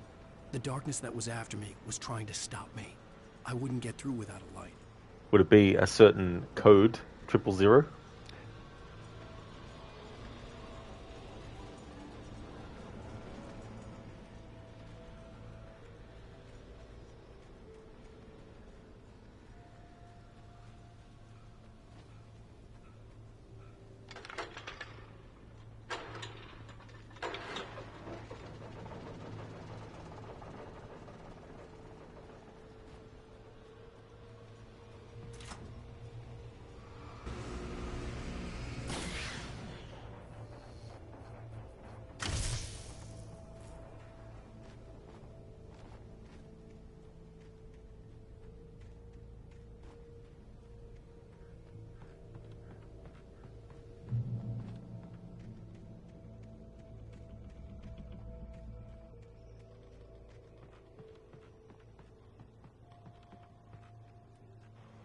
Code, a defined edition. 1.5 months of this shite and they can do the work themselves again. Just one day at a time.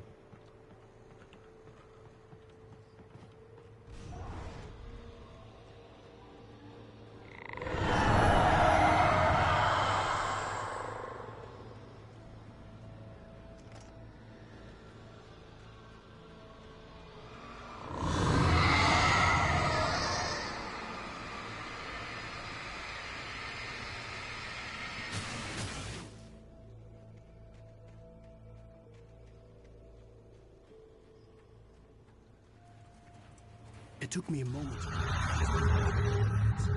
Here we see one of the most useful tools that the gameplay designers have. We call it beds, for bringing enemies to the scene. It started off as a simple spawning system, but as time went on, it evolved into something bigger. It actually now incorporates build-up as well. You hear the whispers and sounds that the darkness creates, and, well, the darkness itself actually appearing in the forest. It hides the enemies when they actually get close to you. On top of that, we have a reveal system which shows the first enemy attacking you, but we do it only once per combat. After that, you're on your own. Code 5,500 organizations are using this software every day. Oh, just a few, just a few here and there. That's a small amount.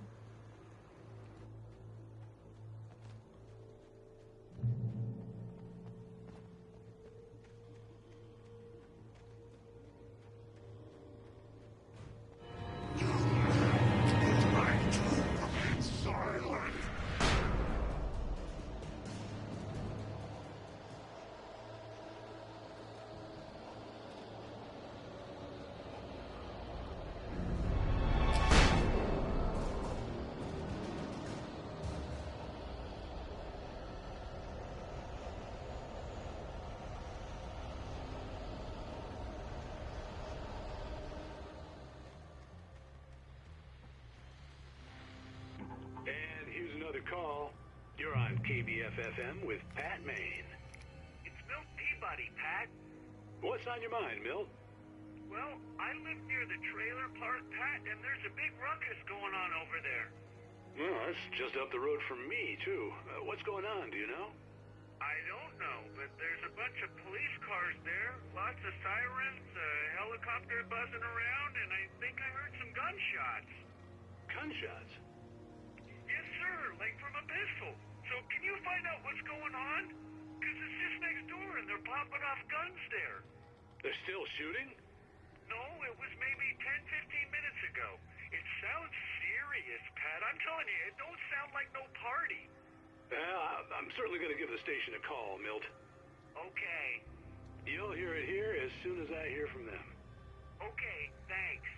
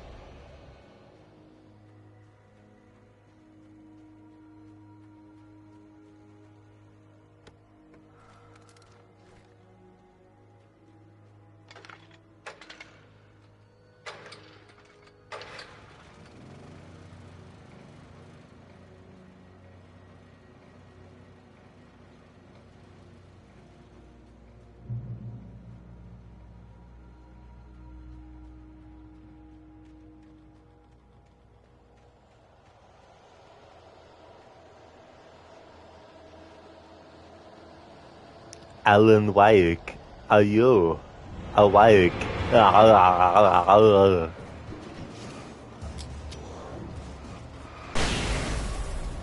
Thank you, Keone, for redeeming that as an Arnie impression. That could be like an alarm noise. Get up, wake up, come on, get up out of bed, don't be lazy, come on now, do it, get out of bed, now.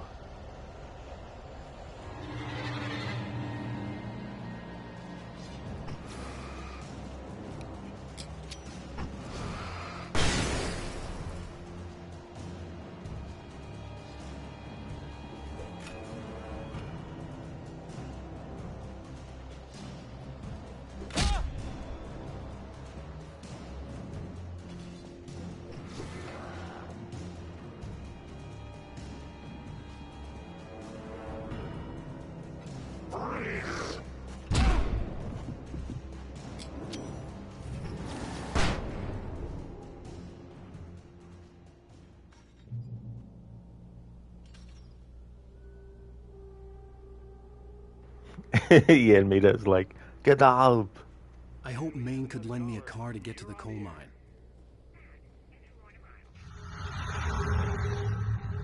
We don't see a lot of Pat Maine in the game, but actually he has a considerable presence. One of the problems with Alan Wake was that we really wanted to maintain that small town atmosphere, but that's very hard to do when, you don't actually spend a lot of time in the small town itself. A familiar and dependable radio solved that problem. Also, I think R.J. Allison, who plays Pat Maine, did a wonderful job. He really nails the character, and it's so great to be alone in the dark and then hear that warm and dependable voice. He's definitely great in the role. And he's also in GTA, The Ballad of Gay Tony, as one of the radio hosts on that, in that game. I don't know which station though, but I thought that was kind of cool as well.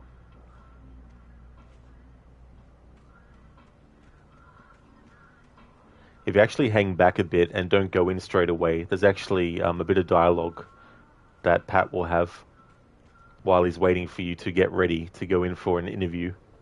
Which doesn't end up quite the way he was expecting the interview would go.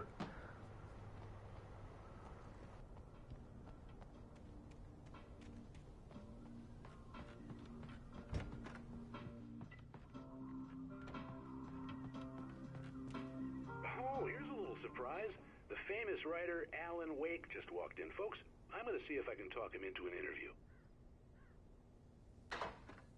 Come on in, Mr. Wake.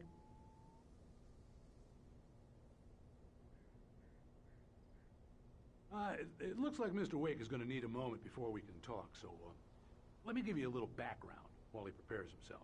You've all heard the name, of course. Alan Wake is the author of a very successful series of Alex Casey crime novels. He's changed gears, though. He's now working on a horror story.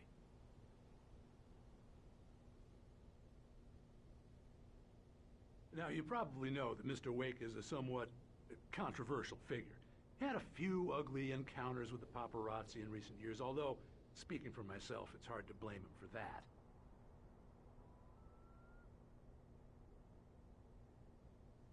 Regular listeners will remember that I met him on the ferry last week. He's avoided the spotlight pretty well, but here he is, taking some time out of his vacation to talk to us. I love how he just gives up and plays the music again. Oh, that's okay, Code. That's no trouble at all. You've been at the yearly meeting of the minds behind this polished, redacted, and, well, there is a reason outsourcing is not always the answer. Some things are okay for it, but when the main repository, etc., are on dollar handle and they can say, do whatever, no wonder for end results. Just one more example of, please have a combined team of 1 people per spot that are using the shit at the any or making of or refurbish meetings. Oh, wonderful, yeah. Having to get bogged down in meetings that can be very, very long as well, and sort of like saying that you can do whatever, but then at the same time, like, not giving enough resources maybe to actually get it done, and then getting upset when it doesn't get achieved.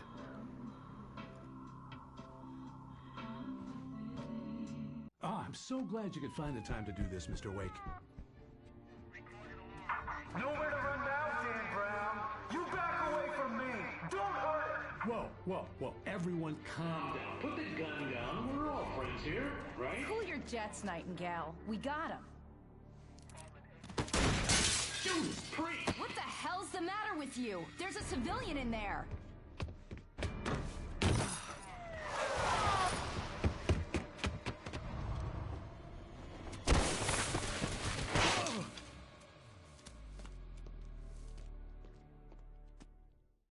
I'll get you yet, even if it kills me. You hear me? You hear me, H.P. Lovecraft? I had fallen off so many cliffs it was ridiculous. That's what you get for naming a book The Sudden Stop. It was probably good I hadn't had the chance to tell Maine where I was going.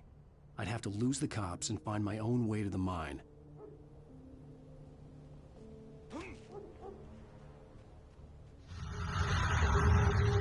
Here we have another really well set up journey. The train depot and the bridge in the distance well visible from early on. As an interesting side note, this whole area was originally just a minor branch not even a branch. Alan Wake just basically had to get a car from the forest and continue towards the mining museum. With months of iteration and looking at the possibilities given by the environment, we found out that this area could have lots of poltergeist events, could have the hidden routes and so forth, the bridge and the train depot all appearing far later in their development.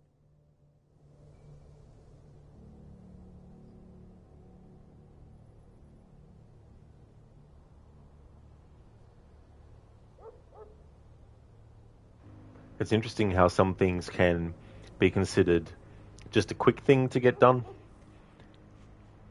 That could just be like a cutscene of the character going and doing A, B, and C, but then becoming an actual part of the gameplay and becoming a level, and then having like all the poltergeists and everything that attack Alan with all these different objects and stuff like that. And it just adds more to the dark presence and the abilities that it has by being able to not only manipulate people, but also manipulate the environment. You obviously see that with the tornado and all that kind of stuff, but you don't straight away see that it can actually make any kind of object move around and levitate and use it as a weapon and stuff.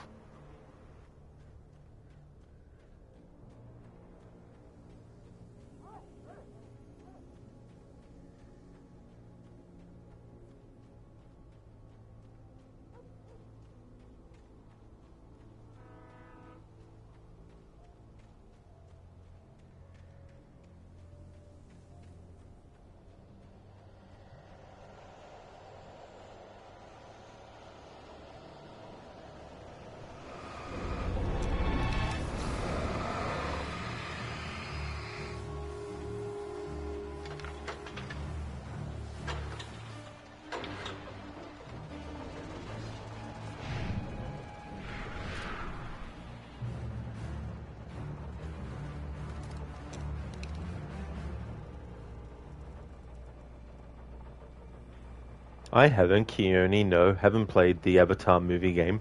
Haven't played the second one either, as well.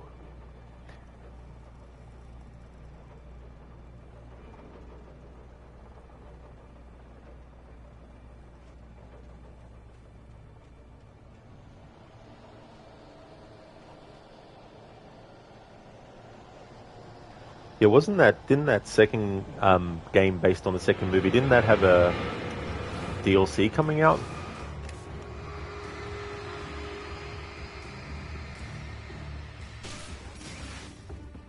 There was no sensible reason for the power company work lights to be here. It was almost as if they'd been left for someone like me to use.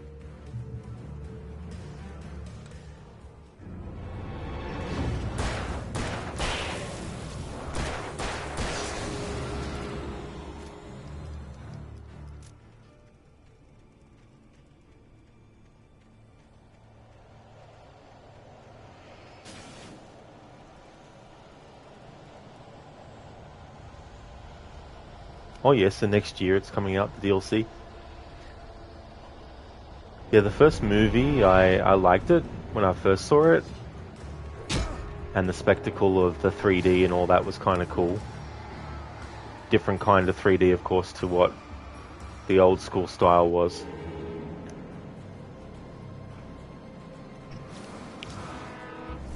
But like when you have a lot of food and you feel over full, the second time I watched it, I felt it was a bit too bloated. And I kind of lost interest in the franchise. So with the second one, I was kind of curious about it, so I don't really care for spoilers and stuff. But yeah, I wonder how long it'll take to do Avatar 3, 4, 5, 6, 7, 8, 9, 10, 11, 12, 50. Hello? The most stubborn man I've ever met. Alice? Alice? Alan, I'm so afraid. Keeps me in the dark.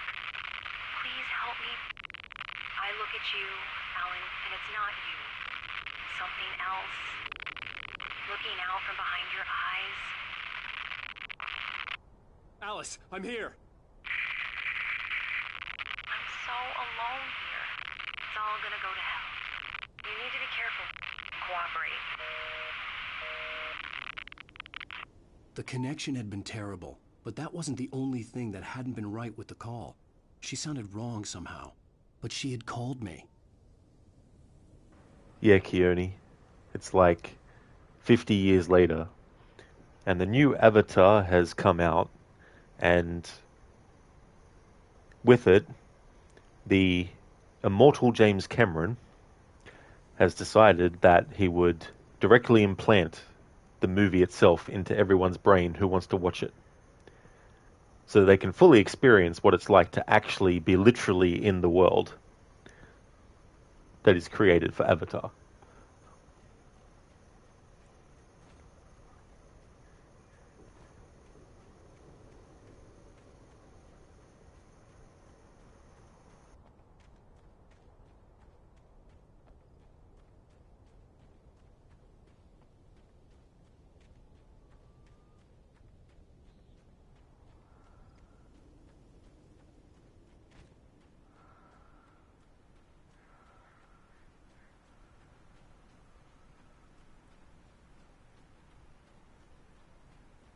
Exactly, Keone, taking AI to the next level.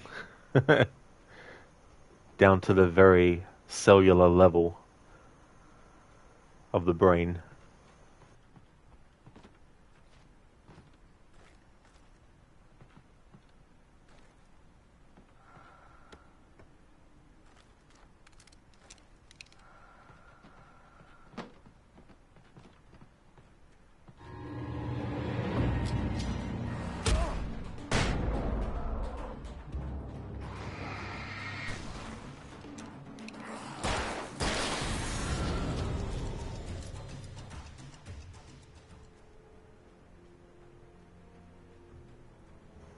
Code, this all could be an exemplary example of having a country-supported team of programmers that are given a good wages in all the sides, as this is something of a countrywide accessibility of the people, and it combines every shite, every organization there is.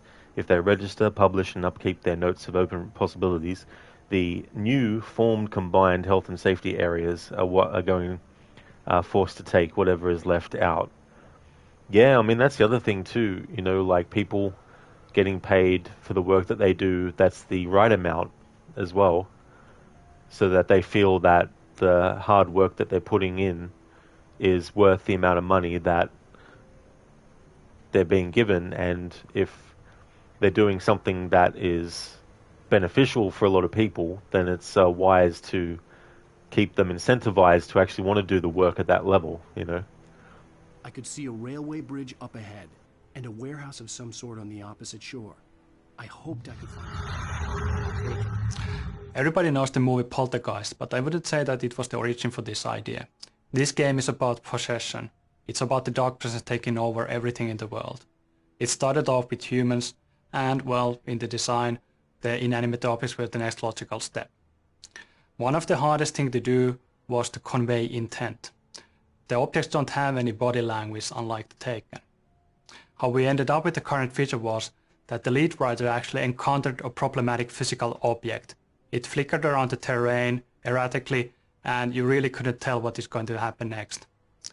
And that ended up being a real feature. And here you can see the result.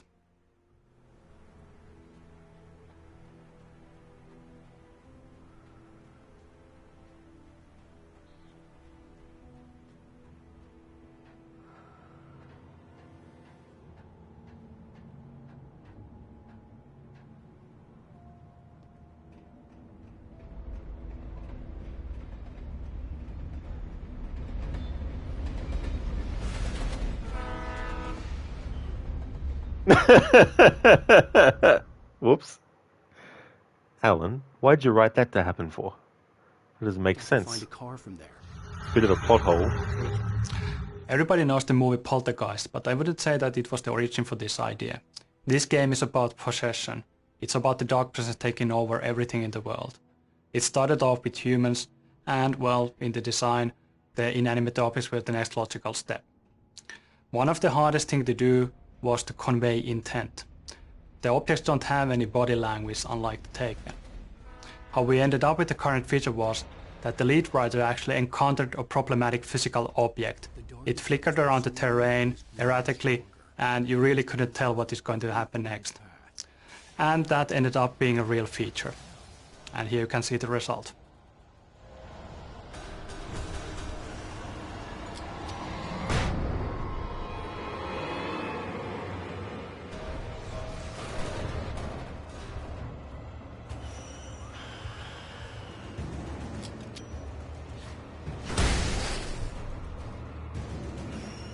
Yeah, Keone, that was so funny. I thought, oh yeah, I'll make Alan kick the drum.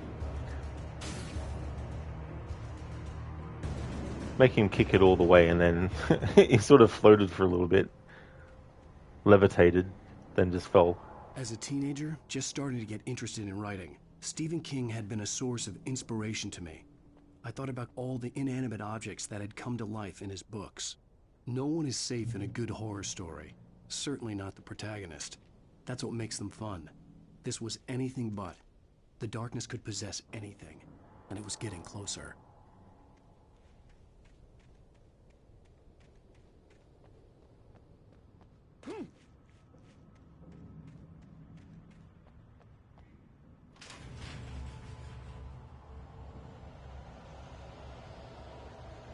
Did you call 911?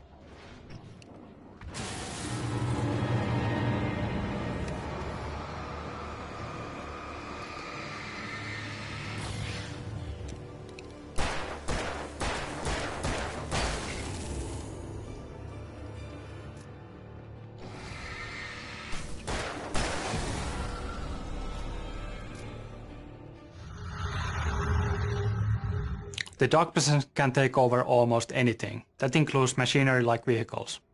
In the next scene you will see the bulldozer attacking you, and it might be familiar to you from demos that have been shown in different shows before.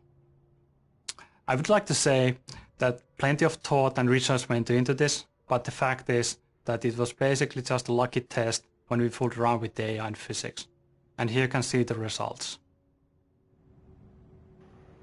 Code, but as it is, you have your version of the yellow hair Finn politician over the sea, which is running everything down as always. They're the pigeons that go in shit all around and fly out for the next large enough specific and do it all over again for emotes. You kind of outran over bows. Also known as how's everybody else's midweek going so far? Yeah, definitely a lot to take on, and a lot of potential stress with the whole ordeal as well. As for my midweek, it's going well. Except for the fact that I'm down a laptop that really helped do things quickly and also be able to actually do my YouTube thumbnails and stuff.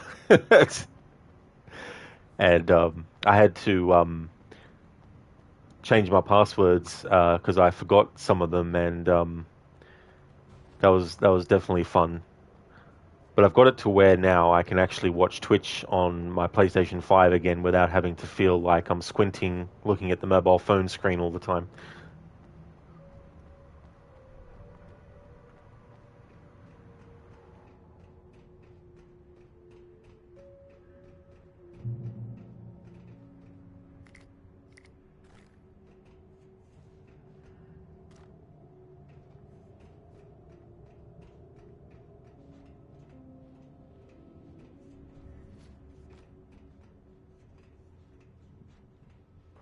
Move this over here.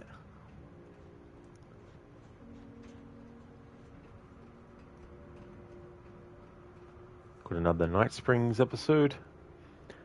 Code backups. Yeah, I've got some backups of the files and all that kind of stuff, so that's fine. But yeah, there was some passwords where I just got so used to having them automatically logged in that I'm like, oh, great.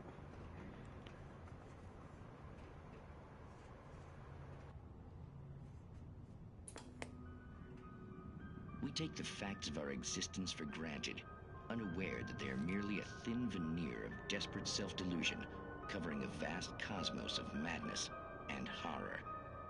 All too often, the stars are right in Night Springs.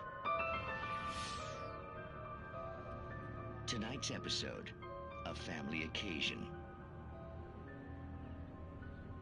Journalist Alvin Derleth's trip to study the local customs of an insular community in Night Springs has been less than successful. Until tonight. Well, I'm glad you changed your minds about this. Ancient customs, local mythology. My editor loves this kind of stuff.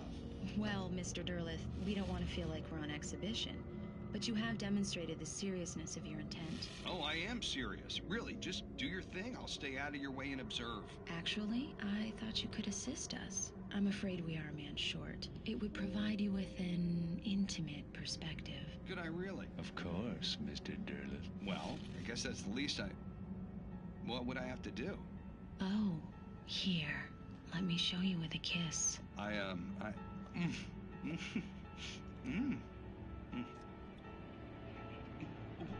did you...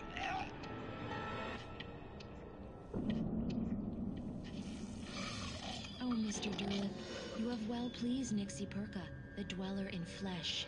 Your body shall host his 1,000 young, and all shall be glory.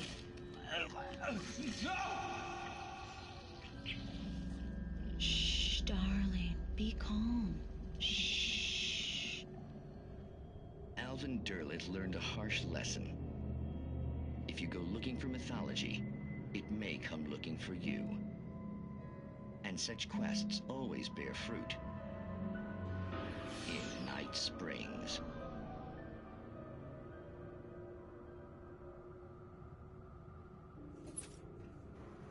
Some of these, it's hard to get the camera on an angle that both gets the image on the screen in a decent size, but also doesn't have the subtitles cutting off any of the image. So for some of them, it's better to just hold in the aim button, but without pushing it all the way, otherwise it would do the boost. Code right, so across use stuff along 1 to 2 through eternity, might have to go and reapply step at the time. While once work now is set to have a minor sections of proof one is human. Oh, that's true as well, you know. And I think it's very easy to get locked into a routine and just take things for granted as being just there and already, you know, set up as well.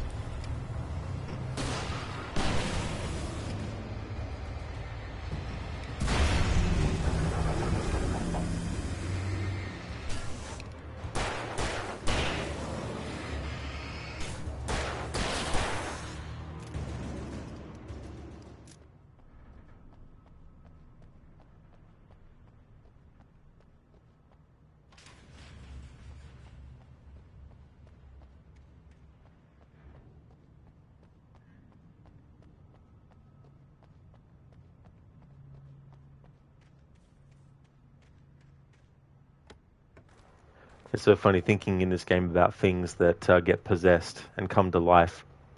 I thought about that scene in the first Home Alone movie where Kevin is scared to go down into the well, I guess it's the basement where the furnace is, and to his mind it comes to life as this monster type thing.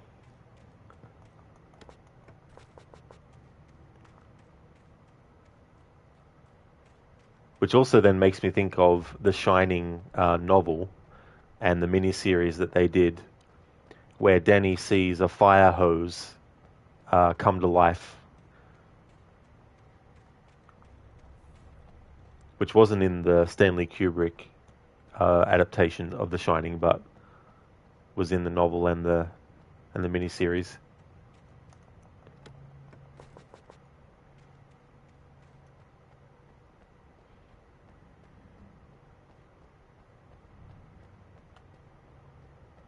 Code, well, your sauna might be set. Hope you don't get mauled too much. Thank you, Code. Hopefully not, no. I hope that you have a great rest of your day, and I hope you enjoy your chill out time and also your sauna as well. Hope you have a good one, Code.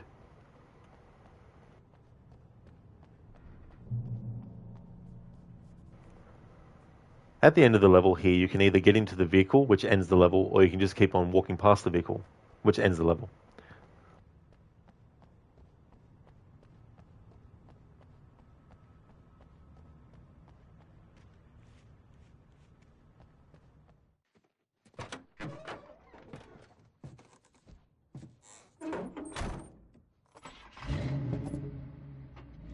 I had never been this glad to see the sunrise. I had a couple of hours to get to the coal mine.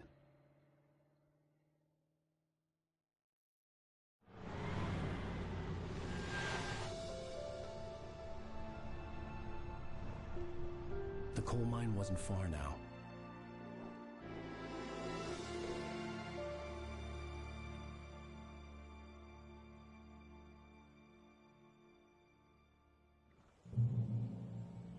Today, I would meet the kidnapper, and he would give me Alice. I wouldn't give him any other choice. A drowning man will clutch at a straw.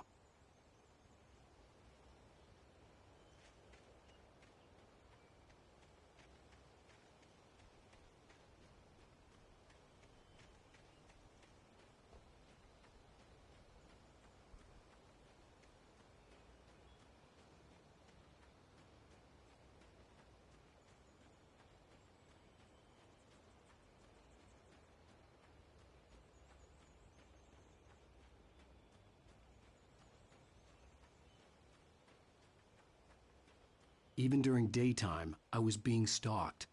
The bridge must have collapsed only moments after I'd crossed it.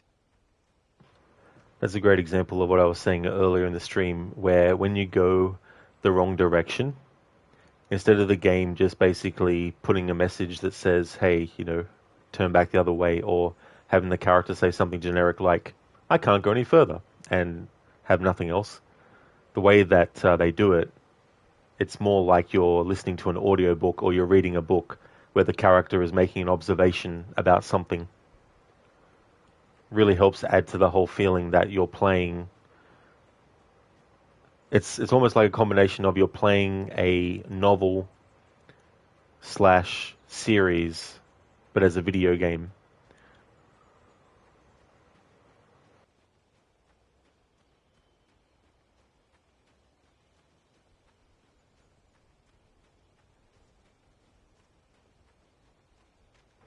As a fan of movies and video games, I'm always interested in the combining of the two in various ways and all that kind of stuff. So I also like games like Detroit Become Human and the Supermassive games, the original Until Dawn, the Dark Pictures series, and the Quarry and stuff. And I'm curious about the OD Knock game that Kojima is doing, because I think that's going to be similar kind of thing. This daytime driving sequence is great to have in the final game, especially considering that it was a source of debate earlier on. It's fairly hard to actually see this kind of sequences, are they actually working or not, before we have the final environment, the mood, the sounds, and so forth. Of course, now it is great to have in the final game. It provides a very nice change of pace in the middle of episode 3, and it provides a great showcase for our technology, our views, and also it's great to see the environment that you usually see in the night, covered in shadows and in fog, in its full glory.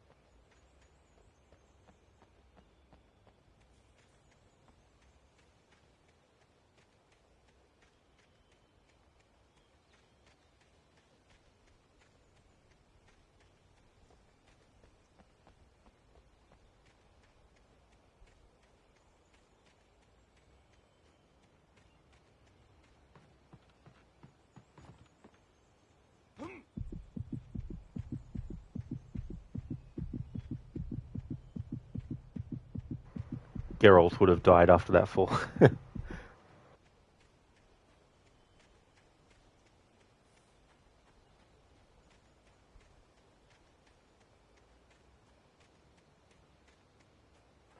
Thought I'd just have Alan run through the environment just to show off the scenery a bit.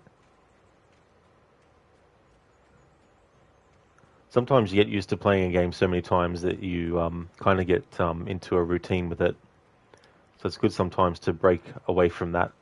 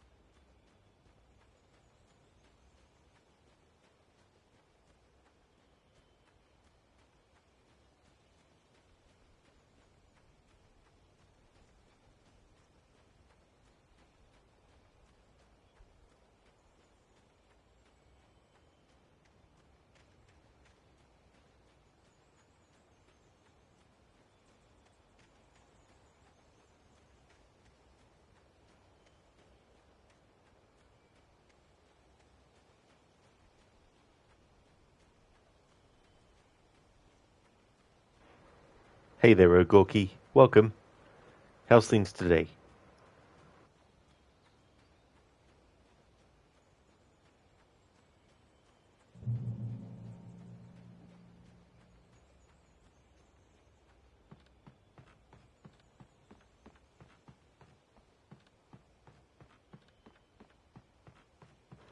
Oh, very nice, Ogorki. That's great. Glad to hear that you're going good.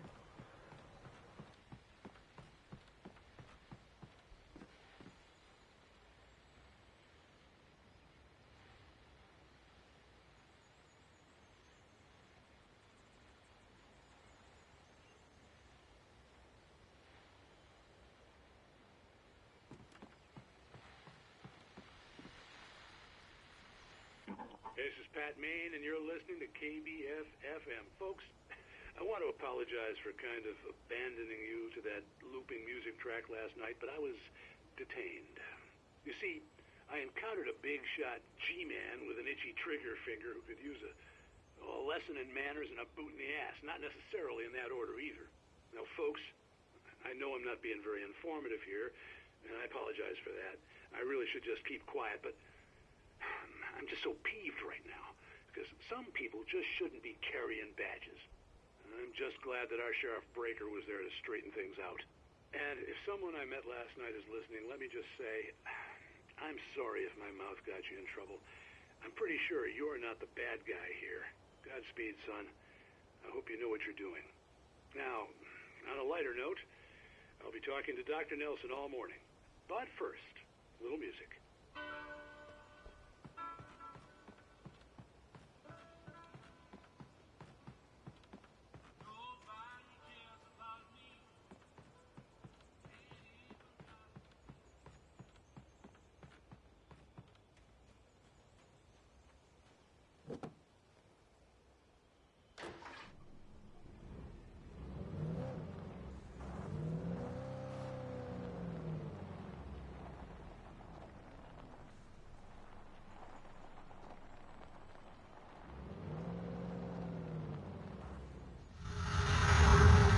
The feel of history and roots is somehow very present in the whole Pacific Northwest area. It's one of those things that lends the unique feel to this region. This was once a very inaccessible and thus isolated region, but in the turn of the 19th and 20th century, as railroads started getting built, it was suddenly connected to the rest of the country. This greatly benefited industries like mining, for example, because now ore could easily be transported across vast distances. Towards 1960s and 1970s, mining steadily declined, but this area is still filled with all sorts of landmarks and reminders of that once blooming industry. To me, these kinds of things really matter because they are the reason behind why things are and look the way they are. So, long story short, decaying structures like old train carts and mining structures and tipple buildings are really a part of the history of this area. And that's all the reason we needed to include one of those beautiful tipple buildings as a location in the game. As many of its real-world counterparts, it serves now as a museum.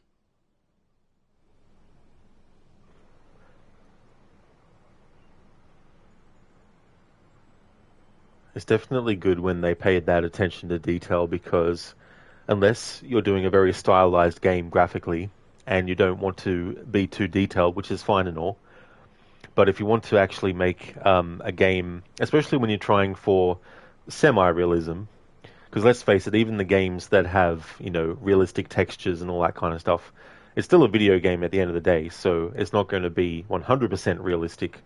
And within that framework, there's a balance of how real do you want things to be versus for gameplay benefits. Do you want something to be smoother and all that kind of stuff? But putting all that attention into detail and like researching what the real buildings look like and then recreating that in the game world and all that kind of stuff, and having the ability to recognize those details and recreate them is definitely something that if you're in that way creative would be very, you know, cool to be able to do and stuff like that, and perhaps see things in a way that others might not, which is okay and all, but they might just have a different feel that they're better excelled at, so they can notice different things. But all this attention to detail is really, really cool. It helps fill out the game world as well. And especially with this game too, where there's a lot of talk about the 70s and the past and all that kind of stuff, and Thomas Zane's time period back in the 70s and all that kind of thing.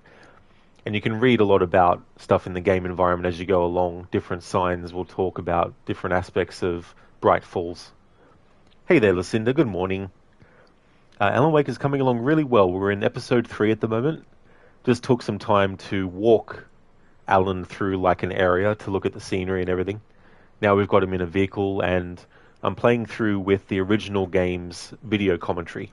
So every now and again you'll have a little pop-up appear and one of the developers will talk about stuff. I've done it before. And there's also a new video commentary that they did for the remaster version as well. But I'm just doing the original one for this playthrough. How's things going with you? How's your morning going?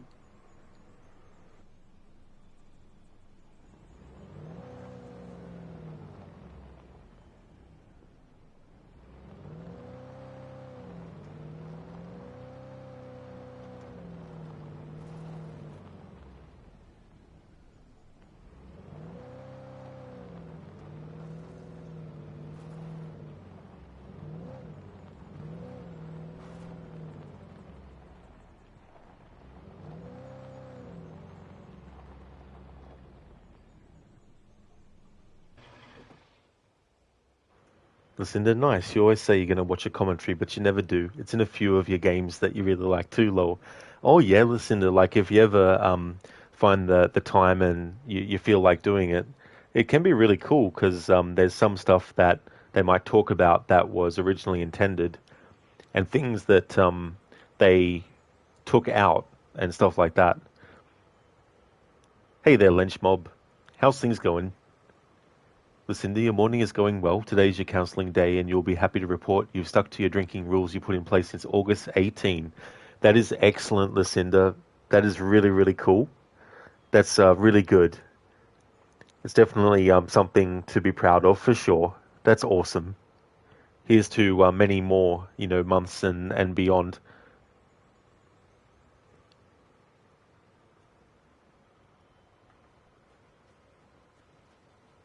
I was early. I was supposed to meet the kidnapper at noon in the main building. The coal mine was quiet. It was a museum now.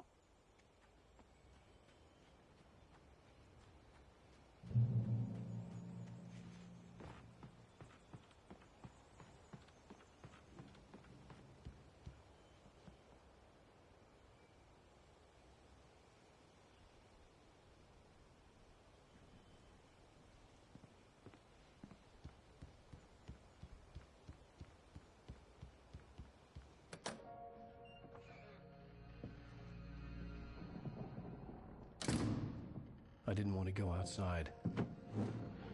Cops had to be looking for me.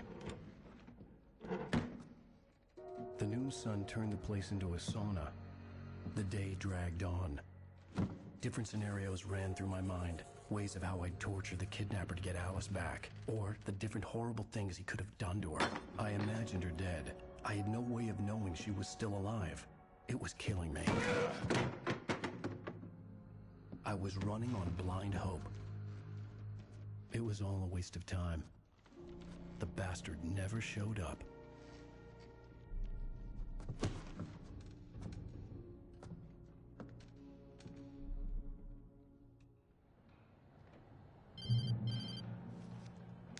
Wake!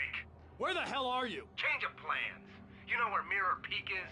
It's a big mountain north of where you are. You follow the path from the mine, you can't miss it. There's a lookout point there. I'll be waiting. I'm through being jerked around by You you. want to see your wife alive? Because if you do, you better watch what you say to me. Do we understand each other? I want to talk to Alice. Yeah, and I want the manuscript. Don't keep me waiting, Wake. Hello? Hello? Ah! I'm gonna kill him. I had to get to Mirror Peak.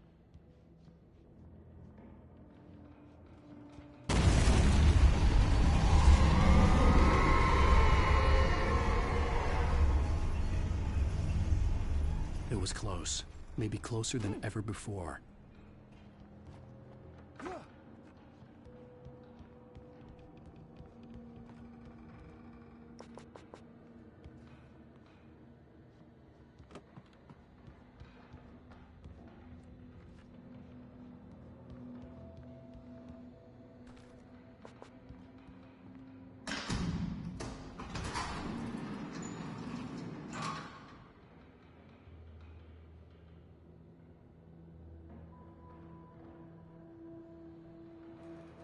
Lucinda, yeah, you're confident you can take the rules all the way to your next doctor's appointment in November. They've been asking you over the years if you have plans to address your drinking habits, Lowell. And you always just say, no, I'm not ready yet. Well, now you can say you are. That's the other thing too, It's understandable that it might take a while to start to take steps, but it's really cool that you have and that you've been able to see, how it feels and all that kind of stuff. And I'm sure that when you speak to them and you tell them the progress that you've made, that they'll also, be very happy with what you've been able to do as well. And it's definitely a massive undertaking, especially when it's related to how things have been. You know what I mean? Like you just get used to how things are done and how you go about things, and it can be very easy to have something just continue the way it is. So to actually stop and want to make those changes and actually put them into effect is definitely really good. Lenchmob, we just got done playing GTA Liberty City Stories, and now you're excited to play Vice City Stories because you never played them before, and so far you regret not playing it when they first came out. But from what you've seen, it was probably hard for people to get their hands on it because back then it was rare to find a game store that sold them. That's really cool, Lenchmob, because I never actually played them. I saw some of them. I saw some of them being played, but didn't play myself, and I think it was kind of cool to do something like that because then you can spend a bit more time in those particular cities from those games as well.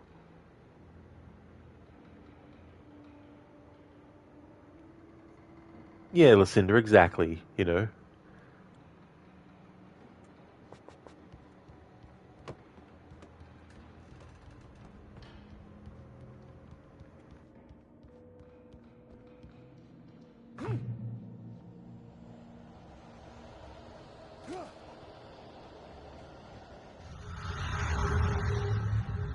Okay, now this whole kidnapping thing is a red herring, of course. It's just an attempt to manipulate Wake and to get him to deliver the manuscript.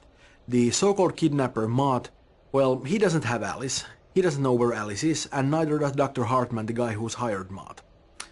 But they do know that Wake will do anything to get Alice back, so, you know, they use her. They're nice people like that. The problem is that Wake doesn't have the manuscript at all. He doesn't know where it is, he has a couple of pages, but of course that's not enough. So, they're lying to Wake about having Alice, and Wake is lying to them about having the manuscript, and nobody has much of anything. It doesn't end very well for Mott, you know, who is going to get his in a couple of minutes, well, no, a little longer. And Dr. Hartman doesn't have such a great day either. No, what can I say? Karma's a bitch. It's like in a few minutes. Yeah, probably, I reckon, another 10-15 minutes. If you're a speedrunner, a minute.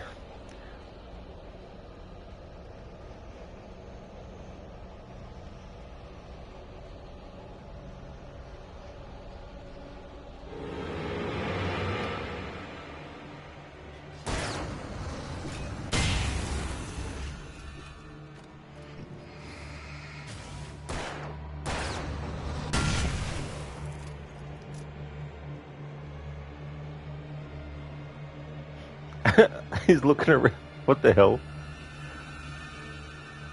He's just looking around going, what am I supposed to do?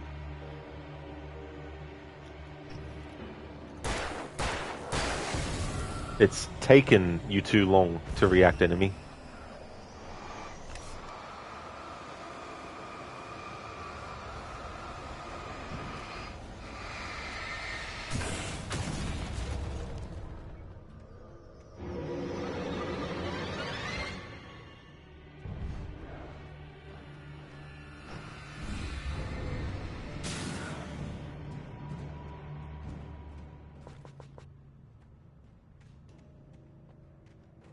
I like the creative way in which they reference certain things from Twin Peaks.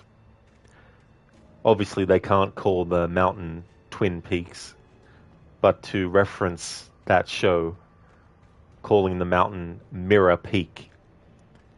I like that kind of stuff.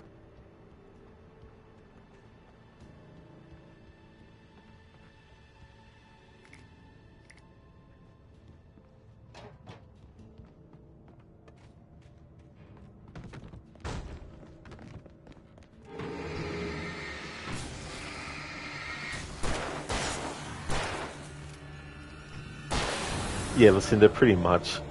Just turning around, head spinning around like, what do I do?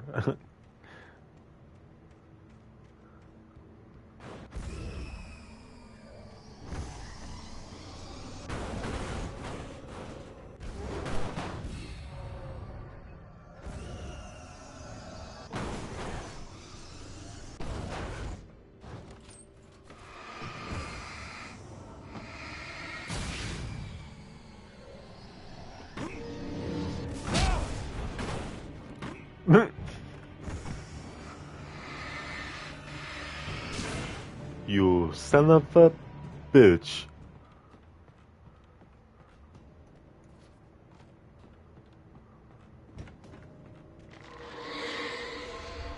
What the hell?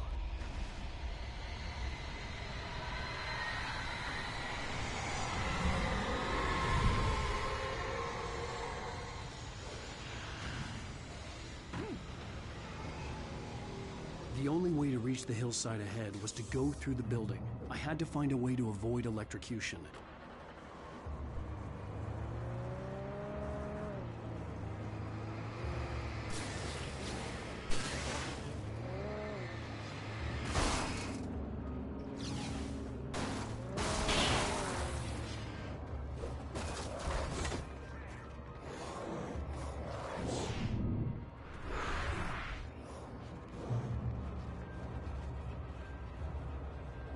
Oh, very nice, Cody. Happy to announce that your 16GB RX 9060 XT is now installed. Oh, hell yeah. That's really cool.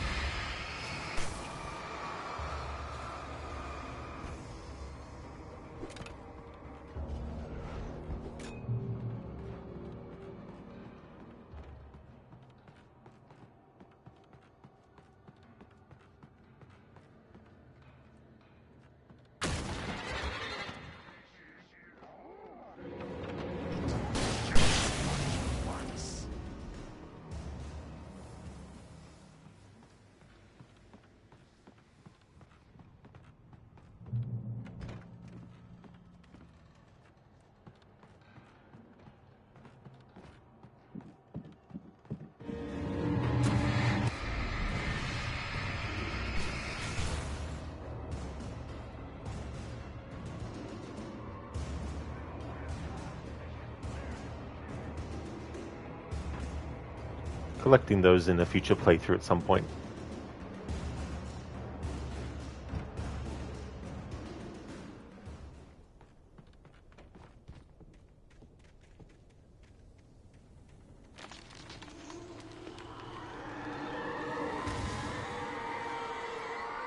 Dark Presence, you're supposed to yell timber when you're cutting down a tree to let people know nearby that a tree is actually falling. How rude. You could have crushed Alan there.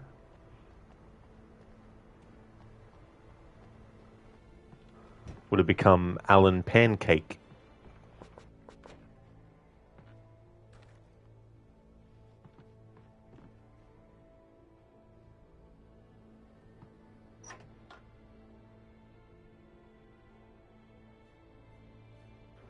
In Meta, you assume these games are not too long. How long does it usually take you to complete them?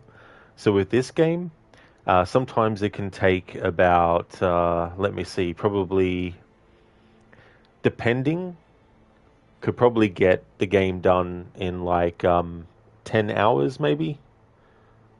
Also depends on if you get in the mood to get collectibles and all that kind of stuff.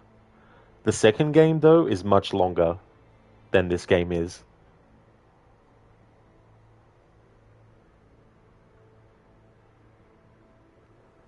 Cody, for those going AMD route, the 90 series uses only EMFI and not CSM legacy.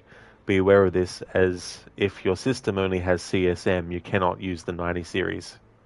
My bad, you meant UEFI. Oh, UEFI, not EMFI. That's fair enough, Cody. I definitely wouldn't have picked that up. That was the different thing.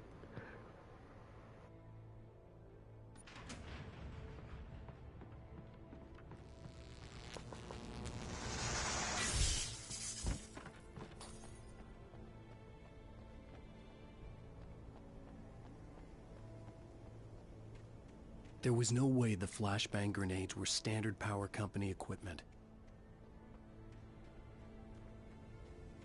Emits, I see. Not too long then. Yeah, it's not like overly long. I think it's a good amount of chapters in the game as well. There is some extra DLC chapters as well that take place after the main game. But yeah, Alan Wake 2 will definitely definitely be a much longer playthrough. I mean, you know, there's like a 13 years difference between releases as well, so a lot of stuff, of course, had changed since 2010. It makes you guess if you go for 1,000%. 100%, it might take 20 or 30 hours maybe. That's true in Meta. Like if I go to statistics, it'll tell you things like, you know, how many kills you've gotten, but it'll also tell you how many manuscript pages there are.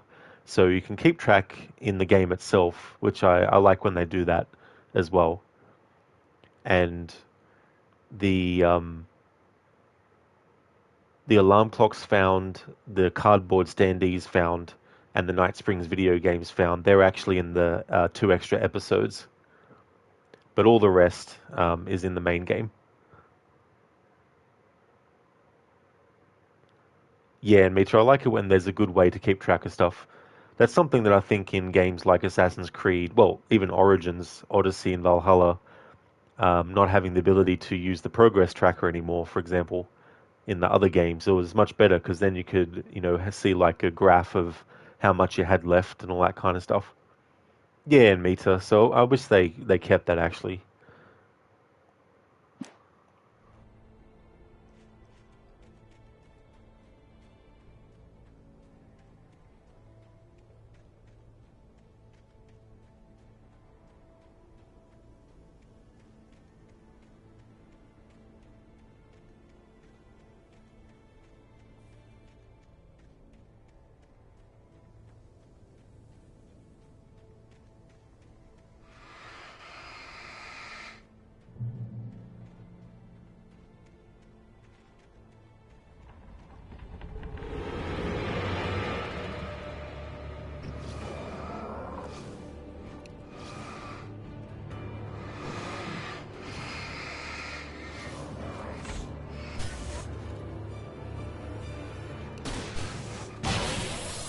Oh, that'd be right. It didn't kill the friggin' first guy.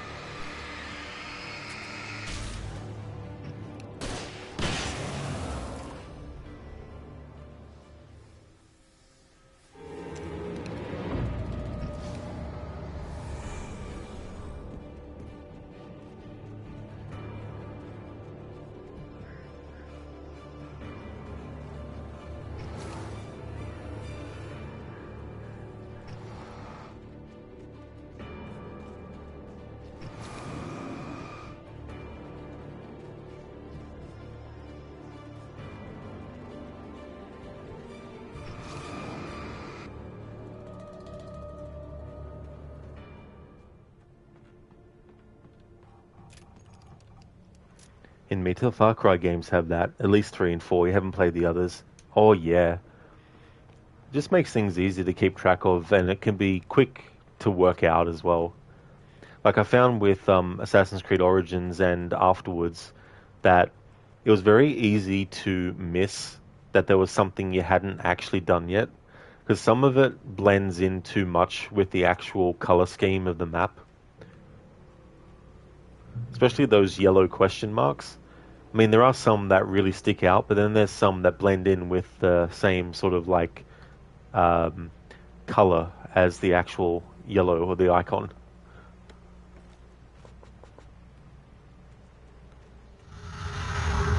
Our technology enables us to have a set of ready-made landscape types that tile seamlessly with each other and can be used to quickly lay out large sections of terrain, instantly creating realistic landscapes.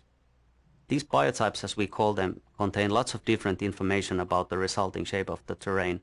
Things like what the ground is comprised of, is it mud, rocks or grass, and what grows on it, different kind of foliage and trees, and also its bumpiness.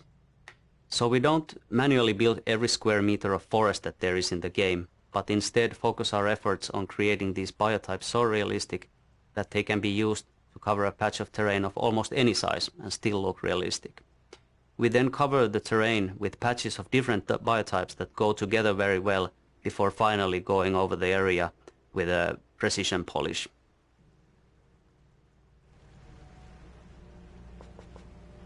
In Mitra, it's easier to have a checklist so you can check your progress and also have an idea of how many X type of collectible you need to complete one set and so on. Absolutely, you know, it can very, very easily help clear up confusion too about stuff as well. I had no real plan. I was going to give the kidnapper all the manuscript pages I had for Alice. If that wasn't enough, I'd hold him at gunpoint and make him talk.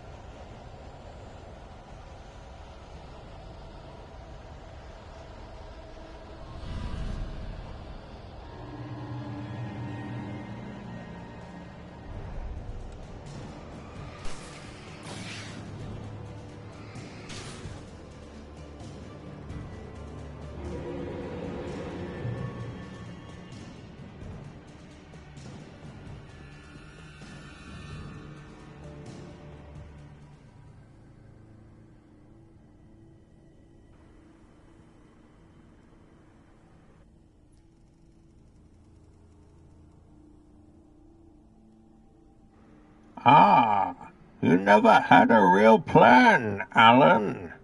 Planning is everything, T-800. Hello, Lidus. Welcome on in, dude. Thank you for redeeming that as a Bane impression.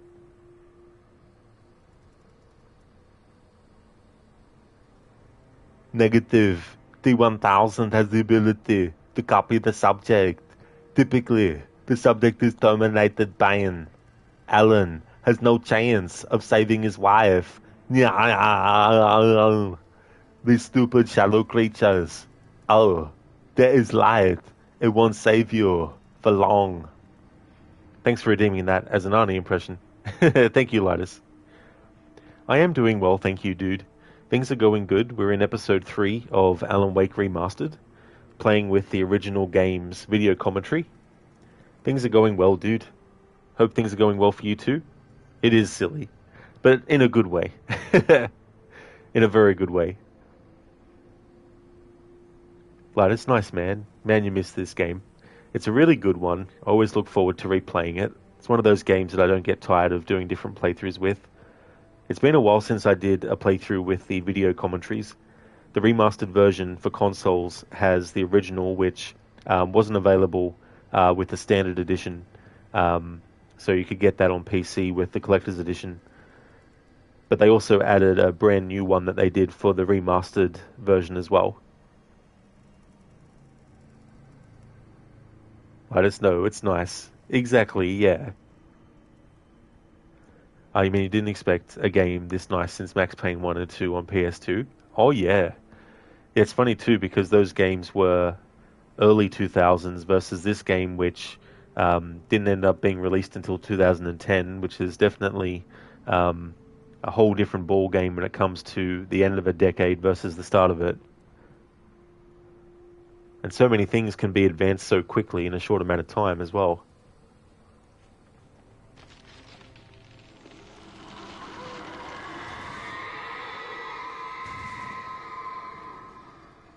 The dark presence was moving ahead of me in the same direction I was going. A cold feeling settled itself in the pit of my stomach. Was it going for Alice? Like, although you hated how Max Payne 2 looked stupid, you know, the model for Max, you still want to revisit it and finish it. Yeah, that was the thing too, like having to change, I guess, the face model.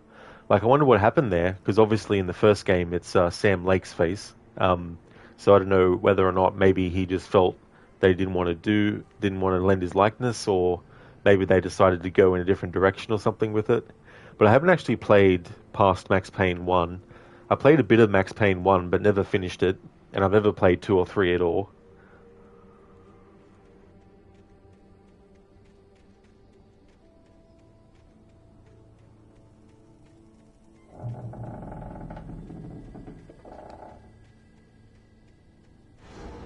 The graveyard shift may cause cancer.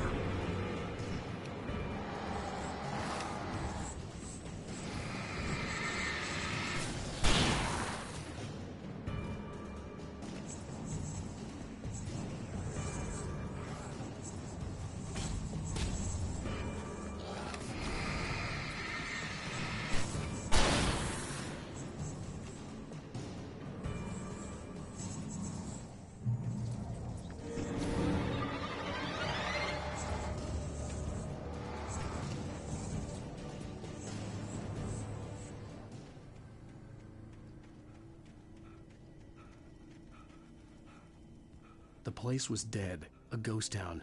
Had been for decades, maybe a century. Fighters 3 was a totally different ball game, and it was a mess, in your opinion. But you did finish 1, and you'll try your best to replay 2 and finish it.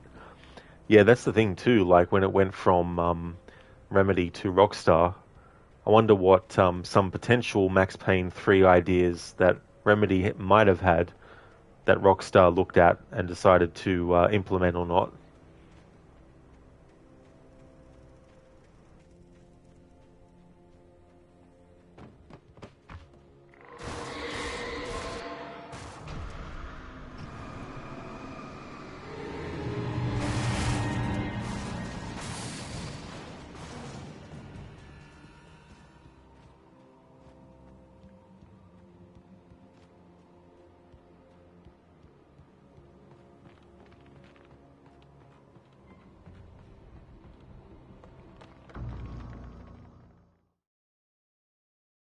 Alan, why'd you write for that to happen? That doesn't make sense. You have to rewrite that part.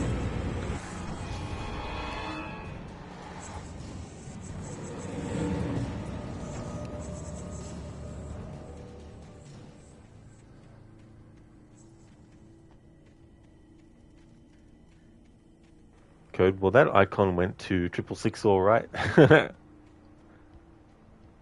The place was dead, a ghost town. Had been for decades, maybe a century.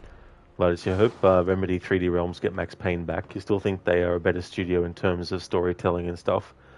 Yeah, the remakes of 1 and 2 are actually being done by Rockstar and Remedy too, as well. But I don't know what's happening with that, because I don't think there's been anything else mentioned about it.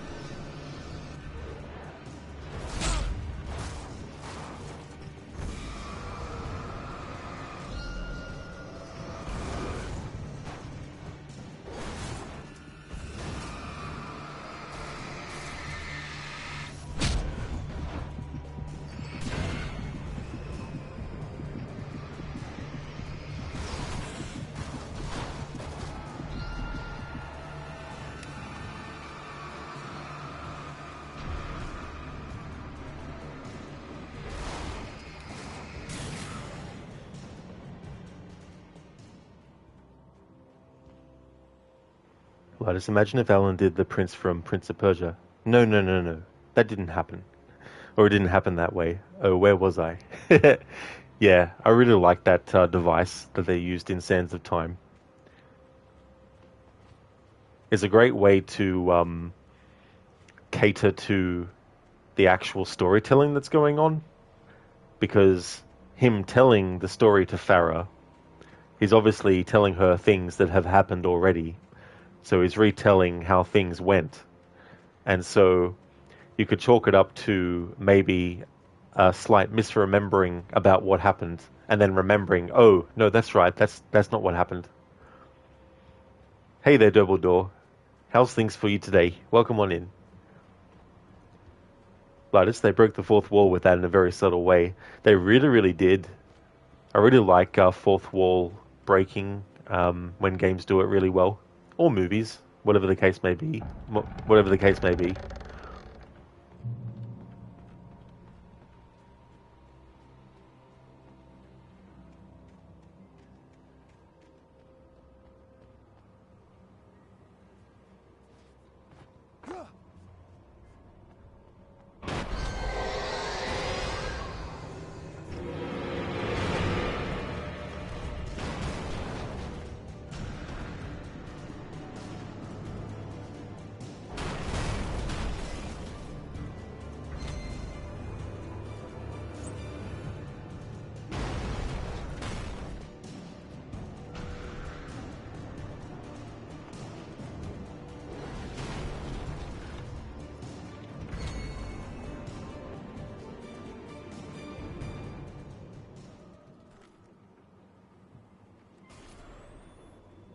Anything outside of riding is a struggle.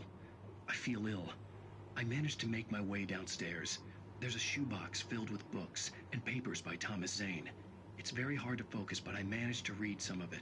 He's a poet, and a good one. He writes of muses and creators summoning fabulous things from a magic lake, using his powers to shape the world of a realm of gods and dreams and demons, dark things that wait for a chance to slip through, wearing the flesh of men as disguise.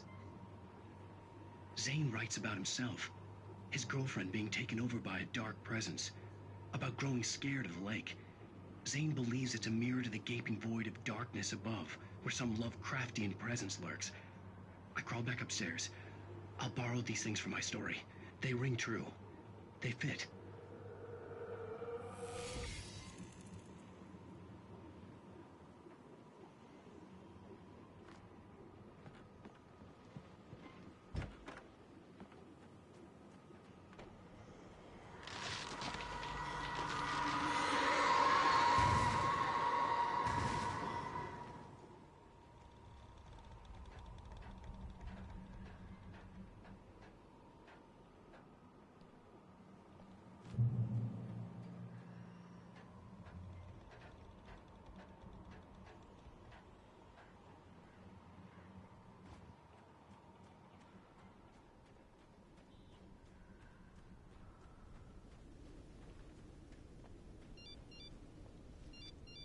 The kidnapper had sent me a text.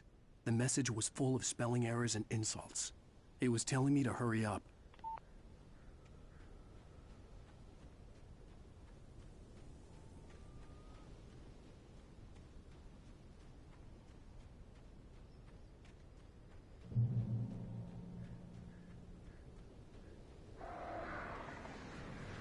Birds.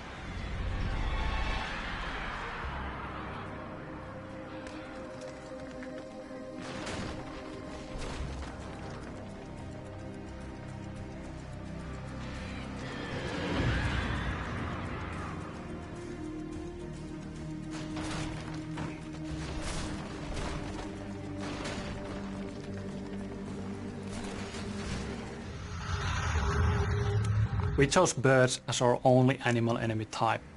The main reason being that the birds actually bring something new to the table, an extra dimension. We tried to think through the whole package of the player experience. Player needs to look down for bear traps, look ahead for taken, and look up for the birds. I like where they put that commentary to appear, right in the middle of being attacked by the birds.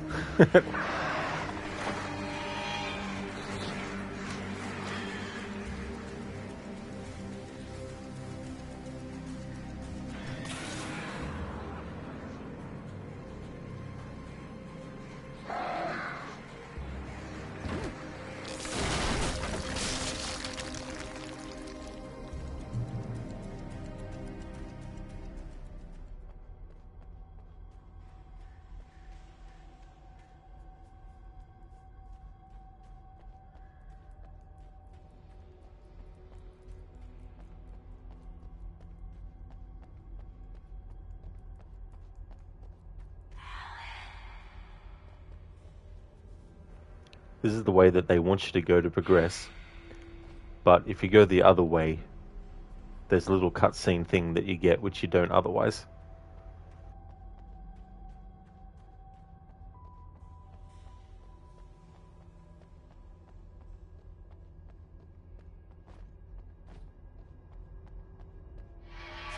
Without warning, the headache stabbed at my brain.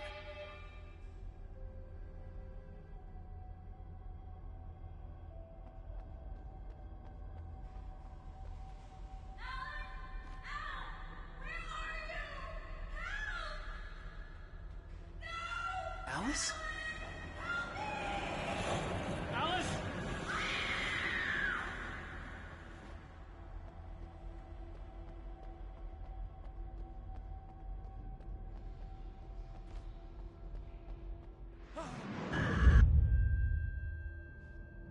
I'm losing it. I gotta get out of here. In a way, this part here, it feels like Alan is as close to Alice as he's going to get.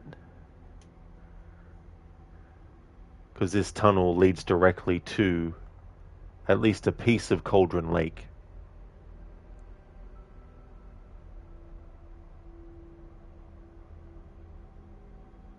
In some ways, you could also imagine that, even though we can't actually see Alice beneath the surface, but you could imagine that potentially Alice is right under the surface here and she can see Alan, but Alan can't see her.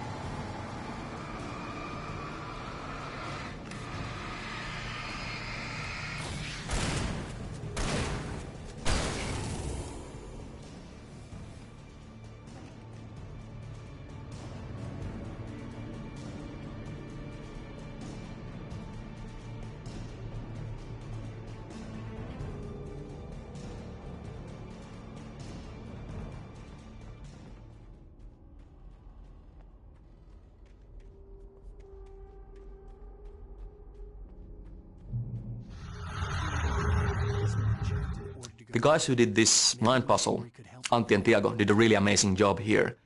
This is, again, one of the cases where we started with a very, very low-key design requirement, just something to occupy the player for a moment. But with iteration, looking at what works, what not, we actually got this, this amazing sequence which does what it's supposed to do. It looks complex, it looks imposing, but it's very intuitive to play, and I hope you actually enjoy going through it.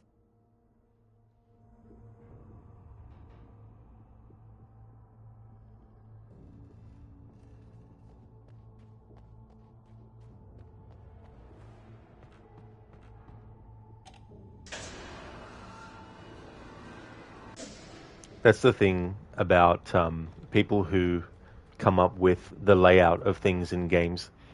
Just the ability to formulate these things and put them into place, but also make them work as well. Like, it's something that I can't imagine how to actually do. But being able to place things in a way that can also make sense.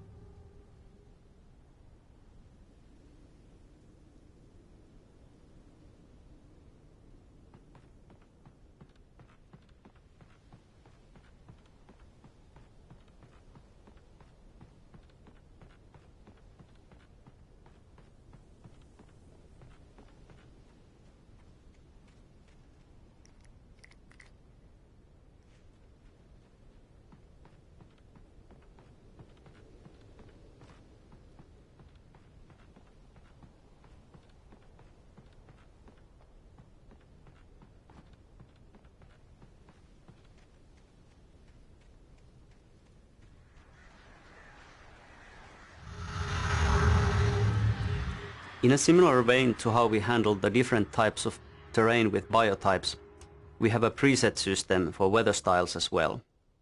The game engine lets us control numerous parameters, things like cloudiness, wind, rain, and also lighting parameters, things like color, intensity and blooming, to create truly stunning weather effects. Using this technology, we have created a palette of ready-made weathers that can be called upon at any time, so really it is weather on demand at the push of a button. Each level has its own, or sometimes many, different styles of ambience, and so their own mood.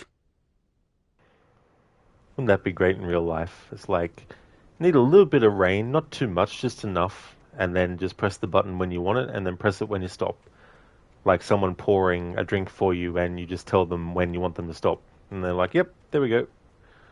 Or if it's really cold, and you just want it to be nice and warm, just press a button, and then boom, instant warmth. I mean, obviously you can get that effect if you have a heater or something, but I mean on a broader scale.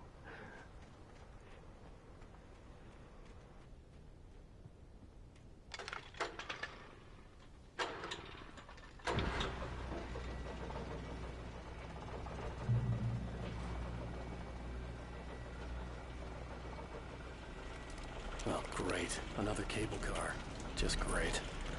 Well, Alan, you're the one writing this story after all. If you didn't want another cable car.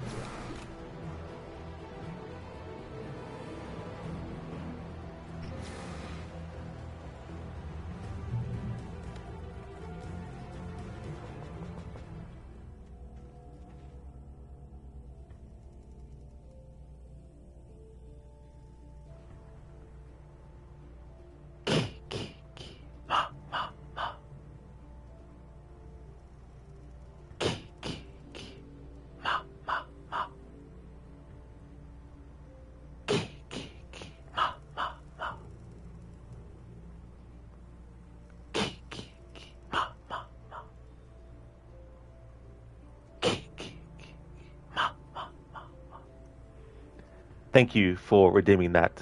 Veloskit the best. Thank you very much.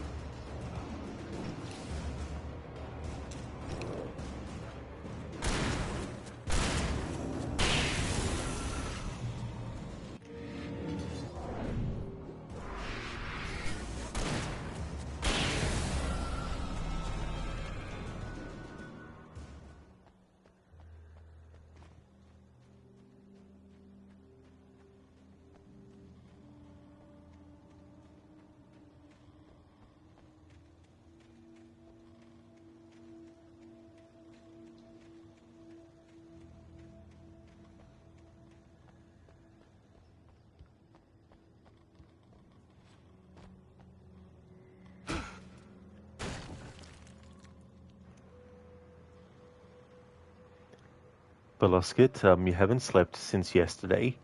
You're trying to stay awake so you can fall asleep early, also known as fix your sleep schedule. That would be very rough. Having to do that can be very, very tricky as well. And trying to sort of like keep awake and push through those moments where you just feel like you need to actually crash, but you want to hold out until things are timed the right way. So I really hope that things can work out that way for you soon. Thank you, Agorki, for redeeming the random Red Dead 1 or 2 quote. Thank you very much. Keone, take it easy. I'm just needling you. Okay, catch you later then.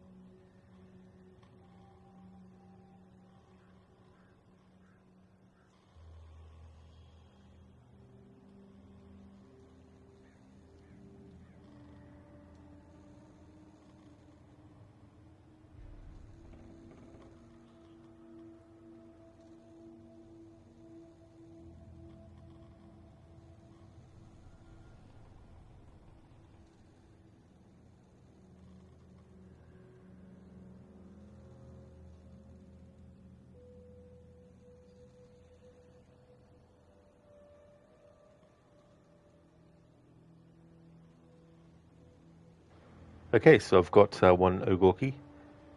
How are you getting on? Yeah, I'm okay. You sure? Of course. Can I help a little? Alright, go ahead and set up the detonator by those rocks over there. Okay, sure. Now, just unspool the wire and then attach it to said detonator. Okay, this is good. Alright, that should do it. You head back up to the others. I've got it from here. Here comes Arthur. About time. I have to say I'm rather looking forward to this. Just be ready to move quick. And remember the plan. All of you. No mistakes. What's going on? He says all fine. We'll soon find out. Everything okay? I think so. Okay, cover your faces. Train should be here any minute now. Gentlemen, it's time. Good luck, all of you. You all know what to do. Here we go. Shit, no. What? God. Oh, you've got to be kidding me. Where did you find that moron? You said it was fine. So it's my fault? That's from Red Dead Redemption 2, and that's the mission where you have to jump on the train after the detonator doesn't actually go off. The detonator doesn't work.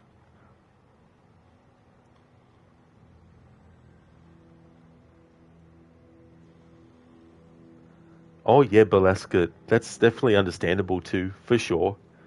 And if that happens, I hope that you get some really good sleep as well.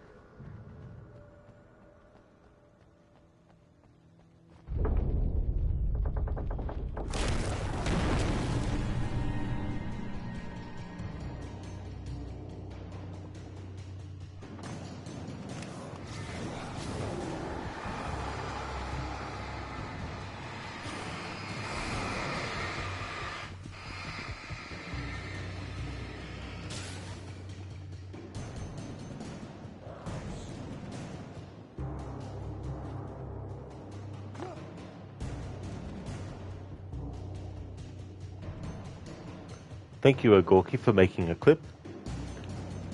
Okay, not collecting them in this playthrough, but for a future playthrough at some point. Not this year, though.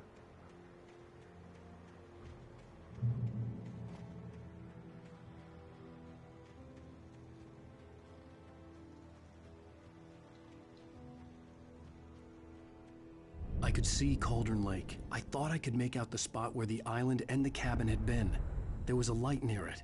It had to be a boat.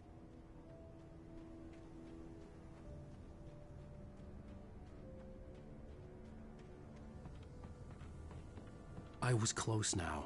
I had to get there fast. I dreaded what I would find.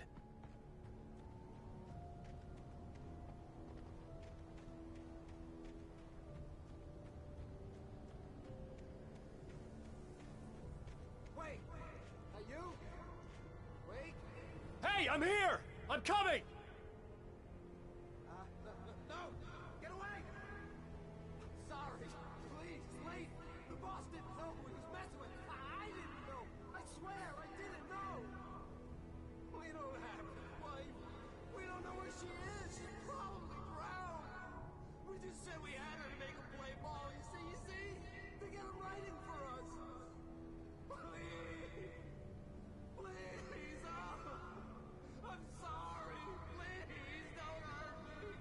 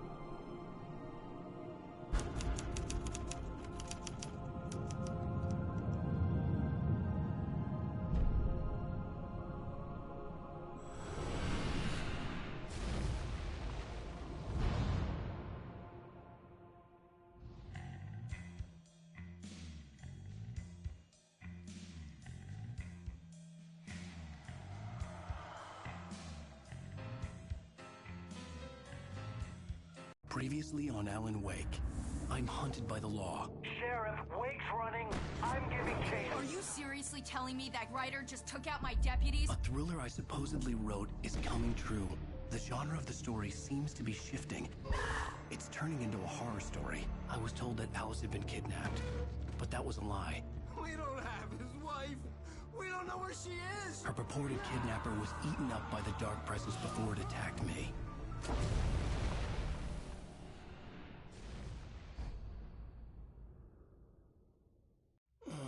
Alan, shh, baby. It was just a nightmare. Alice. There you go, Alan. Hartman, I fell. I had to give you a sedative. Don't fight it. You went through another rough period. What? Right now, it's very important that you stay calm. We don't want you to have another episode. You're a patient at my clinic.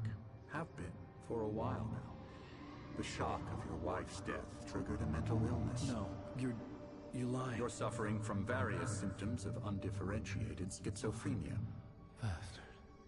It's okay, Alan. Just let go.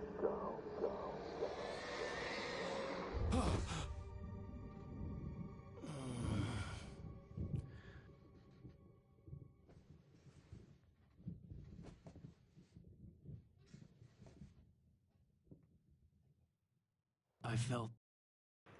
Okay, so this is where I'm going to call it a stream. The next stream that you'll see from me will be this again.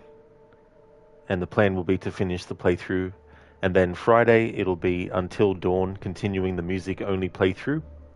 And then on Saturday, it'll be Alan Wake 2, going through the game from scratch, doing the DLC content as it becomes available in the main narrative, and then doing a second pass through with the New Game Plus mode that actually adds changes to the story and also gives you the true ending as well. So that'll be a big, massive playthrough of Alan Wake 2. So there's some of the games for now that will be on the channel during October Horror Month. We're going to go and raid out to Queen of Skeletons. She's also doing a horror month, and she's playing through one of the Amnesia games, which I haven't played before, but they look kind of interesting, and I wouldn't mind playing them in the future at some point. Before I do that, though, I'd just like to give some shout-outs to some streamers I'd like to recommend. Thank you, Ogorki, for making that clip. Muchly appreciated. Dr. Darling, Dr. Arsman, Dr. Dickheadman. Okay, you're expecting Automod this time. It actually got one of them. But yeah, Automod is picky sometimes, it seems. Thank you, Baloska Best, for the W. You take care as well. I really hope that you get some good sleep too when you go to sleep. And thank you for the W stream as well. Not Fry, thank you very, very much. Cody, you follow Queen. She is epic. Oh yeah. It's really cool that she was able to reach partner recently as well. She's definitely put a lot of time, effort into her streaming, and it was great to see that pay off as well. You take care as well, Cody. Thank you very much. And that's no worries at all for the stream. Baleska Best, you're definitely going to sleep soon. I don't blame you one bit at all, for sure, especially if you haven't slept as well.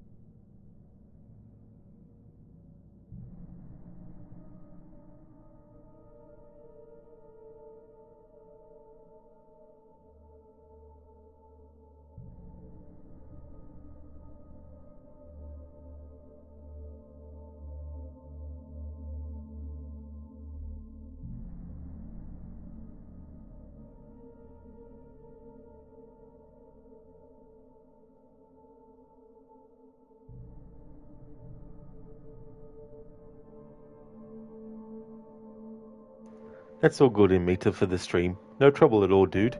I definitely will have a good one. I hope you do too. Definitely catch you next time. Would like to highly recommend people check out in Mita's channel. He's doing a playthrough of Assassin's Creed Origins, doing New Game Plus, and for a bit of a meme run, he's having Bayek wear the bath towel outfit. Lidus is a streamer of a lot of retro games. He's a big fan of fighting game franchises like Mortal Kombat and Streets of Rage, Street Fighter and Tekken.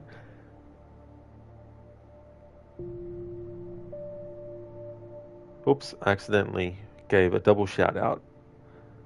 The next one was for Lucinda, but I didn't do the LU instead of the LI. Would also like to highly recommend people check out Lucinda's channel, doing a first playthrough of Dying Light the Beast. Also a big fan of the other games in the series as well. Mr. Gote, who's a streamer of games like Banish's Ghost of New Eden, and Shitterlock, who is playing through the Dark Pictures series of horror games by Supermassive. He's currently up to House of Ashes. He's already done Man of Medan and Little Hope as well. And in House of Ashes, he's going to do a Say Nothing playthrough where every single time a dialogue choice offers Say Nothing, that's what he has to choose, regardless of what will happen afterwards.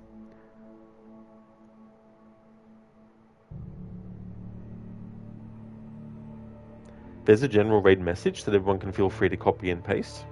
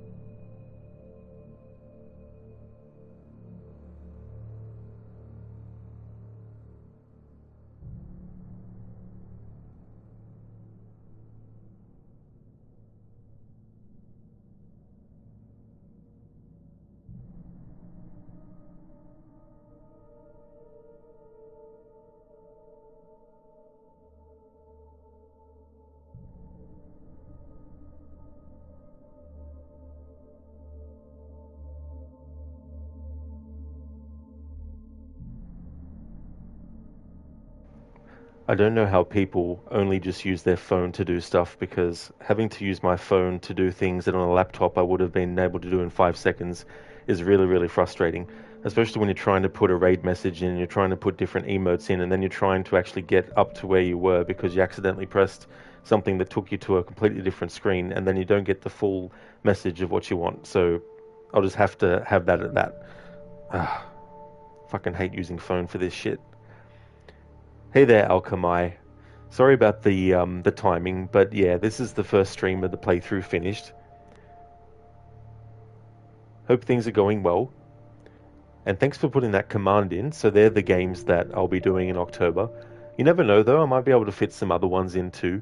But they're ones that I'm hoping to get done during the month. Yeah, Alchemy, it is really, really annoying having to do that as well. Because I wanted to actually get to the end of the emotes to put in the raid emotes, but I accidentally pressed, because, you know, big fingers and everything, accidentally pressed the friggin' thing to go to a different window, and then it's like, you gotta watch out you don't accidentally click off somewhere else, and yeah, it really is annoying, Cody, for sure. It's absolutely ridiculous. Okay, so almost got the raid set up. Raiding out to Queen of Skeletons, who is also doing a horror month on her channel.